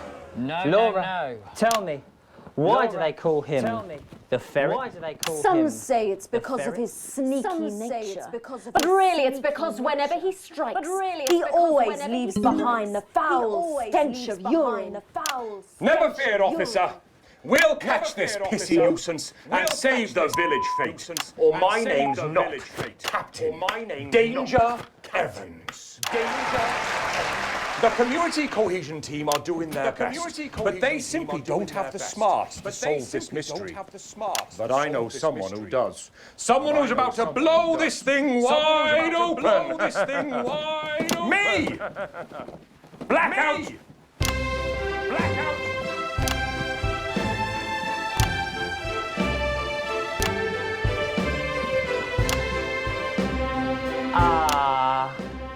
It's the morning of the village fete. It's thanks to the theatrical convention. I sure hope everything goes to plan. Oh, look! There's Mrs. Craven setting up her cake stall.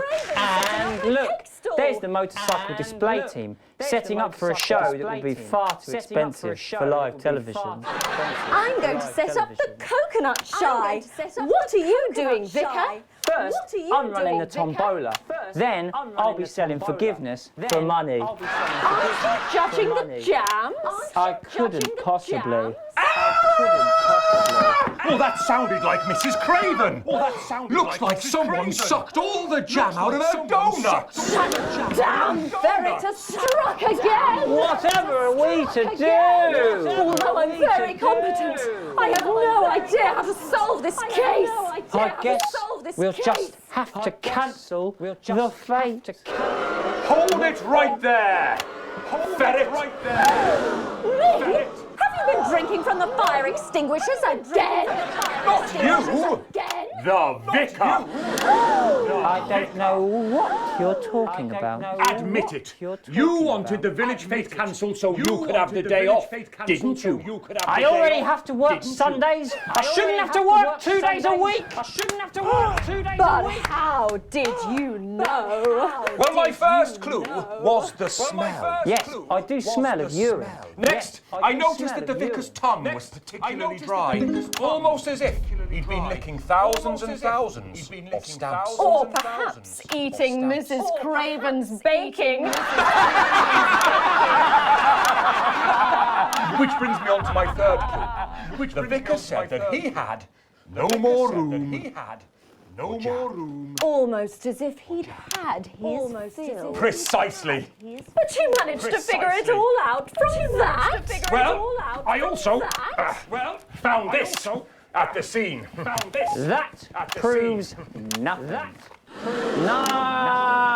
Get him out of here, officer! Get him out of here, officer! You did it, Captain. You could say you ferreted him out. Hey, come on. Let's go and have a party in my massive garden. Let's go and have a party. I am doing well. Thanks to you, we're all doing well.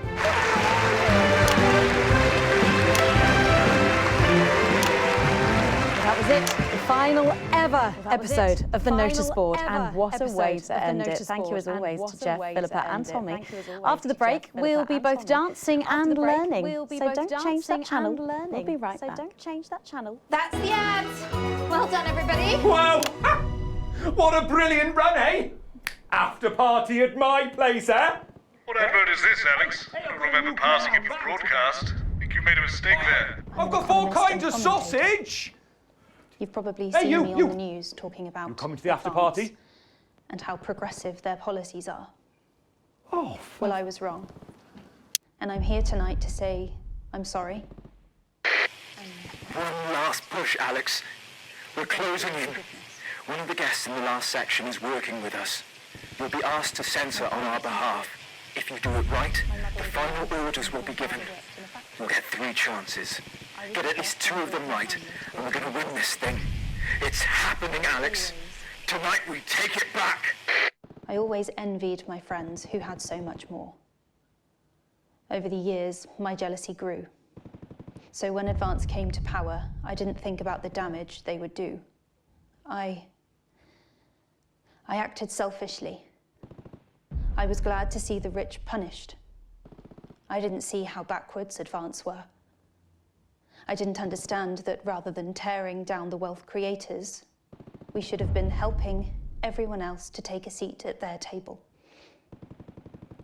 Under Advance, the country is poorer. It is poorer in ambition. It is poorer in aspiration. We are infantilized by Advance's naive policies. Please, Sarah, anything. Sorry, I'm really not supposed to say. Are we safe? Redistributive I'm Maddie. fantasies. Jenny just said to ask if you need a touch-up. I have whored myself she? out to the media to defend the indefensible. That's my shade, is it? Yeah. I have This is betrayed my my shade. parents. I see that now.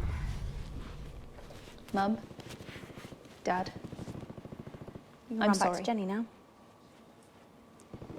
Our only hope. Sorry about that, Sarah. The the Nothing you only can tell me. hope. At all, like at all. They've said no one's died, that's all I can say. With 10 seconds. What's wrong with you? She is in tears. Ugh. Going in 5, 4, 3. Welcome back to the National Nightly News. Later in this segment, we're hoping to be able to go back to Patrick Bannon at the scene of tonight's shocking disrupt attack. But first, I'm delighted to be joined by the cast of the smash hit musical everyone is talking about. I'll be speaking with the cast in a moment, but first, let's take a look at them in action. Please give a warm National Nightly welcome to the Novaries.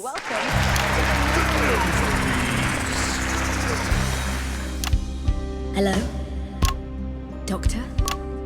Yes, I see. Thank you for letting me know. I have a decent life. I'm a happy, loving wife. And my job is well paid and fulfilling.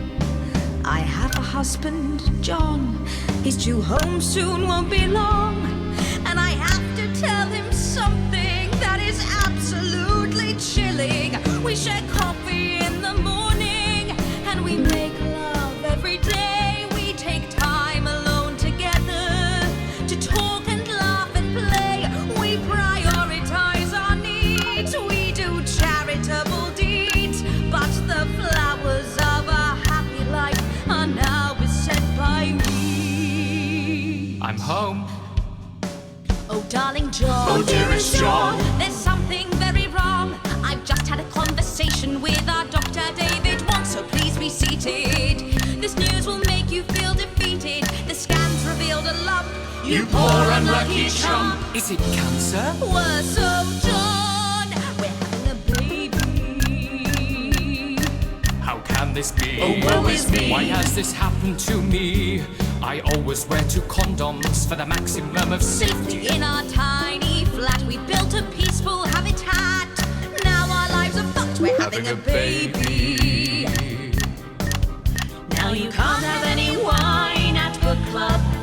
And there won't be any time for foot rubs. Now your hair will stink of weed. And you'll start to disagree. And forget about that holiday in Territory 3. No more waking up at 10:30. In fact, you're never going to get a good night's sleep again. No more snap decisions to go on to a club. You'll be lucky if you even make it out to the pub. Why can't we be more like our gay and lesbian chums? The only glue they have to deal with comes from personal bums. Now when I take a sick day at home, the parasite won't leave you alone. How he's grown!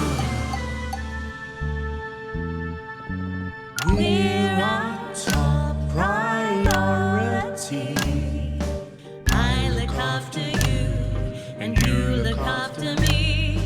Ain't no trouble and strife, we got a childless life.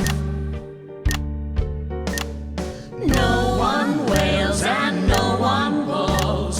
No one draws things on the walls. A happy husband, a wonderful wife, we got a childless life. We're having a baby. We're having a baby. Changing nappies daily. We're having a baby. No more weekends by the coast. Now your kid is uppermost. It's more than a passing craze to have childless days. We're having a baby. Food and drink thrown everywhere. Death trap toys at the top of the stairs. Every parent prays to have childless babies. We're having a baby. No more stars and no more We're having a baby. 18 years on Bill Sadley's. Time for a whole new phase.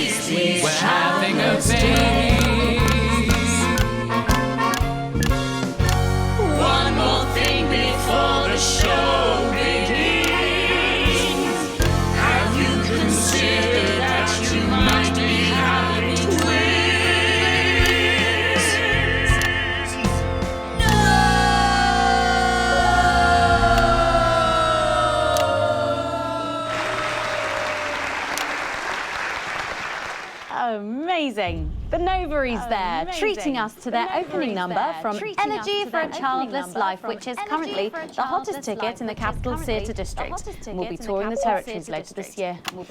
Then come on, you guys. Come on down, let's go. Don't be shy. Hello. Hi, Megan. Hi. It's an honour to be here. Oh, really? Are you fans of the show? Yeah, it used to be. Well, let's get stuck in. Your amazing musical. Now, I mean, not only do you perform this show every single night, with matinees on Wednesday and Saturday. Right, but you're also the show's creators, am I right? Well, everyone contributed their ideas, and then some of us went away and did the actual work on the script. But no, it's very much a team effort. But no, it's fantastic. How rude of me. I've not introduced any of you. I'll be the one being replaced next. Let's go down the line, shall we? Hi, I'm Jack. Hi, Jim Blunt. Pleasure to be here. Jennifer Boreham Woodley. Hello, I'm John Sapley. Hello, I used to be in the business professionally. My name's Jill, with a J. And I'm Janet. With a J. I'm the youngest. And I'm Janet. That's incredible.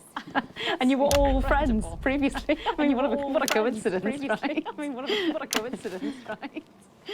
With your names beginning with a J. With your names beginning with a J. Oh my goodness, guys! My name's all begin with J. What if we never noticed that? Because you haven't typed them out 1,000 times? You knew? Why didn't you say anything? I thought we all knew. It's bloody obvious, isn't it? I just thought we were doing a funny thing, but we never mentioned it. I just thought we were doing a funny thing. I mean, I believe as well as being friends, you're also couples, you know, in real life as well as in the show. Well, not exactly. I'm not married to him. I'm not married to him. I'm with Janet. And I'm with John, you lucky bean. Jim and I are married. 4 fabulous years. Well, that must make for some confusion in the rehearsal room. You should have seen the first draft. Jen decided that Jack would play Jen, I would play Jack, Jen, Janet, Jill, Jen, Janet, Jill, Jen. What about John? Well, my character was originally just called It was allegorical. It was very confusing. Not for a professional. After much toing and froing, Gnashing and wailing. And gin and tonic. We decided that we'd just use our own names, which is less truthful.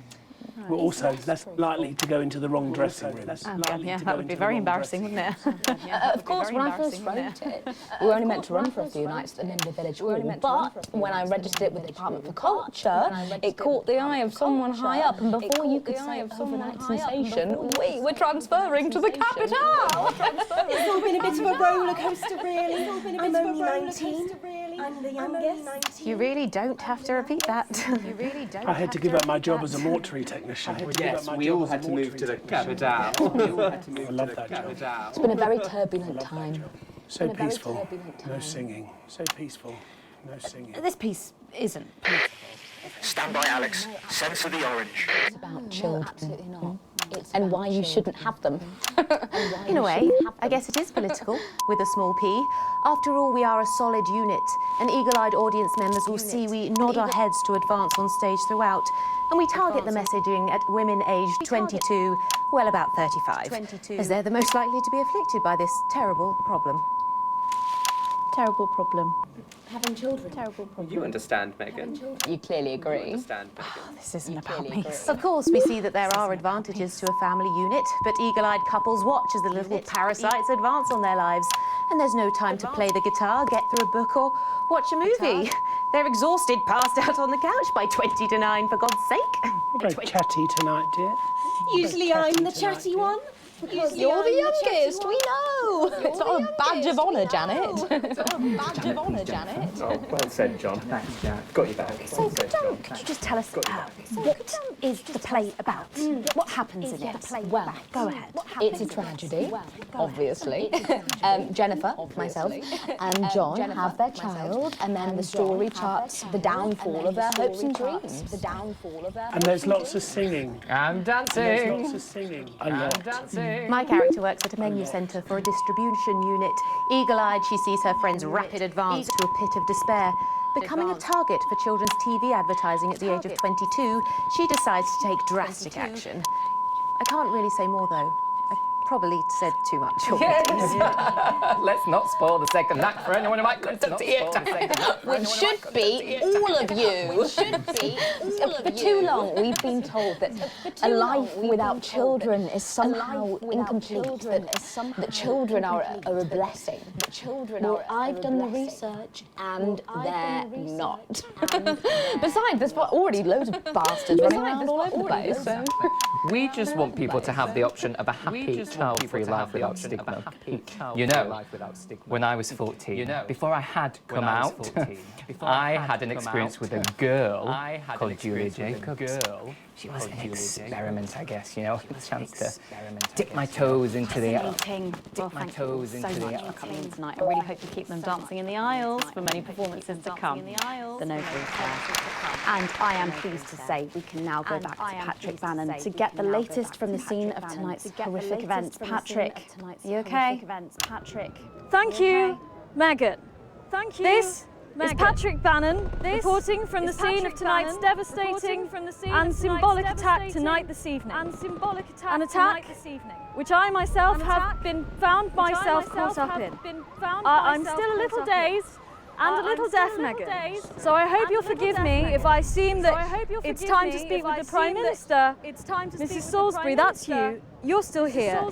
The Prime Minister. You're still here. I couldn't leave. Prime Minister. Not when there were people that needed help. Any team player would have done the same. I don't deserve praise for being human. I don't deserve praise for being human. Yes, no accolades here. Or Palisades. Or lemonade. Right. Or lemonade. So, is the situation now? Are we safe? Yes.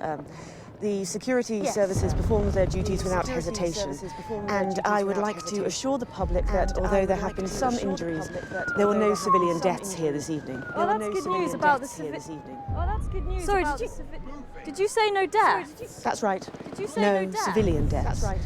Just the 4 disrupt terrorists curtailed by law enforcement who were, as always, so cohesive. If I may, I have a message for your viewers. Speak there, on the camera there. Speak there, on the camera. Stay at home tonight. Do not become another casualty of war. Disrupt have had their moment. But, as the dear departed Peter Clements once famously said, it ends today. It ends today. Thank you, Prime Minister. Thank you for those strong words of strength. Back to the studio. Megan, now in the studio with Megan Wolf now. Patrick Bannon there, bravely reporting from the front line of tonight's horrifying bombing. Maybe you need to get checked out, Patrick. Well, that brings us to the end of tonight's National Night News, but before we go, Victory is in sight, my friends. You have mobilized. You have come together. From our agents at the television networks risking arrest and getting those words to you, to the many hundreds and thousands gathering to invade team headquarters. As I speak, we are turning the tide, and it is time for change. Tonight we topple their regime, and we also silence their mouthpiece. Channel 1. Time to wake up. Force that have been actioned, and well, it's pretty scary out there tonight, so stay at home and stay with Channel 1, because the team has assured this programme that the turbulence will soon be over, and we can once again focus our minds on building the new future with equality, fairness and resources. My name is Megan Wolf. Let's make tomorrow better. Damn it, Alex. Tonight is the beginning of the fall of advance. Vice Jet, 11 o'clock. Charges reached, sir. Permission to detonate. Permission granted, old friend. We are going to detonate. Look out your window, Alex. See what you helped make happen. She's coming down.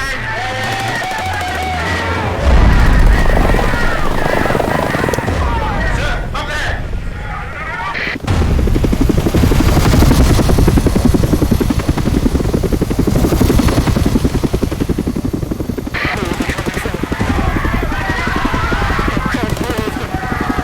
They're dropping in troops. How many of them are there? The Admiral Harani, sir.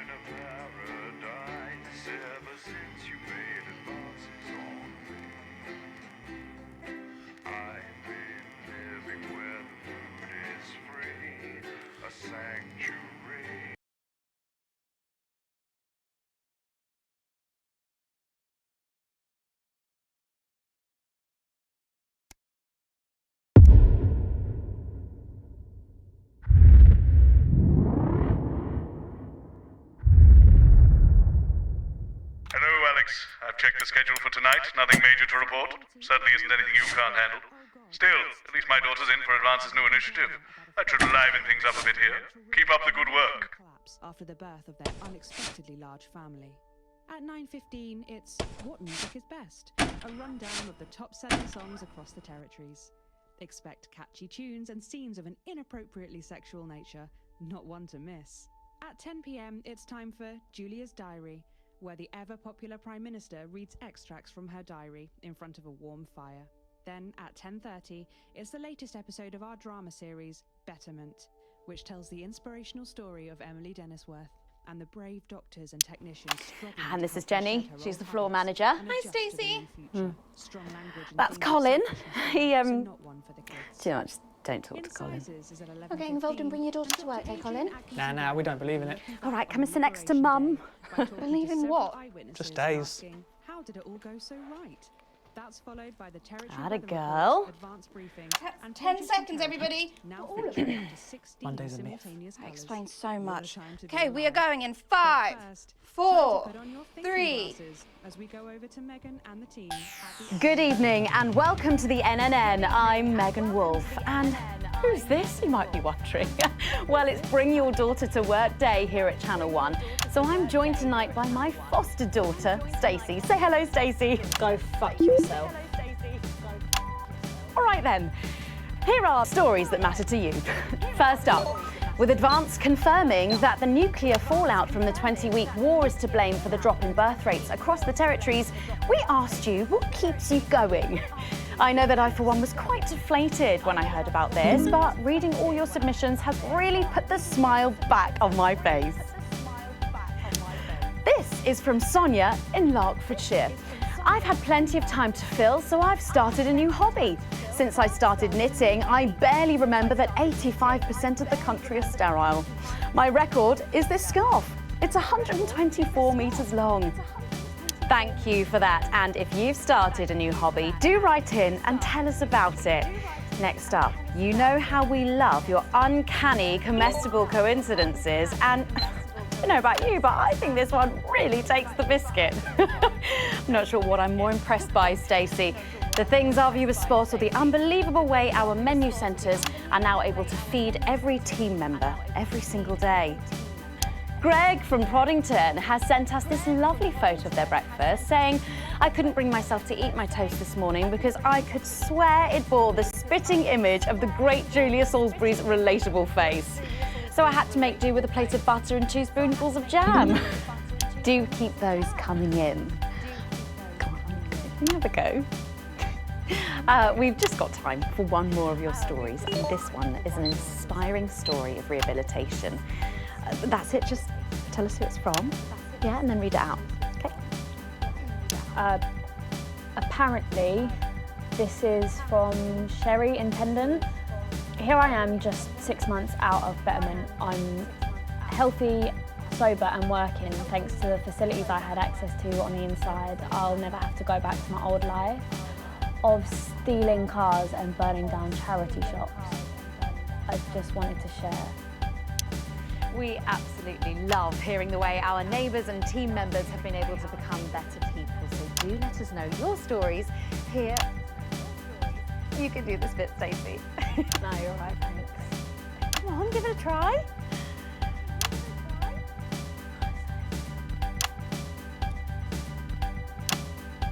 Let us know your stories here at the NNN.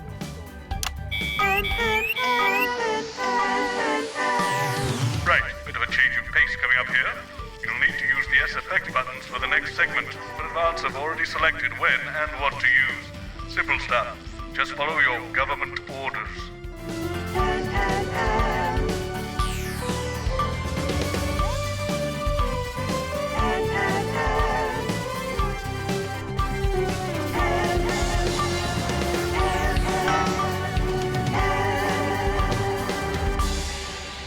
First up tonight on the NNN, it's time to celebrate this week's team lottery winners live from the Shakespeare Theatre right here in the capital. We're going to hand over to Julia Salisbury.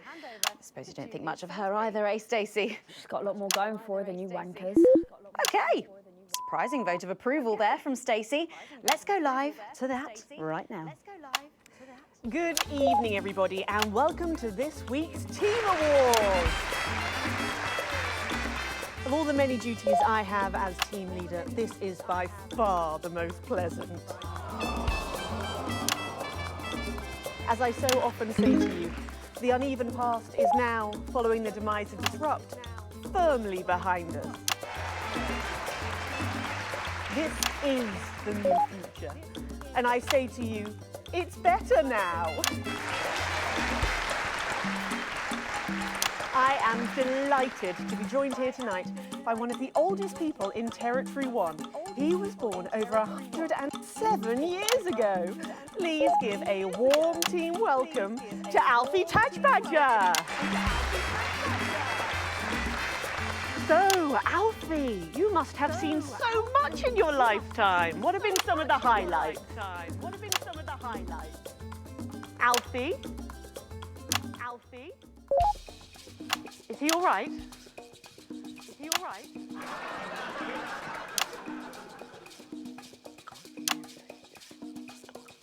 His hearing aid isn't turned on. His hearing aid isn't turned on. Could you turn it on?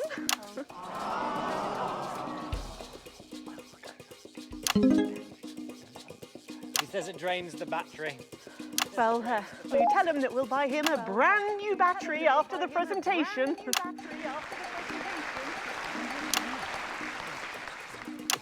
Yeah, he says that's fine then. Yeah, he says that's fine then. And I will help him with that. Yeah. If you would. Sorry, can't get the staff. Yeah. We got it. So, Alfie. What? You're 107 years old. Oh, don't bloody remind me. Would you like to tell the audience what that's like? Where is everybody? Where is everybody? Out there, in the dark. Oh, bless him, it's not just the ears. Who are you? 2 sugars, please.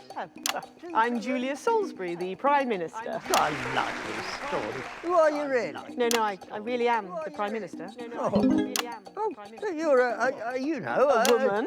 Yes, a woman. One of Women can do anything men can do these days, Alfie. Stand your fist, standing up. I can't say I've ever tried. No, I didn't think so. 2 sugars, please, and not too much milk.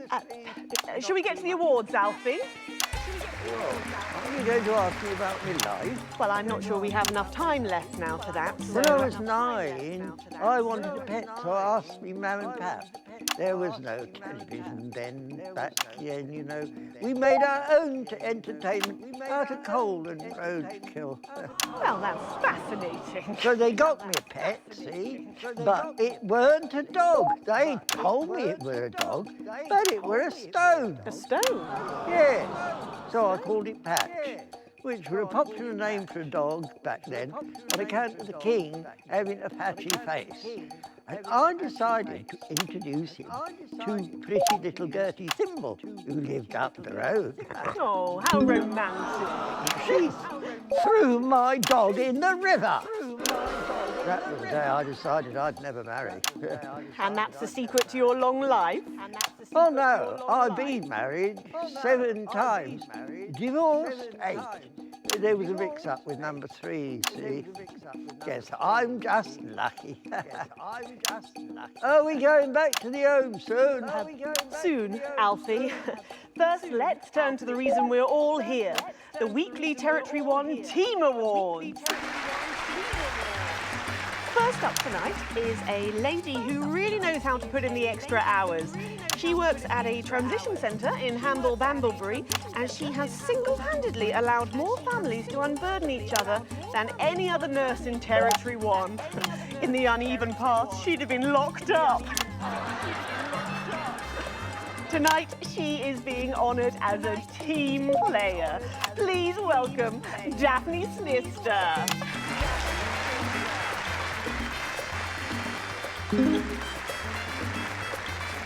Are you here to change me? Just give her a medal, Alfie. There's a good boy. got to. I mean, 2 sugar and don't let it steep too long. I think you're supposed to give me one of those. Oh. Give me one of those. Well, There he goes, look! I can't get the arms up any higher than that. You'll have to go down, Mum. Thank God those fractious times are behind us. And now the territories are thriving! Are we in? As the actor said to the bishop. Yes, thank you. I've got it from here. Well done. Daphne Snifter, everybody. Now, open your envelope and find out what you've won. Don't hold back there. She's stuffing in one of Peter's homemade Eccles cakes. Got it. I've won a holiday for 2 in Territory 15.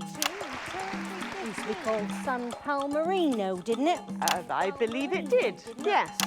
Why couldn't we have stuck with that then? It's easier to remember. We're all one nation now. Hang on a minute. Isn't it still on fire? Daphne Snifter, everyone. Oh, what about my change? I've been in these wide pants for 3 days now. We'll get to that, Alfie. Oh, right you are, love. Next up tonight is a couple from Farnley who, after a rocky start losing their family's ill-gotten gains to the Assets and Wealth Act, have really embraced the new future, setting up a community farm and petting zoo in their local area for all the local children to play. Please welcome Otho and Lobelia, Jackson Randyganis.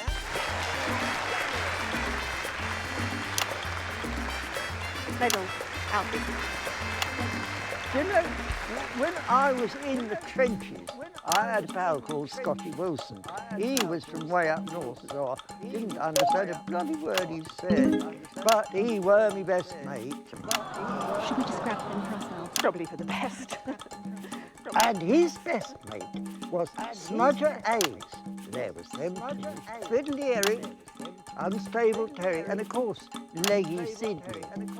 She were a girl. But she had a boy's name, so they shipped her to the front anyway.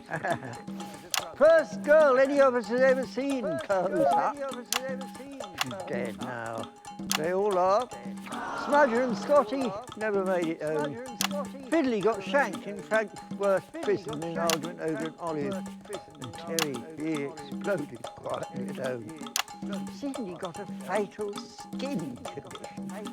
Scratched herself to death. It makes you think. Thanks, Alfie. Great contribution.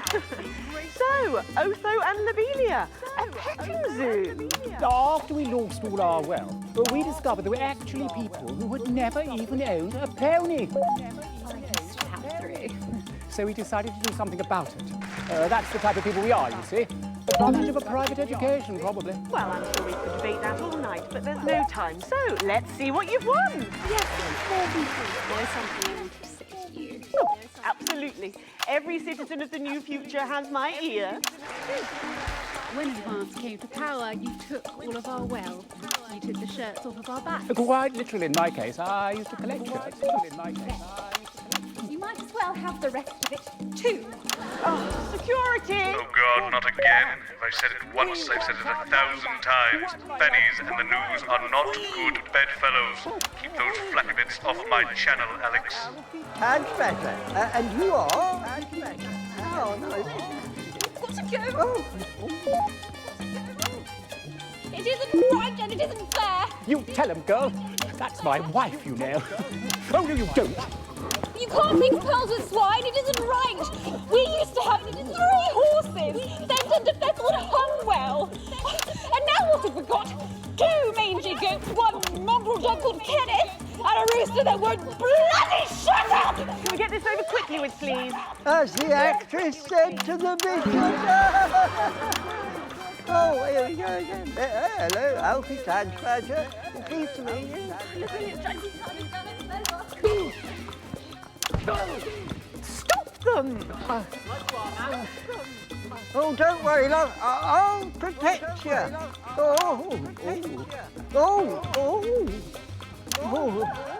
You better don't know what he knows.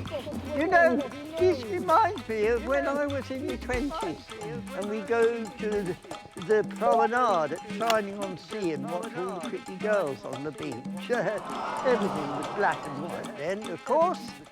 We'd visit the Penny Arcade and try to win a block of lard to take home for the family.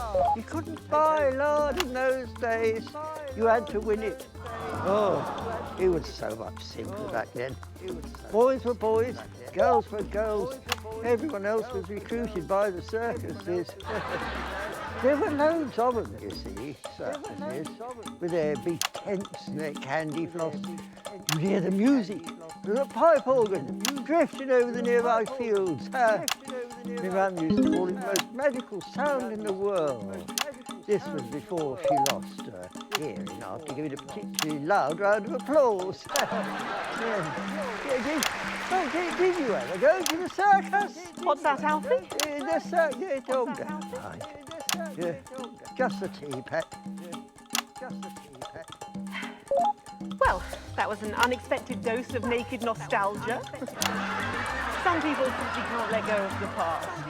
That's why I look in joy and fervent admiration at the younger generation. So cohesive, such a team. And with fertility falling throughout the territories, we should value our fabulous new generation now more than ever. Our final winner tonight is a go-getter who really went and got him, helping to root out more than 170 disrupt collaborators in his own neighbourhood. Since then, he's gone on to be a senior cohesion cadet leader and organised all of the entertainment at last year's Camp Cooperation. Our final winner tonight, Edwin Neverley. Oh, I'm congratulations. Usually in a transition centre, you old Prime Minister. It's an absolute pleasure to finally meet you. We're very similar, in my opinion. Well, I've never been much of a role model. Nonsense, Prime Minister. You have saved this country. You have fought enemies, foreign and domestic, with 9 fists. As with my own tiny fists have I. Well, let's open the envelope and find out what you've won. Maybe it'll be a fist enlargement.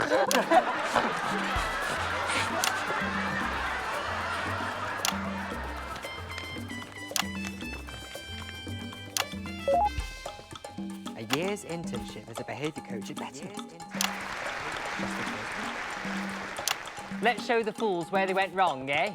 Well, actually, Betterment is about rehabilitation, Edwin. Absolutely. And if they don't reintegrate, we retaliate. Just like you did at Liberation Night. Thank you for this award. And stay vigilant. Report the non-cohesives. Be a team player. That concludes tonight's awards. Join me next week when, hopefully, things will be a lot more normal. Back to you, Megan. Prime Minister Salisbury there at a highly eventful team awards ceremony. Any thoughts on this week's winners, Stacey? The nurse was fucking scary, the pretties were saggy, and that little prick will never lose his virginity. Succinctly put there, if a little profane. After the break, we'll be going live to a star-studded premiere. You won't believe who's on the red carpet tonight. Don't go anywhere, we'll be back after this. And we're out. Oh, Alex, one other... What's that? You're off already? I know you had to take the day off work for Junior, but... Oh, I see. No luck still with Theodore. Mother? I'm so sorry, darling. Oh, 2 fingers. I'll speak to you later. Oh, Alex. Completely forgot what I was going to say. Blasted awful. Still, I'm lucky to have her. Tragic comic disaster. Children, even as they still refuse to feed their own. But they have underestimated us, for though they may have scarred our bodies, they will never damage our will or break our mutual bonds. Oh, right. So she can Birth swear. rates may be challenging, but happiness is everywhere. Satisfaction radiates from every metric. We are producing more and faster than ever before. We have more time to focus on our inner lives, for leisure, for art, We have less stress, and we are healthier than ever. So, Patrick and Robin are just going to grab who they can, put these generic links on the auto cue to glue it all together. We are strong together. They do know I have a Queen's View degree in journalism. Don't you wish you'd studied something useful now, eh? Divisive Just bring your daughter to work, Jane. What a chat. Where is our honoured guest? Every day, around that boy across band. these territories, Heat neighbours rash. support Hotspot neighbours, when it lasts. and friends Heat reach rash. out to friends, Coming out names, aren't they? I hear the computer comes up with them. The songs too. Ah, there she is, and just in time too. It's 10 seconds, everybody. What have you been up to? What's it to you? And we are going in 5, 4, 3. Welcome back. Stacey's still here. Wishing she wasn't. Stacey's still here. Thanks, Stacey. And in this segment, we're delighted to have sent Robin and Patrick to the movies. Yes, tonight is the world premiere of The Automated, starring Lawrence Blunderclatch and the late, great Helena Canterbury Boatshoe. And all the stars are out tonight. We first covered this film almost 5 years ago, back when it was called The Medicated. Then, for mysterious reasons, the film was suddenly pulled the night before its release. Well, since then, executive producer George Focus has spent 5 long years polishing the film and turning it into a special edition premiering tonight. With extensive state-of-the-art visual effects and a top-quality voice team, George says it's the movie he always wanted to make. Now, let's take a look at it.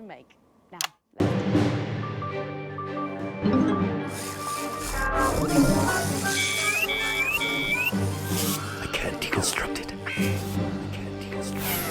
Captain? I can't deconstruct it. I can't deconstruct it. Robots!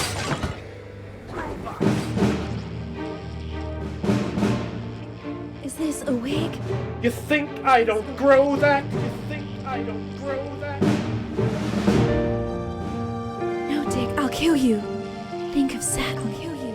There's something on your face, Chief Harrison! Chief Harrison! I wish you were real, baby.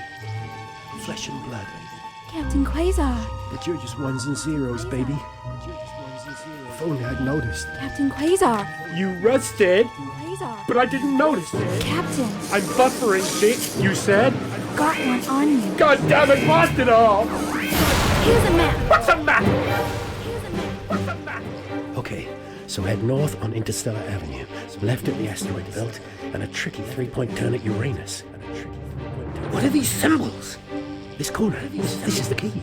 Shut it down. Yes, we can shut it down. Yes, we can shut it down.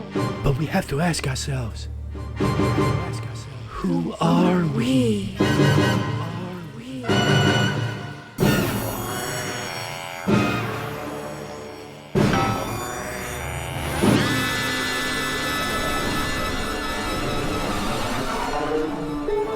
Gosh, thrilling stuff. What did you think, Stacey? Thrilling stuff. What did you think, Stacey? The robots were all right. I guess. They certainly were. Let's go over to Robin Short now in Western Square, who I believe has got the star of the show. Robin! Right, you, shall we? Yes, we are live from Western Square with a man who needs no introduction, Lawrence Blunderclatch. How has your evening been so far? Magical. Absolutely magical. My most dear friends all gathered here to celebrate my work. One really couldn't ask for much more, could one? Well, on that note, with award season just around the corner, are you hoping to add to your collection for a 3rd time? Well, I really couldn't say. But if the association deigned to honour me for a 4th time, so be it. It's really not for me to say. But let's just say that I know of 3 little gold men who are getting rather lonely. Absolutely. Because I've won 3. 3 little awards.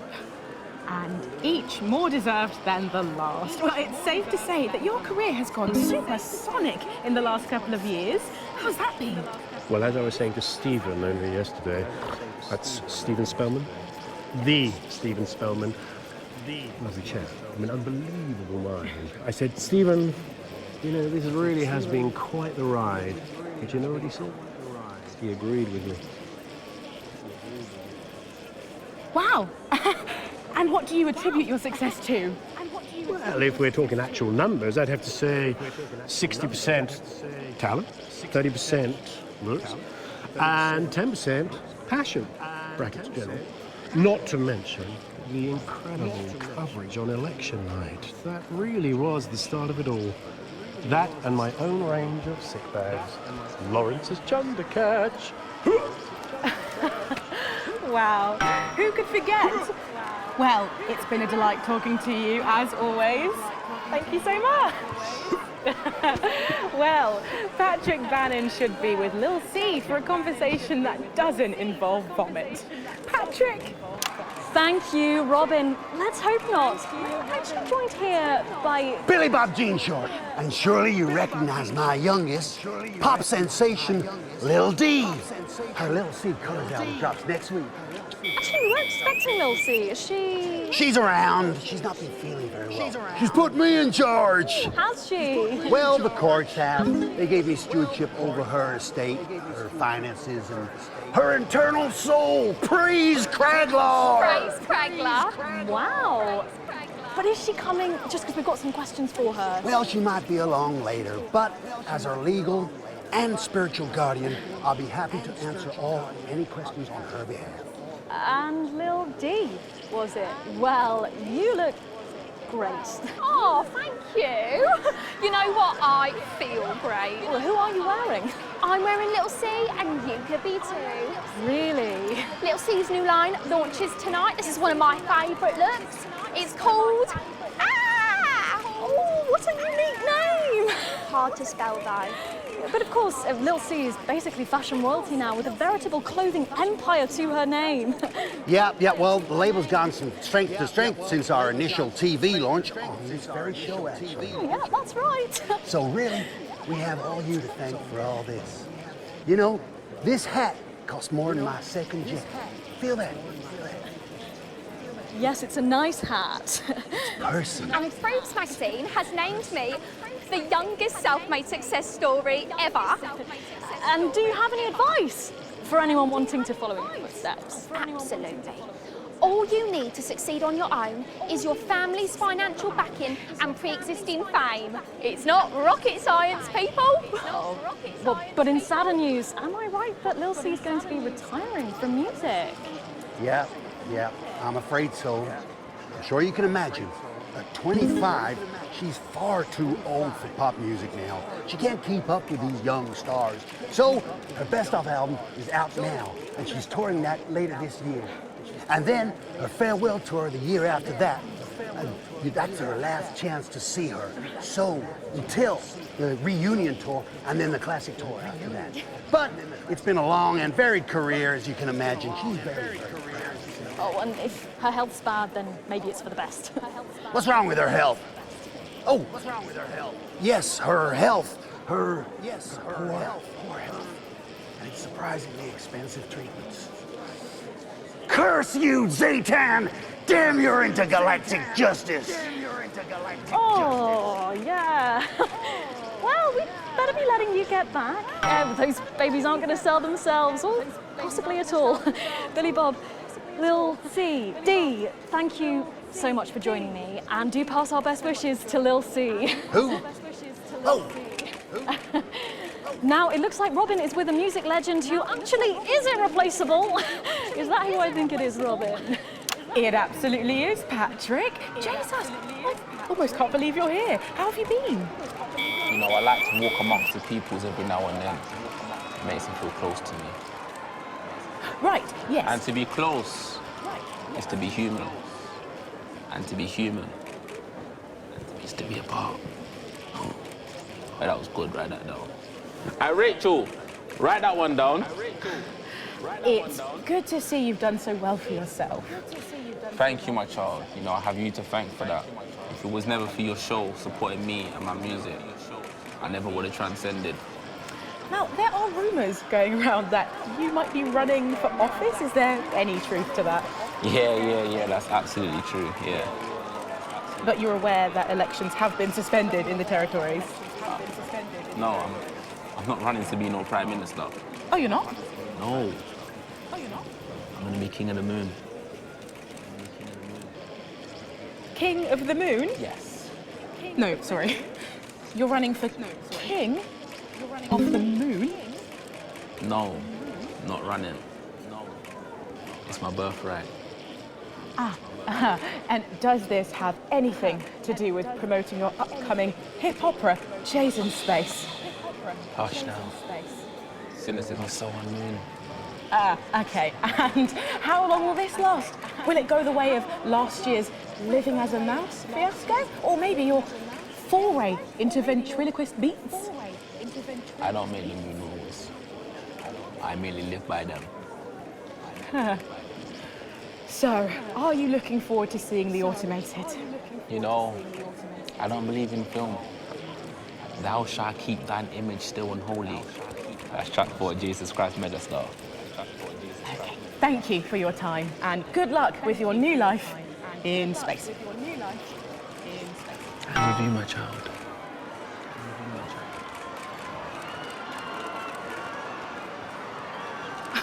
Well, Megan, that's what success looks like. I'm going to see if we can grab someone else to have a chat. Back to you. Thanks, Robin. But I think Stacey and I are probably in quite enough trouble where we are. So, 3 big names there, Stacey. Yeah, big names. Any thoughts about them, maybe from your generation's perspective? You won't like my opinions. Oh, go on, try me.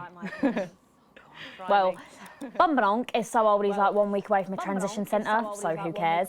And Lil C was cool when I was like 12 or something, but now she's just another fucking loony. And Jesus is a disrupt-loving wanker who should have died with the rest of them 3 years ago. You're right. 3 years ago. You agree with me? No, you're right, I don't like your opinion. But thankfully, we can go back to Patrick now, who has another familiar face to catch up with. Now, Patrick, what's the atmosphere like there? It's absolutely electric, Megan. I can't quite believe it either, but he's here. It's Crazy Neil. Hey, hi, ho, how you doing? Neil, our audiences just love you. They've really, really connected with your ads over the years. What's it like suddenly being so popular? It's crazy.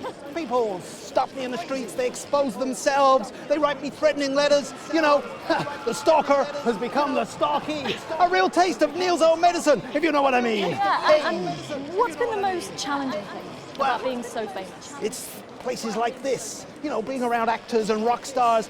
They're real crazy, and Crazy Neil knows crazy, and I'm used to being the loudest whack job in the room. Yes, I can imagine. But I know what you're thinking. Hey, Neil, where's the crazy deal?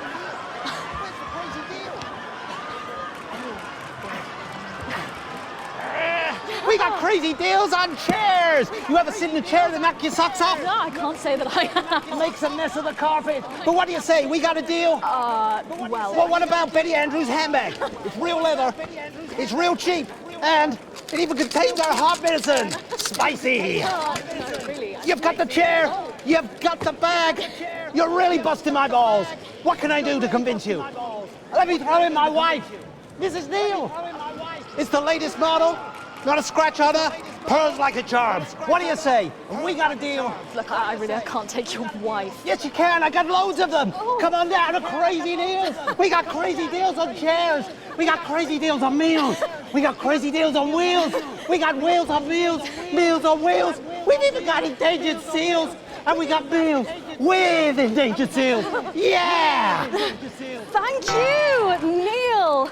Well, it's always a dream come true to meet a hero. How about that, Megan? The man himself, aren't we lucky? Back to you. Thanks, Patrick. What a colourful interview there on what looks like an amazing night. They certainly know how to make an entrance.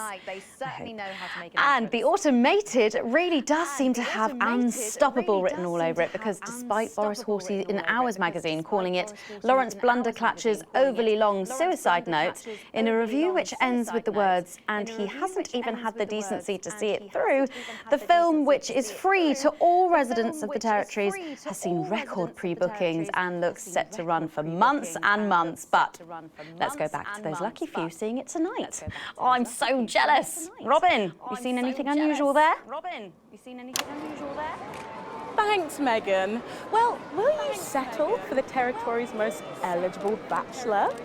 5 years ago, Steve Saxon was an unknown. Then a series of incredible performances in acclaimed productions from Hamlet's Jam to the curious rise of Algernon Ding Dong made him the most wanted man in drama.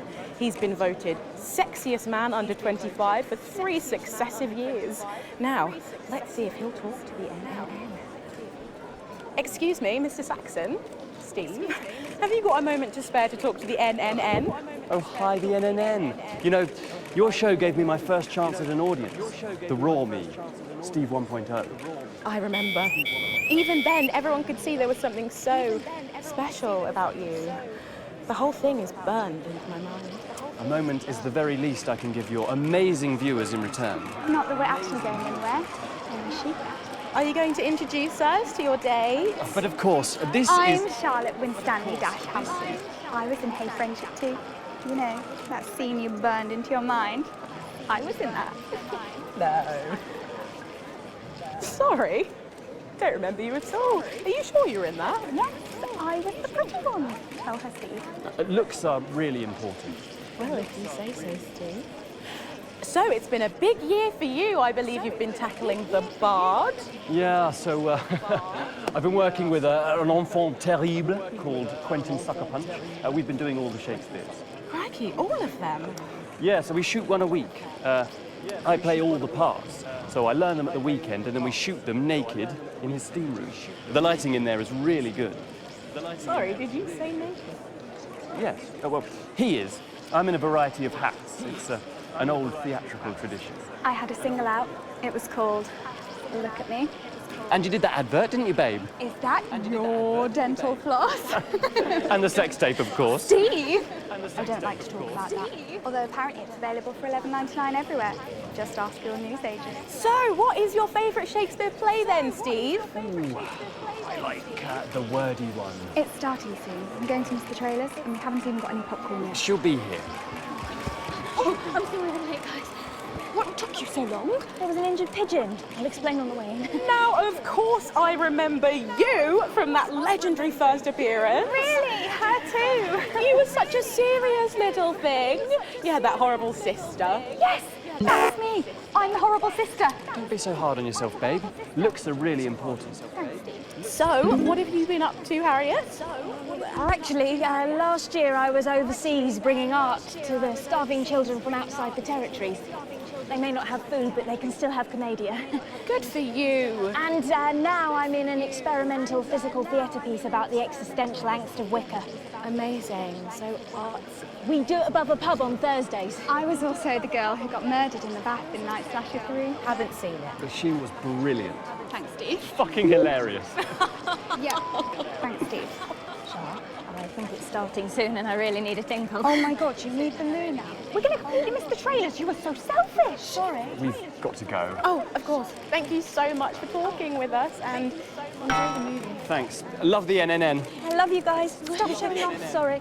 Oh my God, Megan, I can't believe that. Steve Saxon, Harriet Winstanley-Hamilton, and someone else, can't remember her name for the life of me. I'm too starstruck. If I'm honest, I think I've just come. Back to you, Megan. Thanks, Robin. Lucky you, and enjoy the movie. The Automated opens in cinemas across the territories this weekend. What a star-studded event, eh, Stacey? Who cares? No one goes to the cinema these days. Of course. We'll be back after these messages. We'll be back. I still go to the cinema. Get yourself a video recorder, like the one at the home. A video recorder, it's just not the same, is it? You're right, it's better. No uneven chatting and chewing all the way through. What about a kiss and cuddle on the back row? Doesn't that happen anymore? In public? Symphony of the new future. What's wrong with you? Nothing's wrong with me. But there's one thing Feeling missing, better? and that's where you come in. Got to get set up for heat rash. Think Ronnie's on something. I know he is. It was on his rider. Apparently it's medicinal. Ronnie's always high. Give him orange juice. God, she speaks. We're looking for a new song He's a for stupid the cunt. new future. And just like that, Something you wish that you wouldn't. speaks from and to your hearts. An original composition of cooperation and cohesiveness. A song of solidarity for a steadfast society.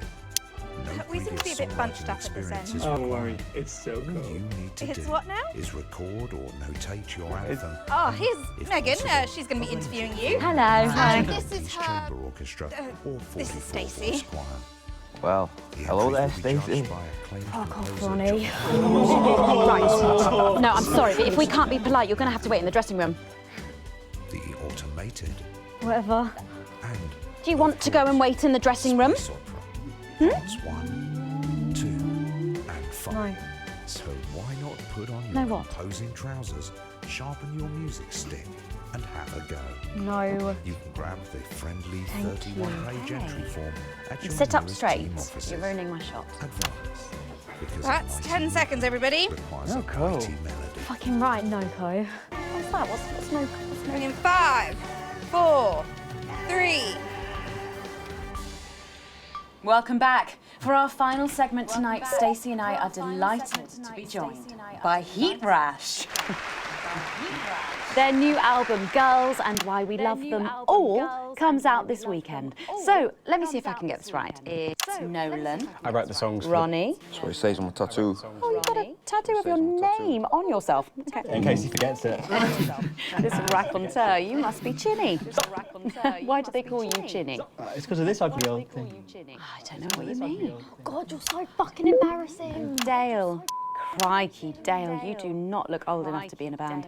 I get that a lot. I'm actually 23, the oldest one. I have a growth disorder. God, I'm so sorry. I didn't know that. It's so cool, Preeti. I was only messing with you. He's actually 58. Okay, right, I see. You're going to be a handful, aren't you, boys? So you must be TP. What does TP stand for? Tiny prick. It stands for team player. I see. How long have you had that nickname? Ever since Nolan decided Terry Prodance was a shit name for a member of a boy band. Noko, Ronnie. Yeah, Noko, Ronnie. Noko, Ronnie. Sorry, what does NOCO mean? Ah, it's the opposite of Soko. It's the opposite of Soko. Fuck's sake. Soko. Yeah. So cohesive. Yeah. So cohesive. You preties say cool. Right, okay, thank you, Stacey. I'm sorry about her. Not your fault. She's uneven. So you guys met through a popular show on one of our rival channels, didn't you? Yeah, Team Players with a Z. So how did that work then?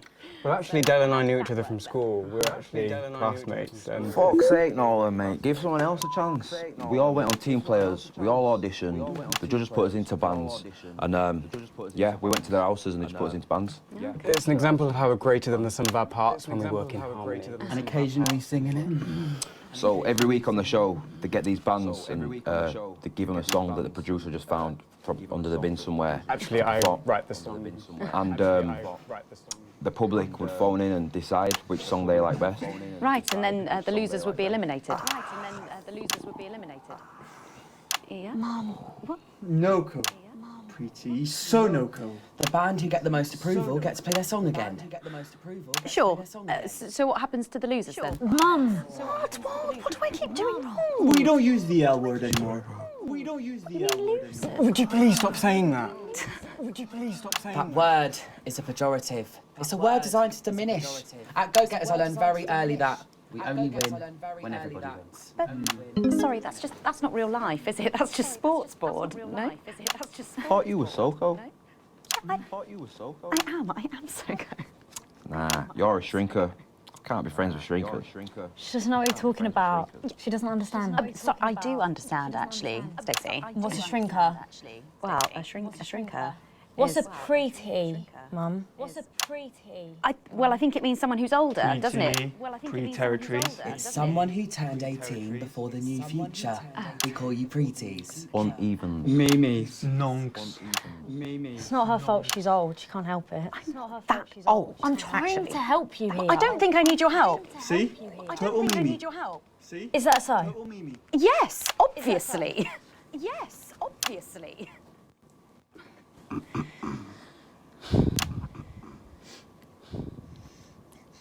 You know what the real problem with you lot is? You just can't get over the fact that your beloved Disrupt are gone and you just don't fit in anymore. But the truth is, Disrupt were violent, no-co, bricks being led by a fucking psycho. I'm glad they lost, and you should be too. Listen, not everyone over 30 supported Disrupt, Stacey. Not everyone, no, but one fuck-off lot of you did. SoCo, Stacey. SoCo. We've all learned maybe a little bit more than we expected to there. I'm genuinely delighted to have met Heat Rash. And before we end the show tonight, I think you're going to sing for us, aren't you? Yes, that's right. We're going to sing a song from Girls and Why We Love Them All called Pieces of My Heart, which is about a real relationship I had with an actual girl. Oh, Nolan, give it a rest, mate. No one cares. Go on, let's get on these stools, lads. Right. Let's get on these stools, lads. Right.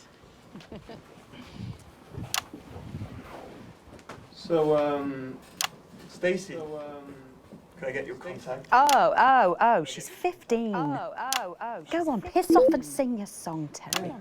Right you are.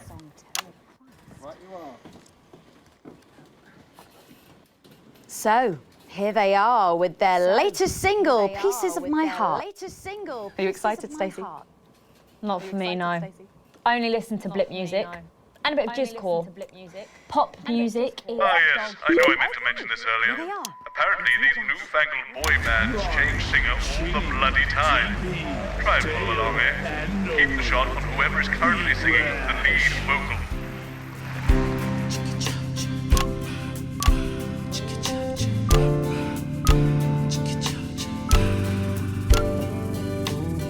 I saw you standing by the menu center with a brand new pair of Lakers, baby. Do you remember? You took the first of the pieces of my heart. You wandered into a bush and grabbed a vodka instead. Took our assets and our wealth and drew them out of the bag. I gave you little pieces of my heart. I didn't know two hearts could ever feel like this, girl. It's like you were custom made for me by Remington Smith. I take all of the loves that didn't last and leave them in the uneven path. Share the new future as my bride. You snatch me inside. There's no need to hide all the times that you cried. As my old man used to say, you blow me away. I just want you to stay. I don't want you to pay. You make me crazier than Neil today.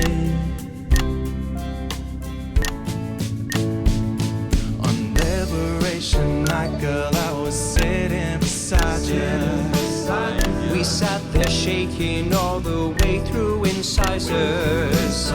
We held each other as things fell apart.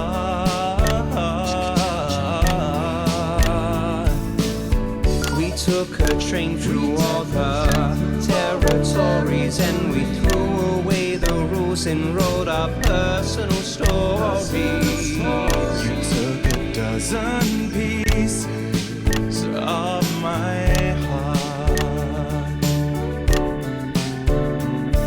I didn't know that life could ever feel like this, girl. It's like you were custom made for me by Remington's fist.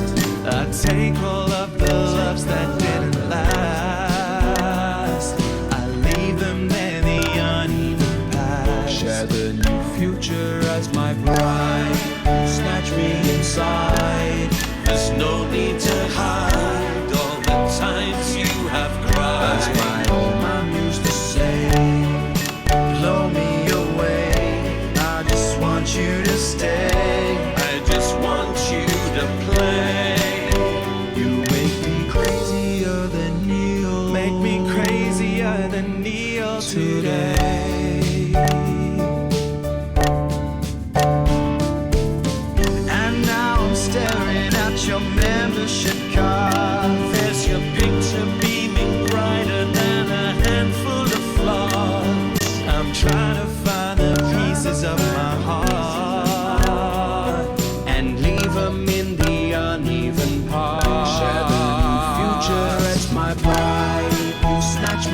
inside. There's no need to hide all the times that you cried. As my old man used to say, you blow me away. I just want you to stay. I just want you to play. You make me crazier than neon. Crazier than neon. Crazier than neon today.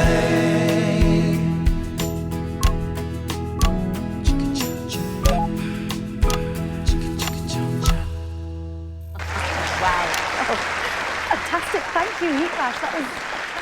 That was actually really good. Best of luck, thank you for coming in. Best of luck, thank you Now for it's coming almost time for final thoughts tonight. And I've actually asked Stacey to write a few, and they're just being programmed onto the auto cue now. Now I have no idea what she's going to say. So fingers on that bleep button in the broadcast room, just in case. Take it away, Stacey. Take it away, Stacey. My name is Stacey. I guess you know that by now. Don't know why I put that in there. Anyway. I don't watch the news. There's no need. You hear all the important stuff from your mates, so I don't know what's considered important anymore. But I'm pretty sure that it's not rehash movies and fucking boy bands, so anyway. I'm going to talk about what's important to me. When Advance were first elected 6 years ago, I was 9 and in a home. Not a family home like you call a home. This was a state children's home. It was fucking awful, actually. It was like a Charles Dickens book. The roof leaked and the walls were damp some mornings. Food was bad. Drugs and alcohol were everywhere. No one cared. You had to watch your back all the time because there weren't enough staff to manage us. And yes, as you'd imagine, there was a lot of some bad stuff went down there with some of the staff. Okay. Not all of them, but the others knew, and they didn't stop it. And then Advance won the election. And like a miracle, things started to change. They got better. We had nicer food. The home was not just repaired, but redecorated and kitted out with books and sports stuff and musical instruments and video games. Most of the staff were fired, and the new ones, which there were more of, spent time talking and working with the bullies. And you know what? A second miracle. It worked. The bullying stopped. My life got better. Because finally, there was enough money to do the good things, and Advance had the guts to do it. I joined Go Getters, and on Liberation Night, that gave me a group of friends that I could talk with when the bombs went off and the power went out. Another miracle. I wasn't alone anymore. And that was the night I finally understood the importance of being in a team. So here's my final thought. I know the people who were doing better under the old system long to go back. You say, we were freer. But what you mean is, we were richer. But for every one of you, there is 100 of me. And even now, after all you've had taken away, you are still doing better than I am, than I likely ever will. You still have homes of your own and families of your own who love you. And I'll never have that. So maybe you should stop looking for the worst interpretation of everything this amazing government does and realise it's not for you. It's for the millions like me. And you can cry and bleat all you want, but you're never going to get your money back because it's already been spent on miracles. Wow, thank you, Stacey, for that. My name's Megan Wolf. Let's keep making tomorrow better. And we're out. Is that all right? Yes, that was more than all right. Nicely done. I think you might have actually given them something to think about. So I guess you're going to be taking me back to the home now then. I was thinking we could go out somewhere and, I don't know, have a meal, talk about our options. if that's okay. Of course, Miss Wolf. Security will be standing by. So they're always there then? There was a thing a few years ago. Oh, with that Jeremy bloke? I heard about that, everyone did. Were you here back then? Doesn't look old enough. Robin or me? Yeah, she does that.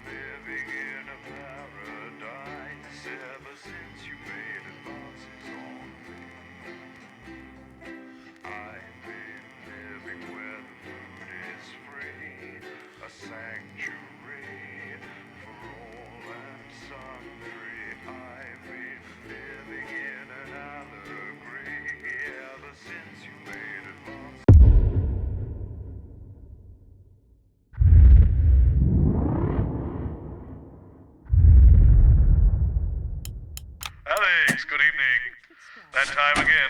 There's not to focus on the problems and all that. Let's just get started. But just so you know, the problems with your equipment continue unabated. Locked buttons, screens flickering on and off, sparks and the like. I'm sure you'll manage without issue. Oh, and don't forget, you've got free reign of the SFX buttons now. Make sure to use them to keep the show lively. Cheers. Subject of Gorders and the evils of their creative accounting. At 11 p.m, it's Lil C's Lil Chats. And tonight, the former singer is asking Dr. Adrian Atkinson-Blimey what he's been up to since the cancellation of Incisors. What have you got me? Apparently, it's mainly jigsaws. Nothing, Colin. No, come on, seriously. Not even a cake. I'm sorry, no. Okay, no worries.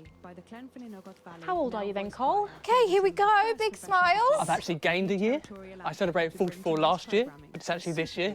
It's brilliant. You're 44. I'm going in 5, 4, 3. Good evening and welcome Spice to it up with some audience responses, Alex. I'm Megan, and I'm joined, as always, by the inimitable Robin and Patrick. How are we? Well, we have got so much going on tonight. I'm excited. I'd say I'm about a 12, Megan. On the excitement scale? Yeah, exactly. We have got so much SoCo stuff coming up. We sure do. We have celebrity chef Jordan Rankley, who will be cooking up a storm. We'll be announcing the winners of our big competition, Visions of the Future. And we'll be joined by a very special guest for a game of Wheel of Truth. And I'll even be showing you how to make your own Leaders' Day gifts. We've got all of that and so much more tonight on The Nightly Show. Coming to you live from the Channel 1 buildings in the heart of the capital. It's The Nightly Show.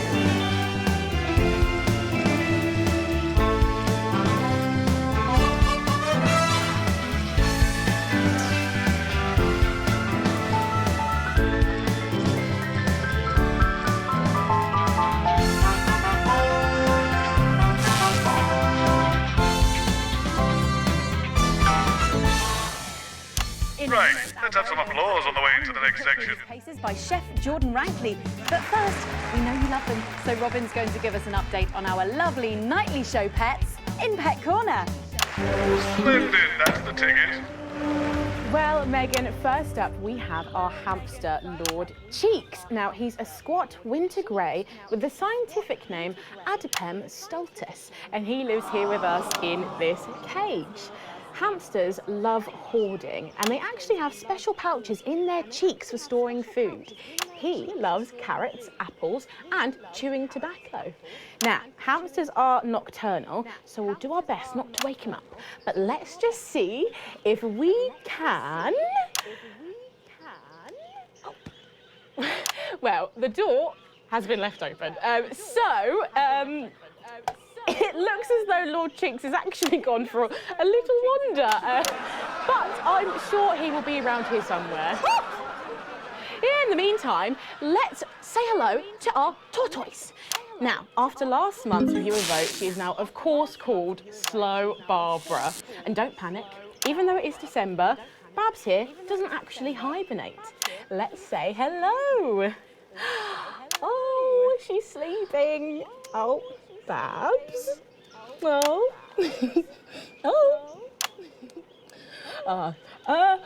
Those are our Nightly Show pets, Megan, both alive and well. Back to you. Thanks, Robin. We'll check in on them, or some very similar animals at the same time tomorrow.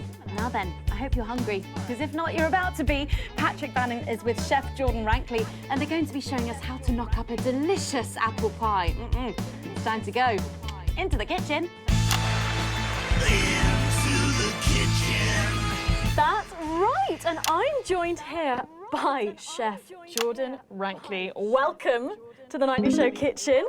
How does it compare to the kitchens you're used to? I love the colours. It's vibrant, it's fresh. It's fun about all the arseholes. Yes? Sorry? Yep. So, you own 6 restaurants, you've been awarded 9 Ballon d'Or across your career, and you've worked alongside the best chefs in the world. Tonight you've got me. Oh, are you worried? Am I fucking worried? Are you worried? Are you fucking worried? Yes. So, what are we making today, Chef? So, we've got a family over for Leaders' Day. They're hungry. We're going to make them a delicious apple pie. Ooh, lovely. It's got sweetness, it's got the acidity of the fruit, and then get the richness of that pastry. Incredible. Wow, okay, so where do we start? So we've got to start by making our filling. So we've got about 1 kilogram of fresh cooking apples here. Fucking beautiful. And we're going to slice these up perfectly. And then straight into the pan. Your new show, Demon Kitchen Heart Eater, starts on Friday here on Channel 1. So, tell us about that. So, teams of young chefs come into my kitchen, and one by one I destroy them emotionally. And if there's time, I teach them some basic knife skills. Fuck me, Patrick. What are you doing? What? Shit. Is that how you cut? Fuck, you'll lose a fucking finger. Oh, don't worry, I've got spares. Right, so once we've done that, we set these aside whilst we make the pastry. Yep. Bowl. Yeah? Okay. Sugar, butter. We mix that together, and then a whole egg. Okay. What are you doing, you fucking donkey? Are your brains the size of that fucking egg? Oh, no, chef. No. Shit. Right. Mix that with a wooden spoon and work in that flour, okay? Work that into a nice ball of dough, just like that. So, what does the notoriously fierce Jordan Rankley do to unwind? Shit in bed. Yeah. What's that? What is that? Well, it's a bit lumpy. Lumpy? It could fucking pass for a sack of spuds. Touch that. Touch it. Yeah? Pathetic. That goes into chill. Now, we're mixing our filling.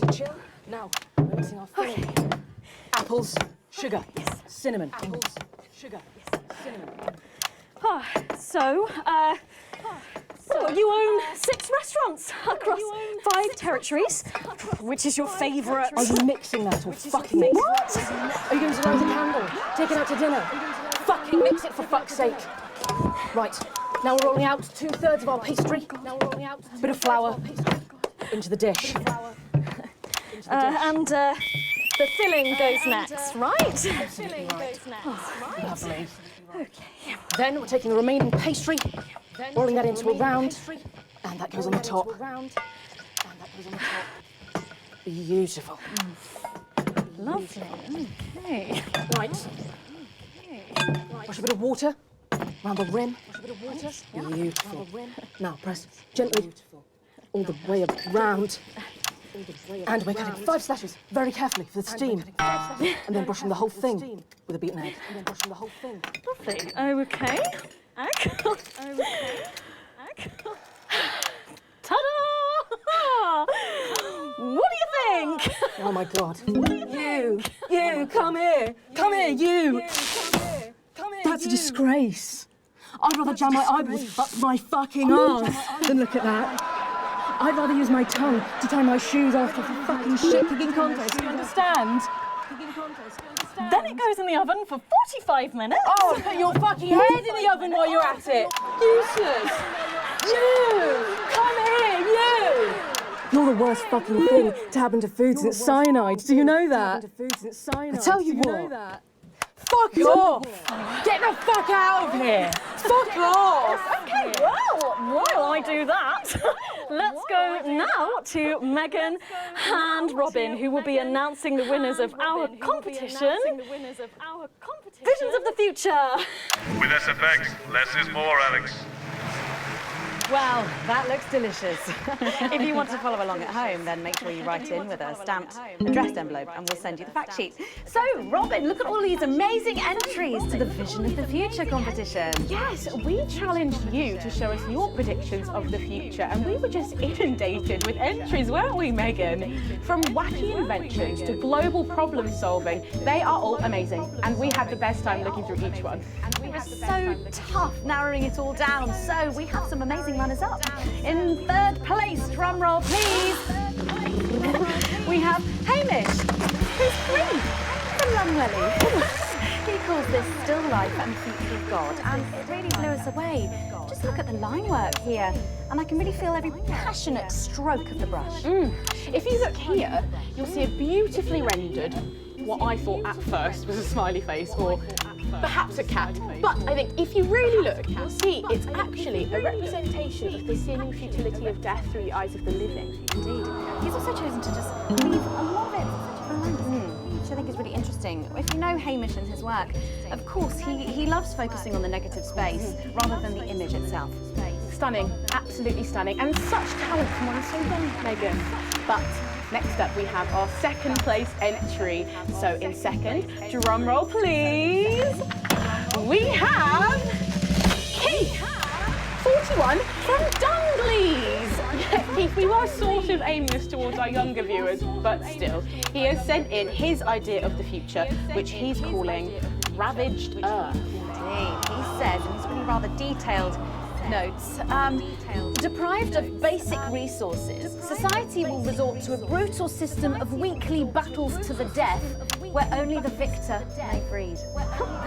He also says at the bottom here, either that or about the same, but maybe a bit worse. I really love his attention to detail. You can see the sort of gladiatorial arena, and then what I can only assume is Keith himself pulling off this chap's head and shouting, "Come back to me, Linda!" Oh, Keith, maybe if you spent more time outdoors and less time entering children's competitions, she might not have left. Special one there. And finally, of course, it's time to reveal our winner. All our runners-up will receive a day out at an inflatable Happy Land on an industrial estate just off the A40. Sorry about that, Keith. But our lucky winner will win the chance to spend the day at the Department of Change to see how our teammates are actually making the new future a reality every day. And the winner is, drum roll please. Oh, happy with that. You're 8 years old and you are from Smugly. We absolutely love your picture here. People's Parade. You've got folks walking together, just really celebrating the diversity of our society. You've got people with all different flags, people celebrating their religion and their bodies, and there's even a game of sports board happening over here. That or some overzealous littering, it's hard to tell. I love these robots having a little bit of a dance, getting involved in the party, aren't they? This one seems to have gone a bit haywire, in what I can only assume is an ominous sign of things to come. Lovely, Lola. Well, if our winners have inspired you to make some artwork of your own, do keep sending them in, and yours could be displayed in our gallery here. Well done again to everyone who took part. We're going to take a break now, but when we come back, we'll be playing the Wheel of Truth and making some lovely homemade gifts. Don't go away. We'll be back after this. Right. From what I can tell, the vision mix is getting even worse for wear, Alex. I expect things will be more challenging in this next segment, so be careful. Don't take any unnecessary risks. Not like what we're putting out actually matters anymore. 5 or 6 degrees. I'm on the bus. But as we head towards tonight. Leaders' Day I'll later get in the cards week, there's a arranged for you both. 100% chance Find of me when you're done and I'll festivity, take you out as we for saw this, loading bay. 42 births today, a daily record of 4% fertility. Dwarfed, however, by a massive 9% fertility rate here in Territory 2, who saw an unbelievable 191 births today.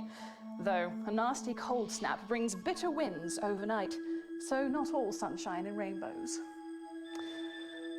No rainbows in sight over Territories 3 and 4, as a Category 2 storm warning means we advise our residents to spend their Leaders' Weekend indoors. Though we're sure the happy parents of the 12 new children in Territory 3 will be thanking their lucky stars for an excuse to stay home. Though, of course, nothing to do with stars, more of a hot air, cold air thing. Next, this front of warm smiles heads across Territory 5. It's playing havoc with the sound. It's bad. We're being stretched again. Use a high-pass filter. As they also hit It's a revolution, Colin. peak of Well, can you ask them to 23 keep it new down a arrivals. And finally, Jenny, an where's honourable Glenn? mention to our Can we get him out team here? I'm not sure about this T7 grandma with a one. stunning He's right with result our other showing guests at the moment. I just wouldn't say 146 grandma. births and clear blue skies. Yes, grandmother's So be sure to arsehole. grit your It's much better. driveway, as we will hit freezing temperatures everyone, if I can have your overnight. attention, please. Sarah just needs a word. Apparently there's And been that's some all sort for of your daily disturbance near the forecast tonight. studio. As Now, I'm always, sure it's nothing we'll to be worry bringing you a about, more but I wanted to specific let you know that I've rundown asked of for the extra numbers in your security, area later this and they're evening already on as their you way. join your regional news team in your 10 territory. seconds, so positions I'm and Dahlia pose. Farwell, wishing Okay, you this time you've and said all it. our precious Laughing, little team and we're going in members a good night. 5, 4, 3. Don't forget the SFX buttons. The Nightly Show. I'm sorry, we were just saying we can't wait to taste Patrick's pie. I don't know, I think I could wait. Well, here it is, fresh out the oven. Well, it does look amazing. Jordan, how did our Patrick do? Well, let's just say that pie's got more crust than my grandmother's arsehole. Well, thank you for that. Well, come on, try it. Dig in. Okay. Oh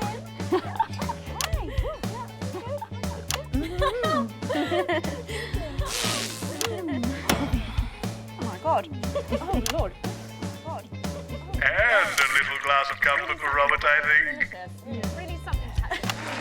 But now you better go and get ready for that next feature. Every night we play a game of Wheel of Truth with our celebrity guests. But I know what you're thinking. Megan, we've only got one celeb guest. Well observed, viewers, well observed. Well then, I better bring her around. One for the state of the nation. And one for me. Best-selling author, lawyer, and thinker. I mean, she's only the blooming team leader. It's Julia Salisbury. Are you taking the piss now? Oh, welcome, Julia. Oh, so good to see you. Oh, Megan, you look incredible. Stop it, I was just about to say the same thing. Now, don't get too comfortable. It's time to head over to Robin and Patrick as we play Wheel of Truth.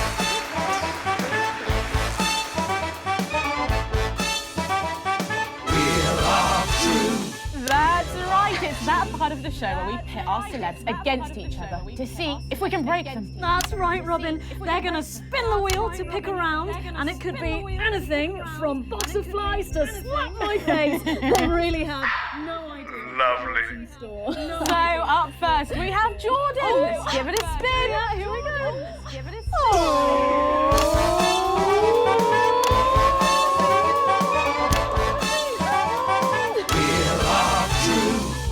Okay, let's see what you've landed on. Okay, it's fact or fib. Jordan, is it true that you've been known to order takeaway for a dinner party and pass it off as your own cooking? Just one fucking time. One time. Well, I think if that pie was anything to go by, you did them a favour. Oh, not so fast there, Julia. Fact or fib? We heard you've got a very interesting way of saving time during the laundry. Oh my God! Why don't you tell us about it? You absolutely... No, I can't. Okay, so don't judge me, okay? What I do is... oh God, I'm going to lose my job over this. Oh, we're all friends here, come on. Okay. So I only have one bra, okay? And so one day a week I wash it. And on that day...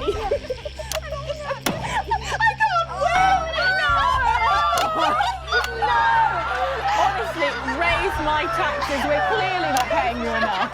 Come to my dressing room after the show. We'll sort you out. Oh, are you blushing, Patrick? Is all this talk of bras embarrassing you? I'm not blushing. Come on then, you, Julia. Spin the bloody wheel. Let's do it.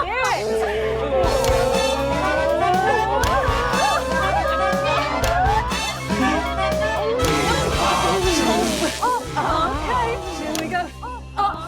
It's guess that face. I'm going to show you a picture and you simply have to guess that face. Okay, you ready? Here we go. Julia, here we go. Who's that? Oh my God! Is that you? Yes! Look, it was a very difficult time fashion-wise. That hairdo is fucking hilarious. No, don't. I think it's sweet. Well, it is as popular now as it's ever been. Oh, well, don't get too ahead of yourself there. Jordan, who is this? Does that look familiar at all? Wow! Well, I'm glad I was getting fashion advice from someone who managed to make 7 look like 85. Just what the doctor ordered. I look like I'm haunting the fucking place. Right. We've got to move on. Jordan, let's have another spin. Okay, here we go. Let's have another spin.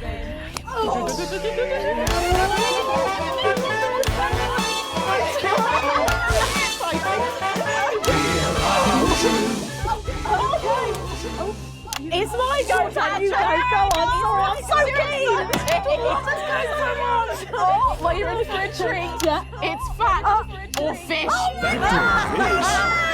Okay, if you look under your podiums, you will find a lovely fish smoothie.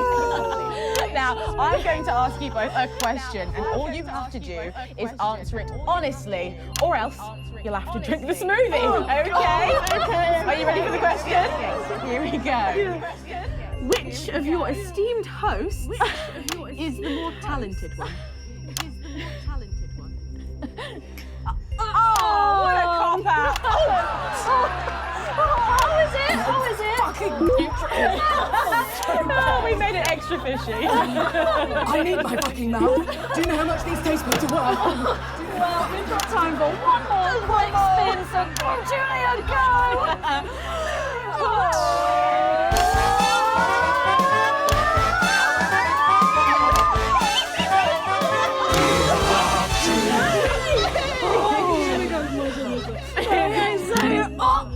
Julia, take a look in that box under your desk there.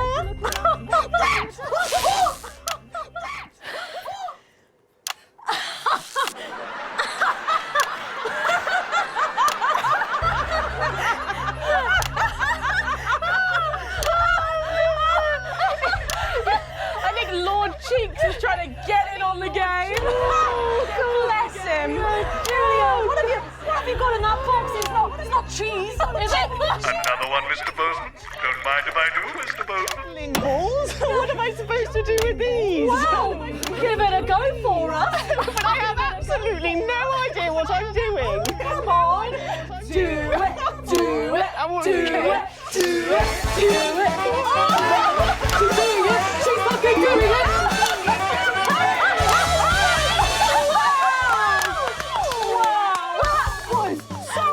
I have to say, unexpected. Well, gosh, that was our game of Wheel of Truth, and my God, wasn't that fun? Okay. That hit the spot. But now it's time to head over to Megan in Crafty Corner.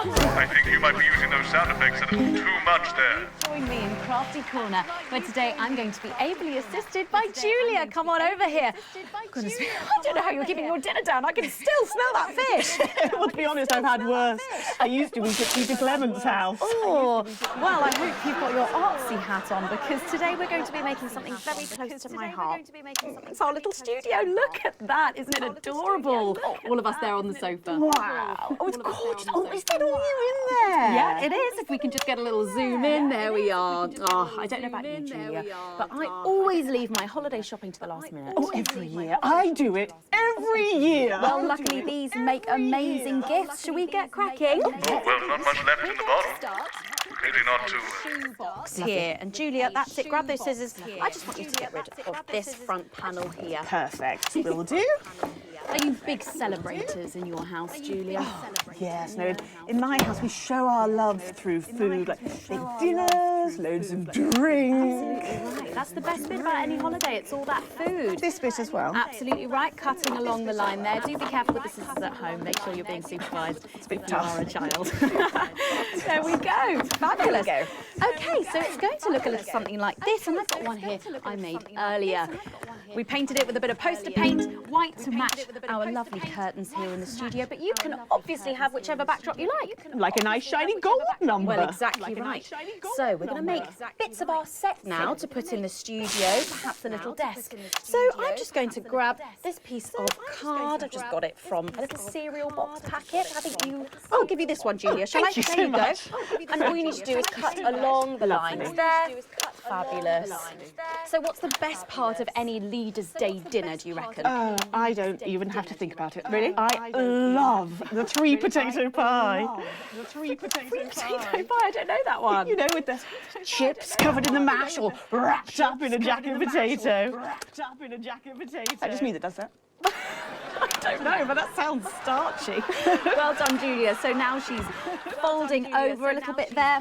What it's going to look like at the end is this little rectangular shape there. And we're going to pop it in the middle. A bit of sticky tape on the back there so it sticks down. Now we need a sofa. That's what we need next. We're going to make that out of a lovely paper cup. Having fun down there, knocking it all over. I got one though, Megan. Good, fantastic. And clickety Click. Along the line here, down the middle.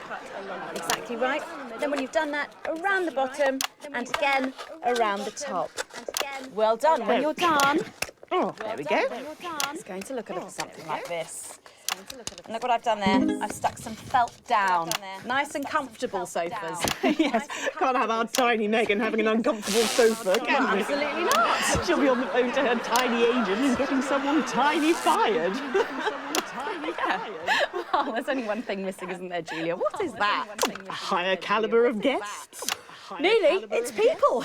So all we've done to make our little people is we've stuck a cocktail stick into a bottle cap. We just need a face for that now. I've got a good one here. I know it well. It's me. I'm going to stick it down there. A little bit of sticky tape. Oh, my felt's going everywhere. There we go. Oh, I'm a bit lonely. Let's take Robin and Patrick over.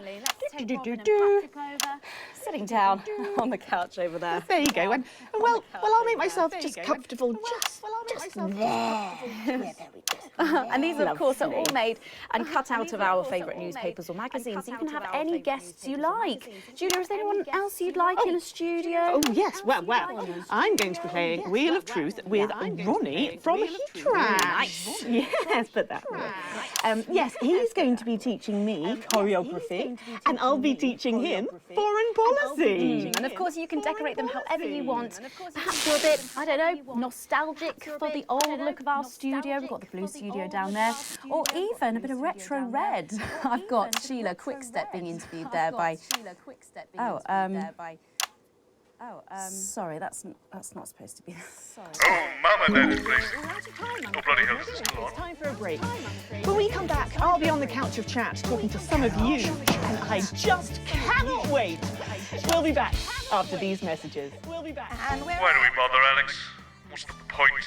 It's not like this is even close to journalism anymore. How did I let it get this far? We have never been closer, happier, healthier, and the team has never been stronger. But there are those who would seek to separate. We've got the Prime Minister here. It's good that she's here. She's the reason for the extra security. They think they can gonna need infiltrate it. Possibly. That they We're can back. drive apart It's our not very bonds of reassuring. family, I know. friendship, and community. Good thing I'm not your mum, right? But we see them, moving among us, clear as day, sowing division, undermining our lives and threatening our achievements. They use freedom of speech to justify their discriminations. They use tradition and history to justify their need to oppress. They want more than their fair share. They put themselves before the team. In a disrupt world, they would decide what women do with their bodies. They would decide what kinds of relationships are natural. They would exploit the vulnerable for personal gain. And they would eradicate betterment in exchange for a noose. They see themselves and their narrow view of life as the default. Both at the same time, as the Colin? status quo, predetermined That is not a thing. and inevitable. Yeah, Torch runs my family. The Sprongs are huge. They would see themselves at the top of a hierarchy built to enrich, empower, and protect their Everybody horde, okay in here? carrying the backs of Yeah, the we would be poor, if you stopped asking of us the questions like different, that. of We're us. expecting troublemakers, but nothing serious. You might hear some noises, but it's nothing to be concerned about. The services know what they're doing. So, nobody freak out when the shooting starts, okay? The show must go on and all that. Tits and teeth. Oh, God, sorry. Report your disruptive moves. Thank you, Jenny. Tits and teeth, armed and ready. 10 seconds, everybody. The best in the business. Yes. In 5, 4, 3. Welcome back to the Nightly Show, where it's time for the Prime Minister to face the toughest critics in the territories. You lot out there. Call us on the usual numbers with your questions for the Prime Minister. First up, we have Humphrey from Hamble Bamblebury. Lovely place. I'm hoping to retire there. Oh, good choice. Are you there, Humphrey? Are you there, Humphrey? Hello, Humphrey. Hello, Humphrey. We appear to have lost Humphrey.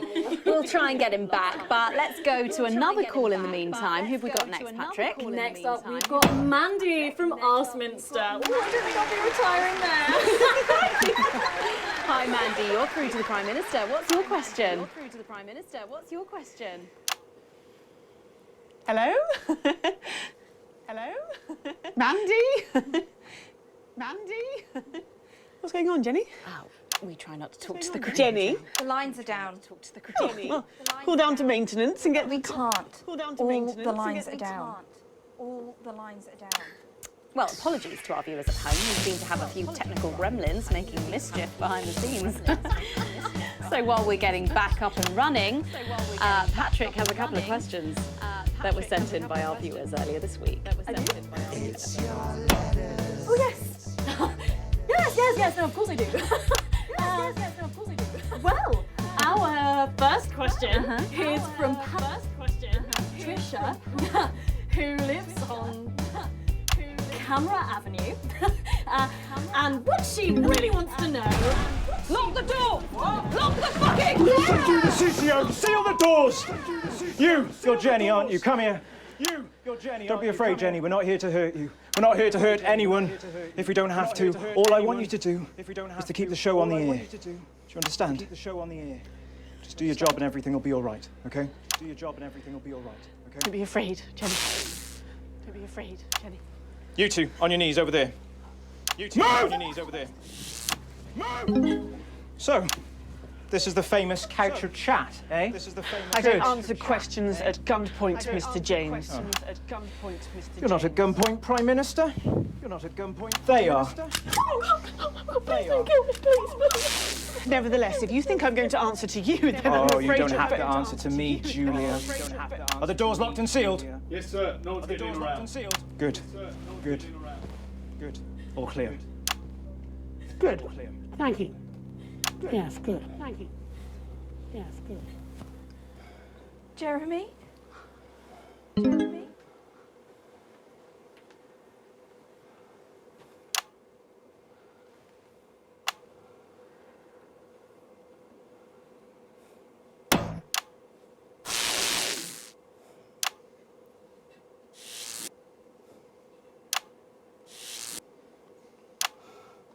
Hello, you.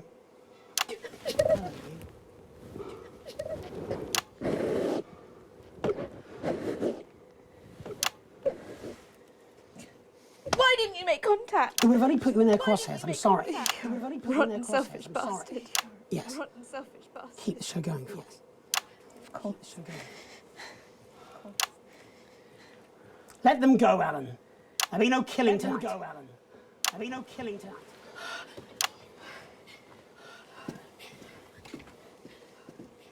Hello.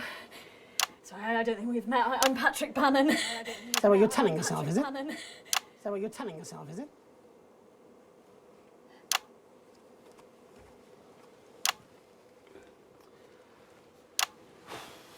Sorry for barging in. Hate what you've done with the place. Me too. Hate what you've done with the place. Would you like your spot? It's yours now. Would you like your spot? You wear it well. It's yours now. So, let's talk, shall we? Armed security are on their way, Mr. Donaldson. I know you know that. Well, we best make use of the time we have, then, eh? Well, I'll leave you to it then. No. Well, I'll leave you to it then. I think you should stay too. For safety? I think you should stay too. For balance. For balance. Good evening. I'm Jeremy Donaldson. Good evening. Let's welcome back the National Nightly News. Tonight I'm joined by probably the two most influential people in the country, if not the continent. So let's see if we can't kick over a few rocks and see what's lurking underneath.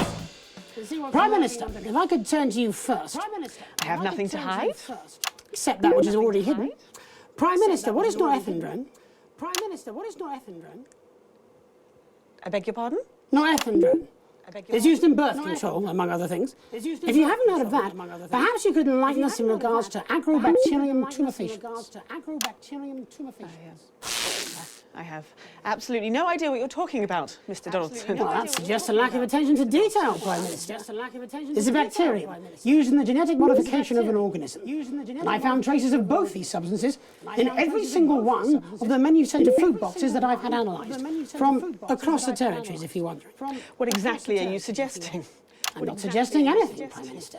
I'm just pointing out the facts. Oh my God. Just pointing out the facts. Is that why Kate and I can't have... So you blamed it on the radioactive clouds from your bombs? Before Stacey, we tried so many times. Prime Minister, is there something wrong with the food? Is there something wrong with the food?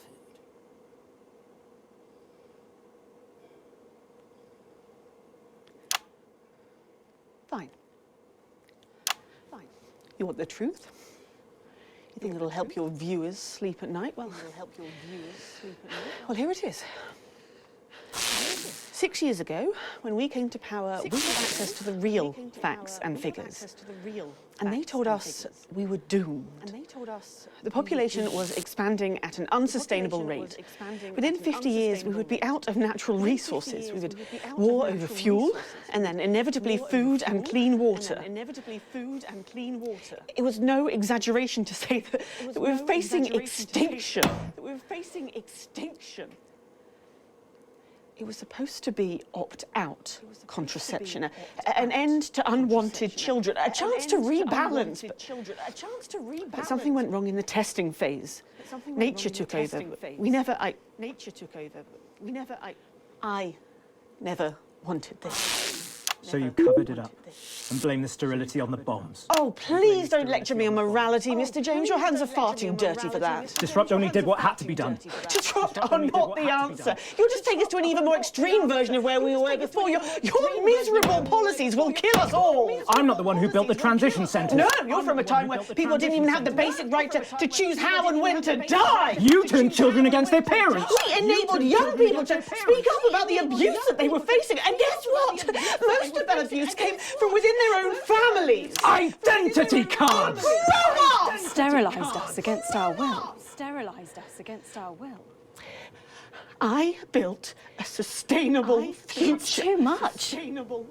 That's not for you to choose. Well, if not me, then who? Who would choose it for themselves? And isn't that at the heart of all this? You don't trust us to choose. You think you know best, you know what's good for us, and if we disagree with you, then you'll send us to betterment. That's why there's no news anymore, because there's no choice, so there's no point. There should be elections. Elections have been suspended. Time to unsuspend them then. If you want to carry on, you'll need a mandate. We have people ready to stand against you in every territory. So, let's turn to you, Mr. James. Yes. I want to assure the public that though Disrupt are occasionally forced to violent means, we are not by nature a violent organisation. Yes, Jeremy? Jenny, could you have this queued up for us, please? Yes, Jeremy. It'd be a pleasure. Is that from Disrupt leadership? In a way. Mr. James, before you launch into your rather premature election campaign, I think it'd be useful for the viewers at home if you were to also answer a question or two. Of course. When we come to power, one of the first things we'll do is restore a free press. The truth is very important. No more hidden secrets. If you say so.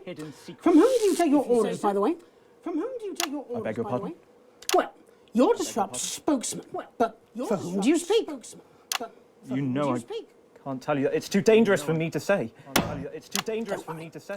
I don't share those concerns. You see, I've met with them almost 5 years ago now, back when I was a news anchor.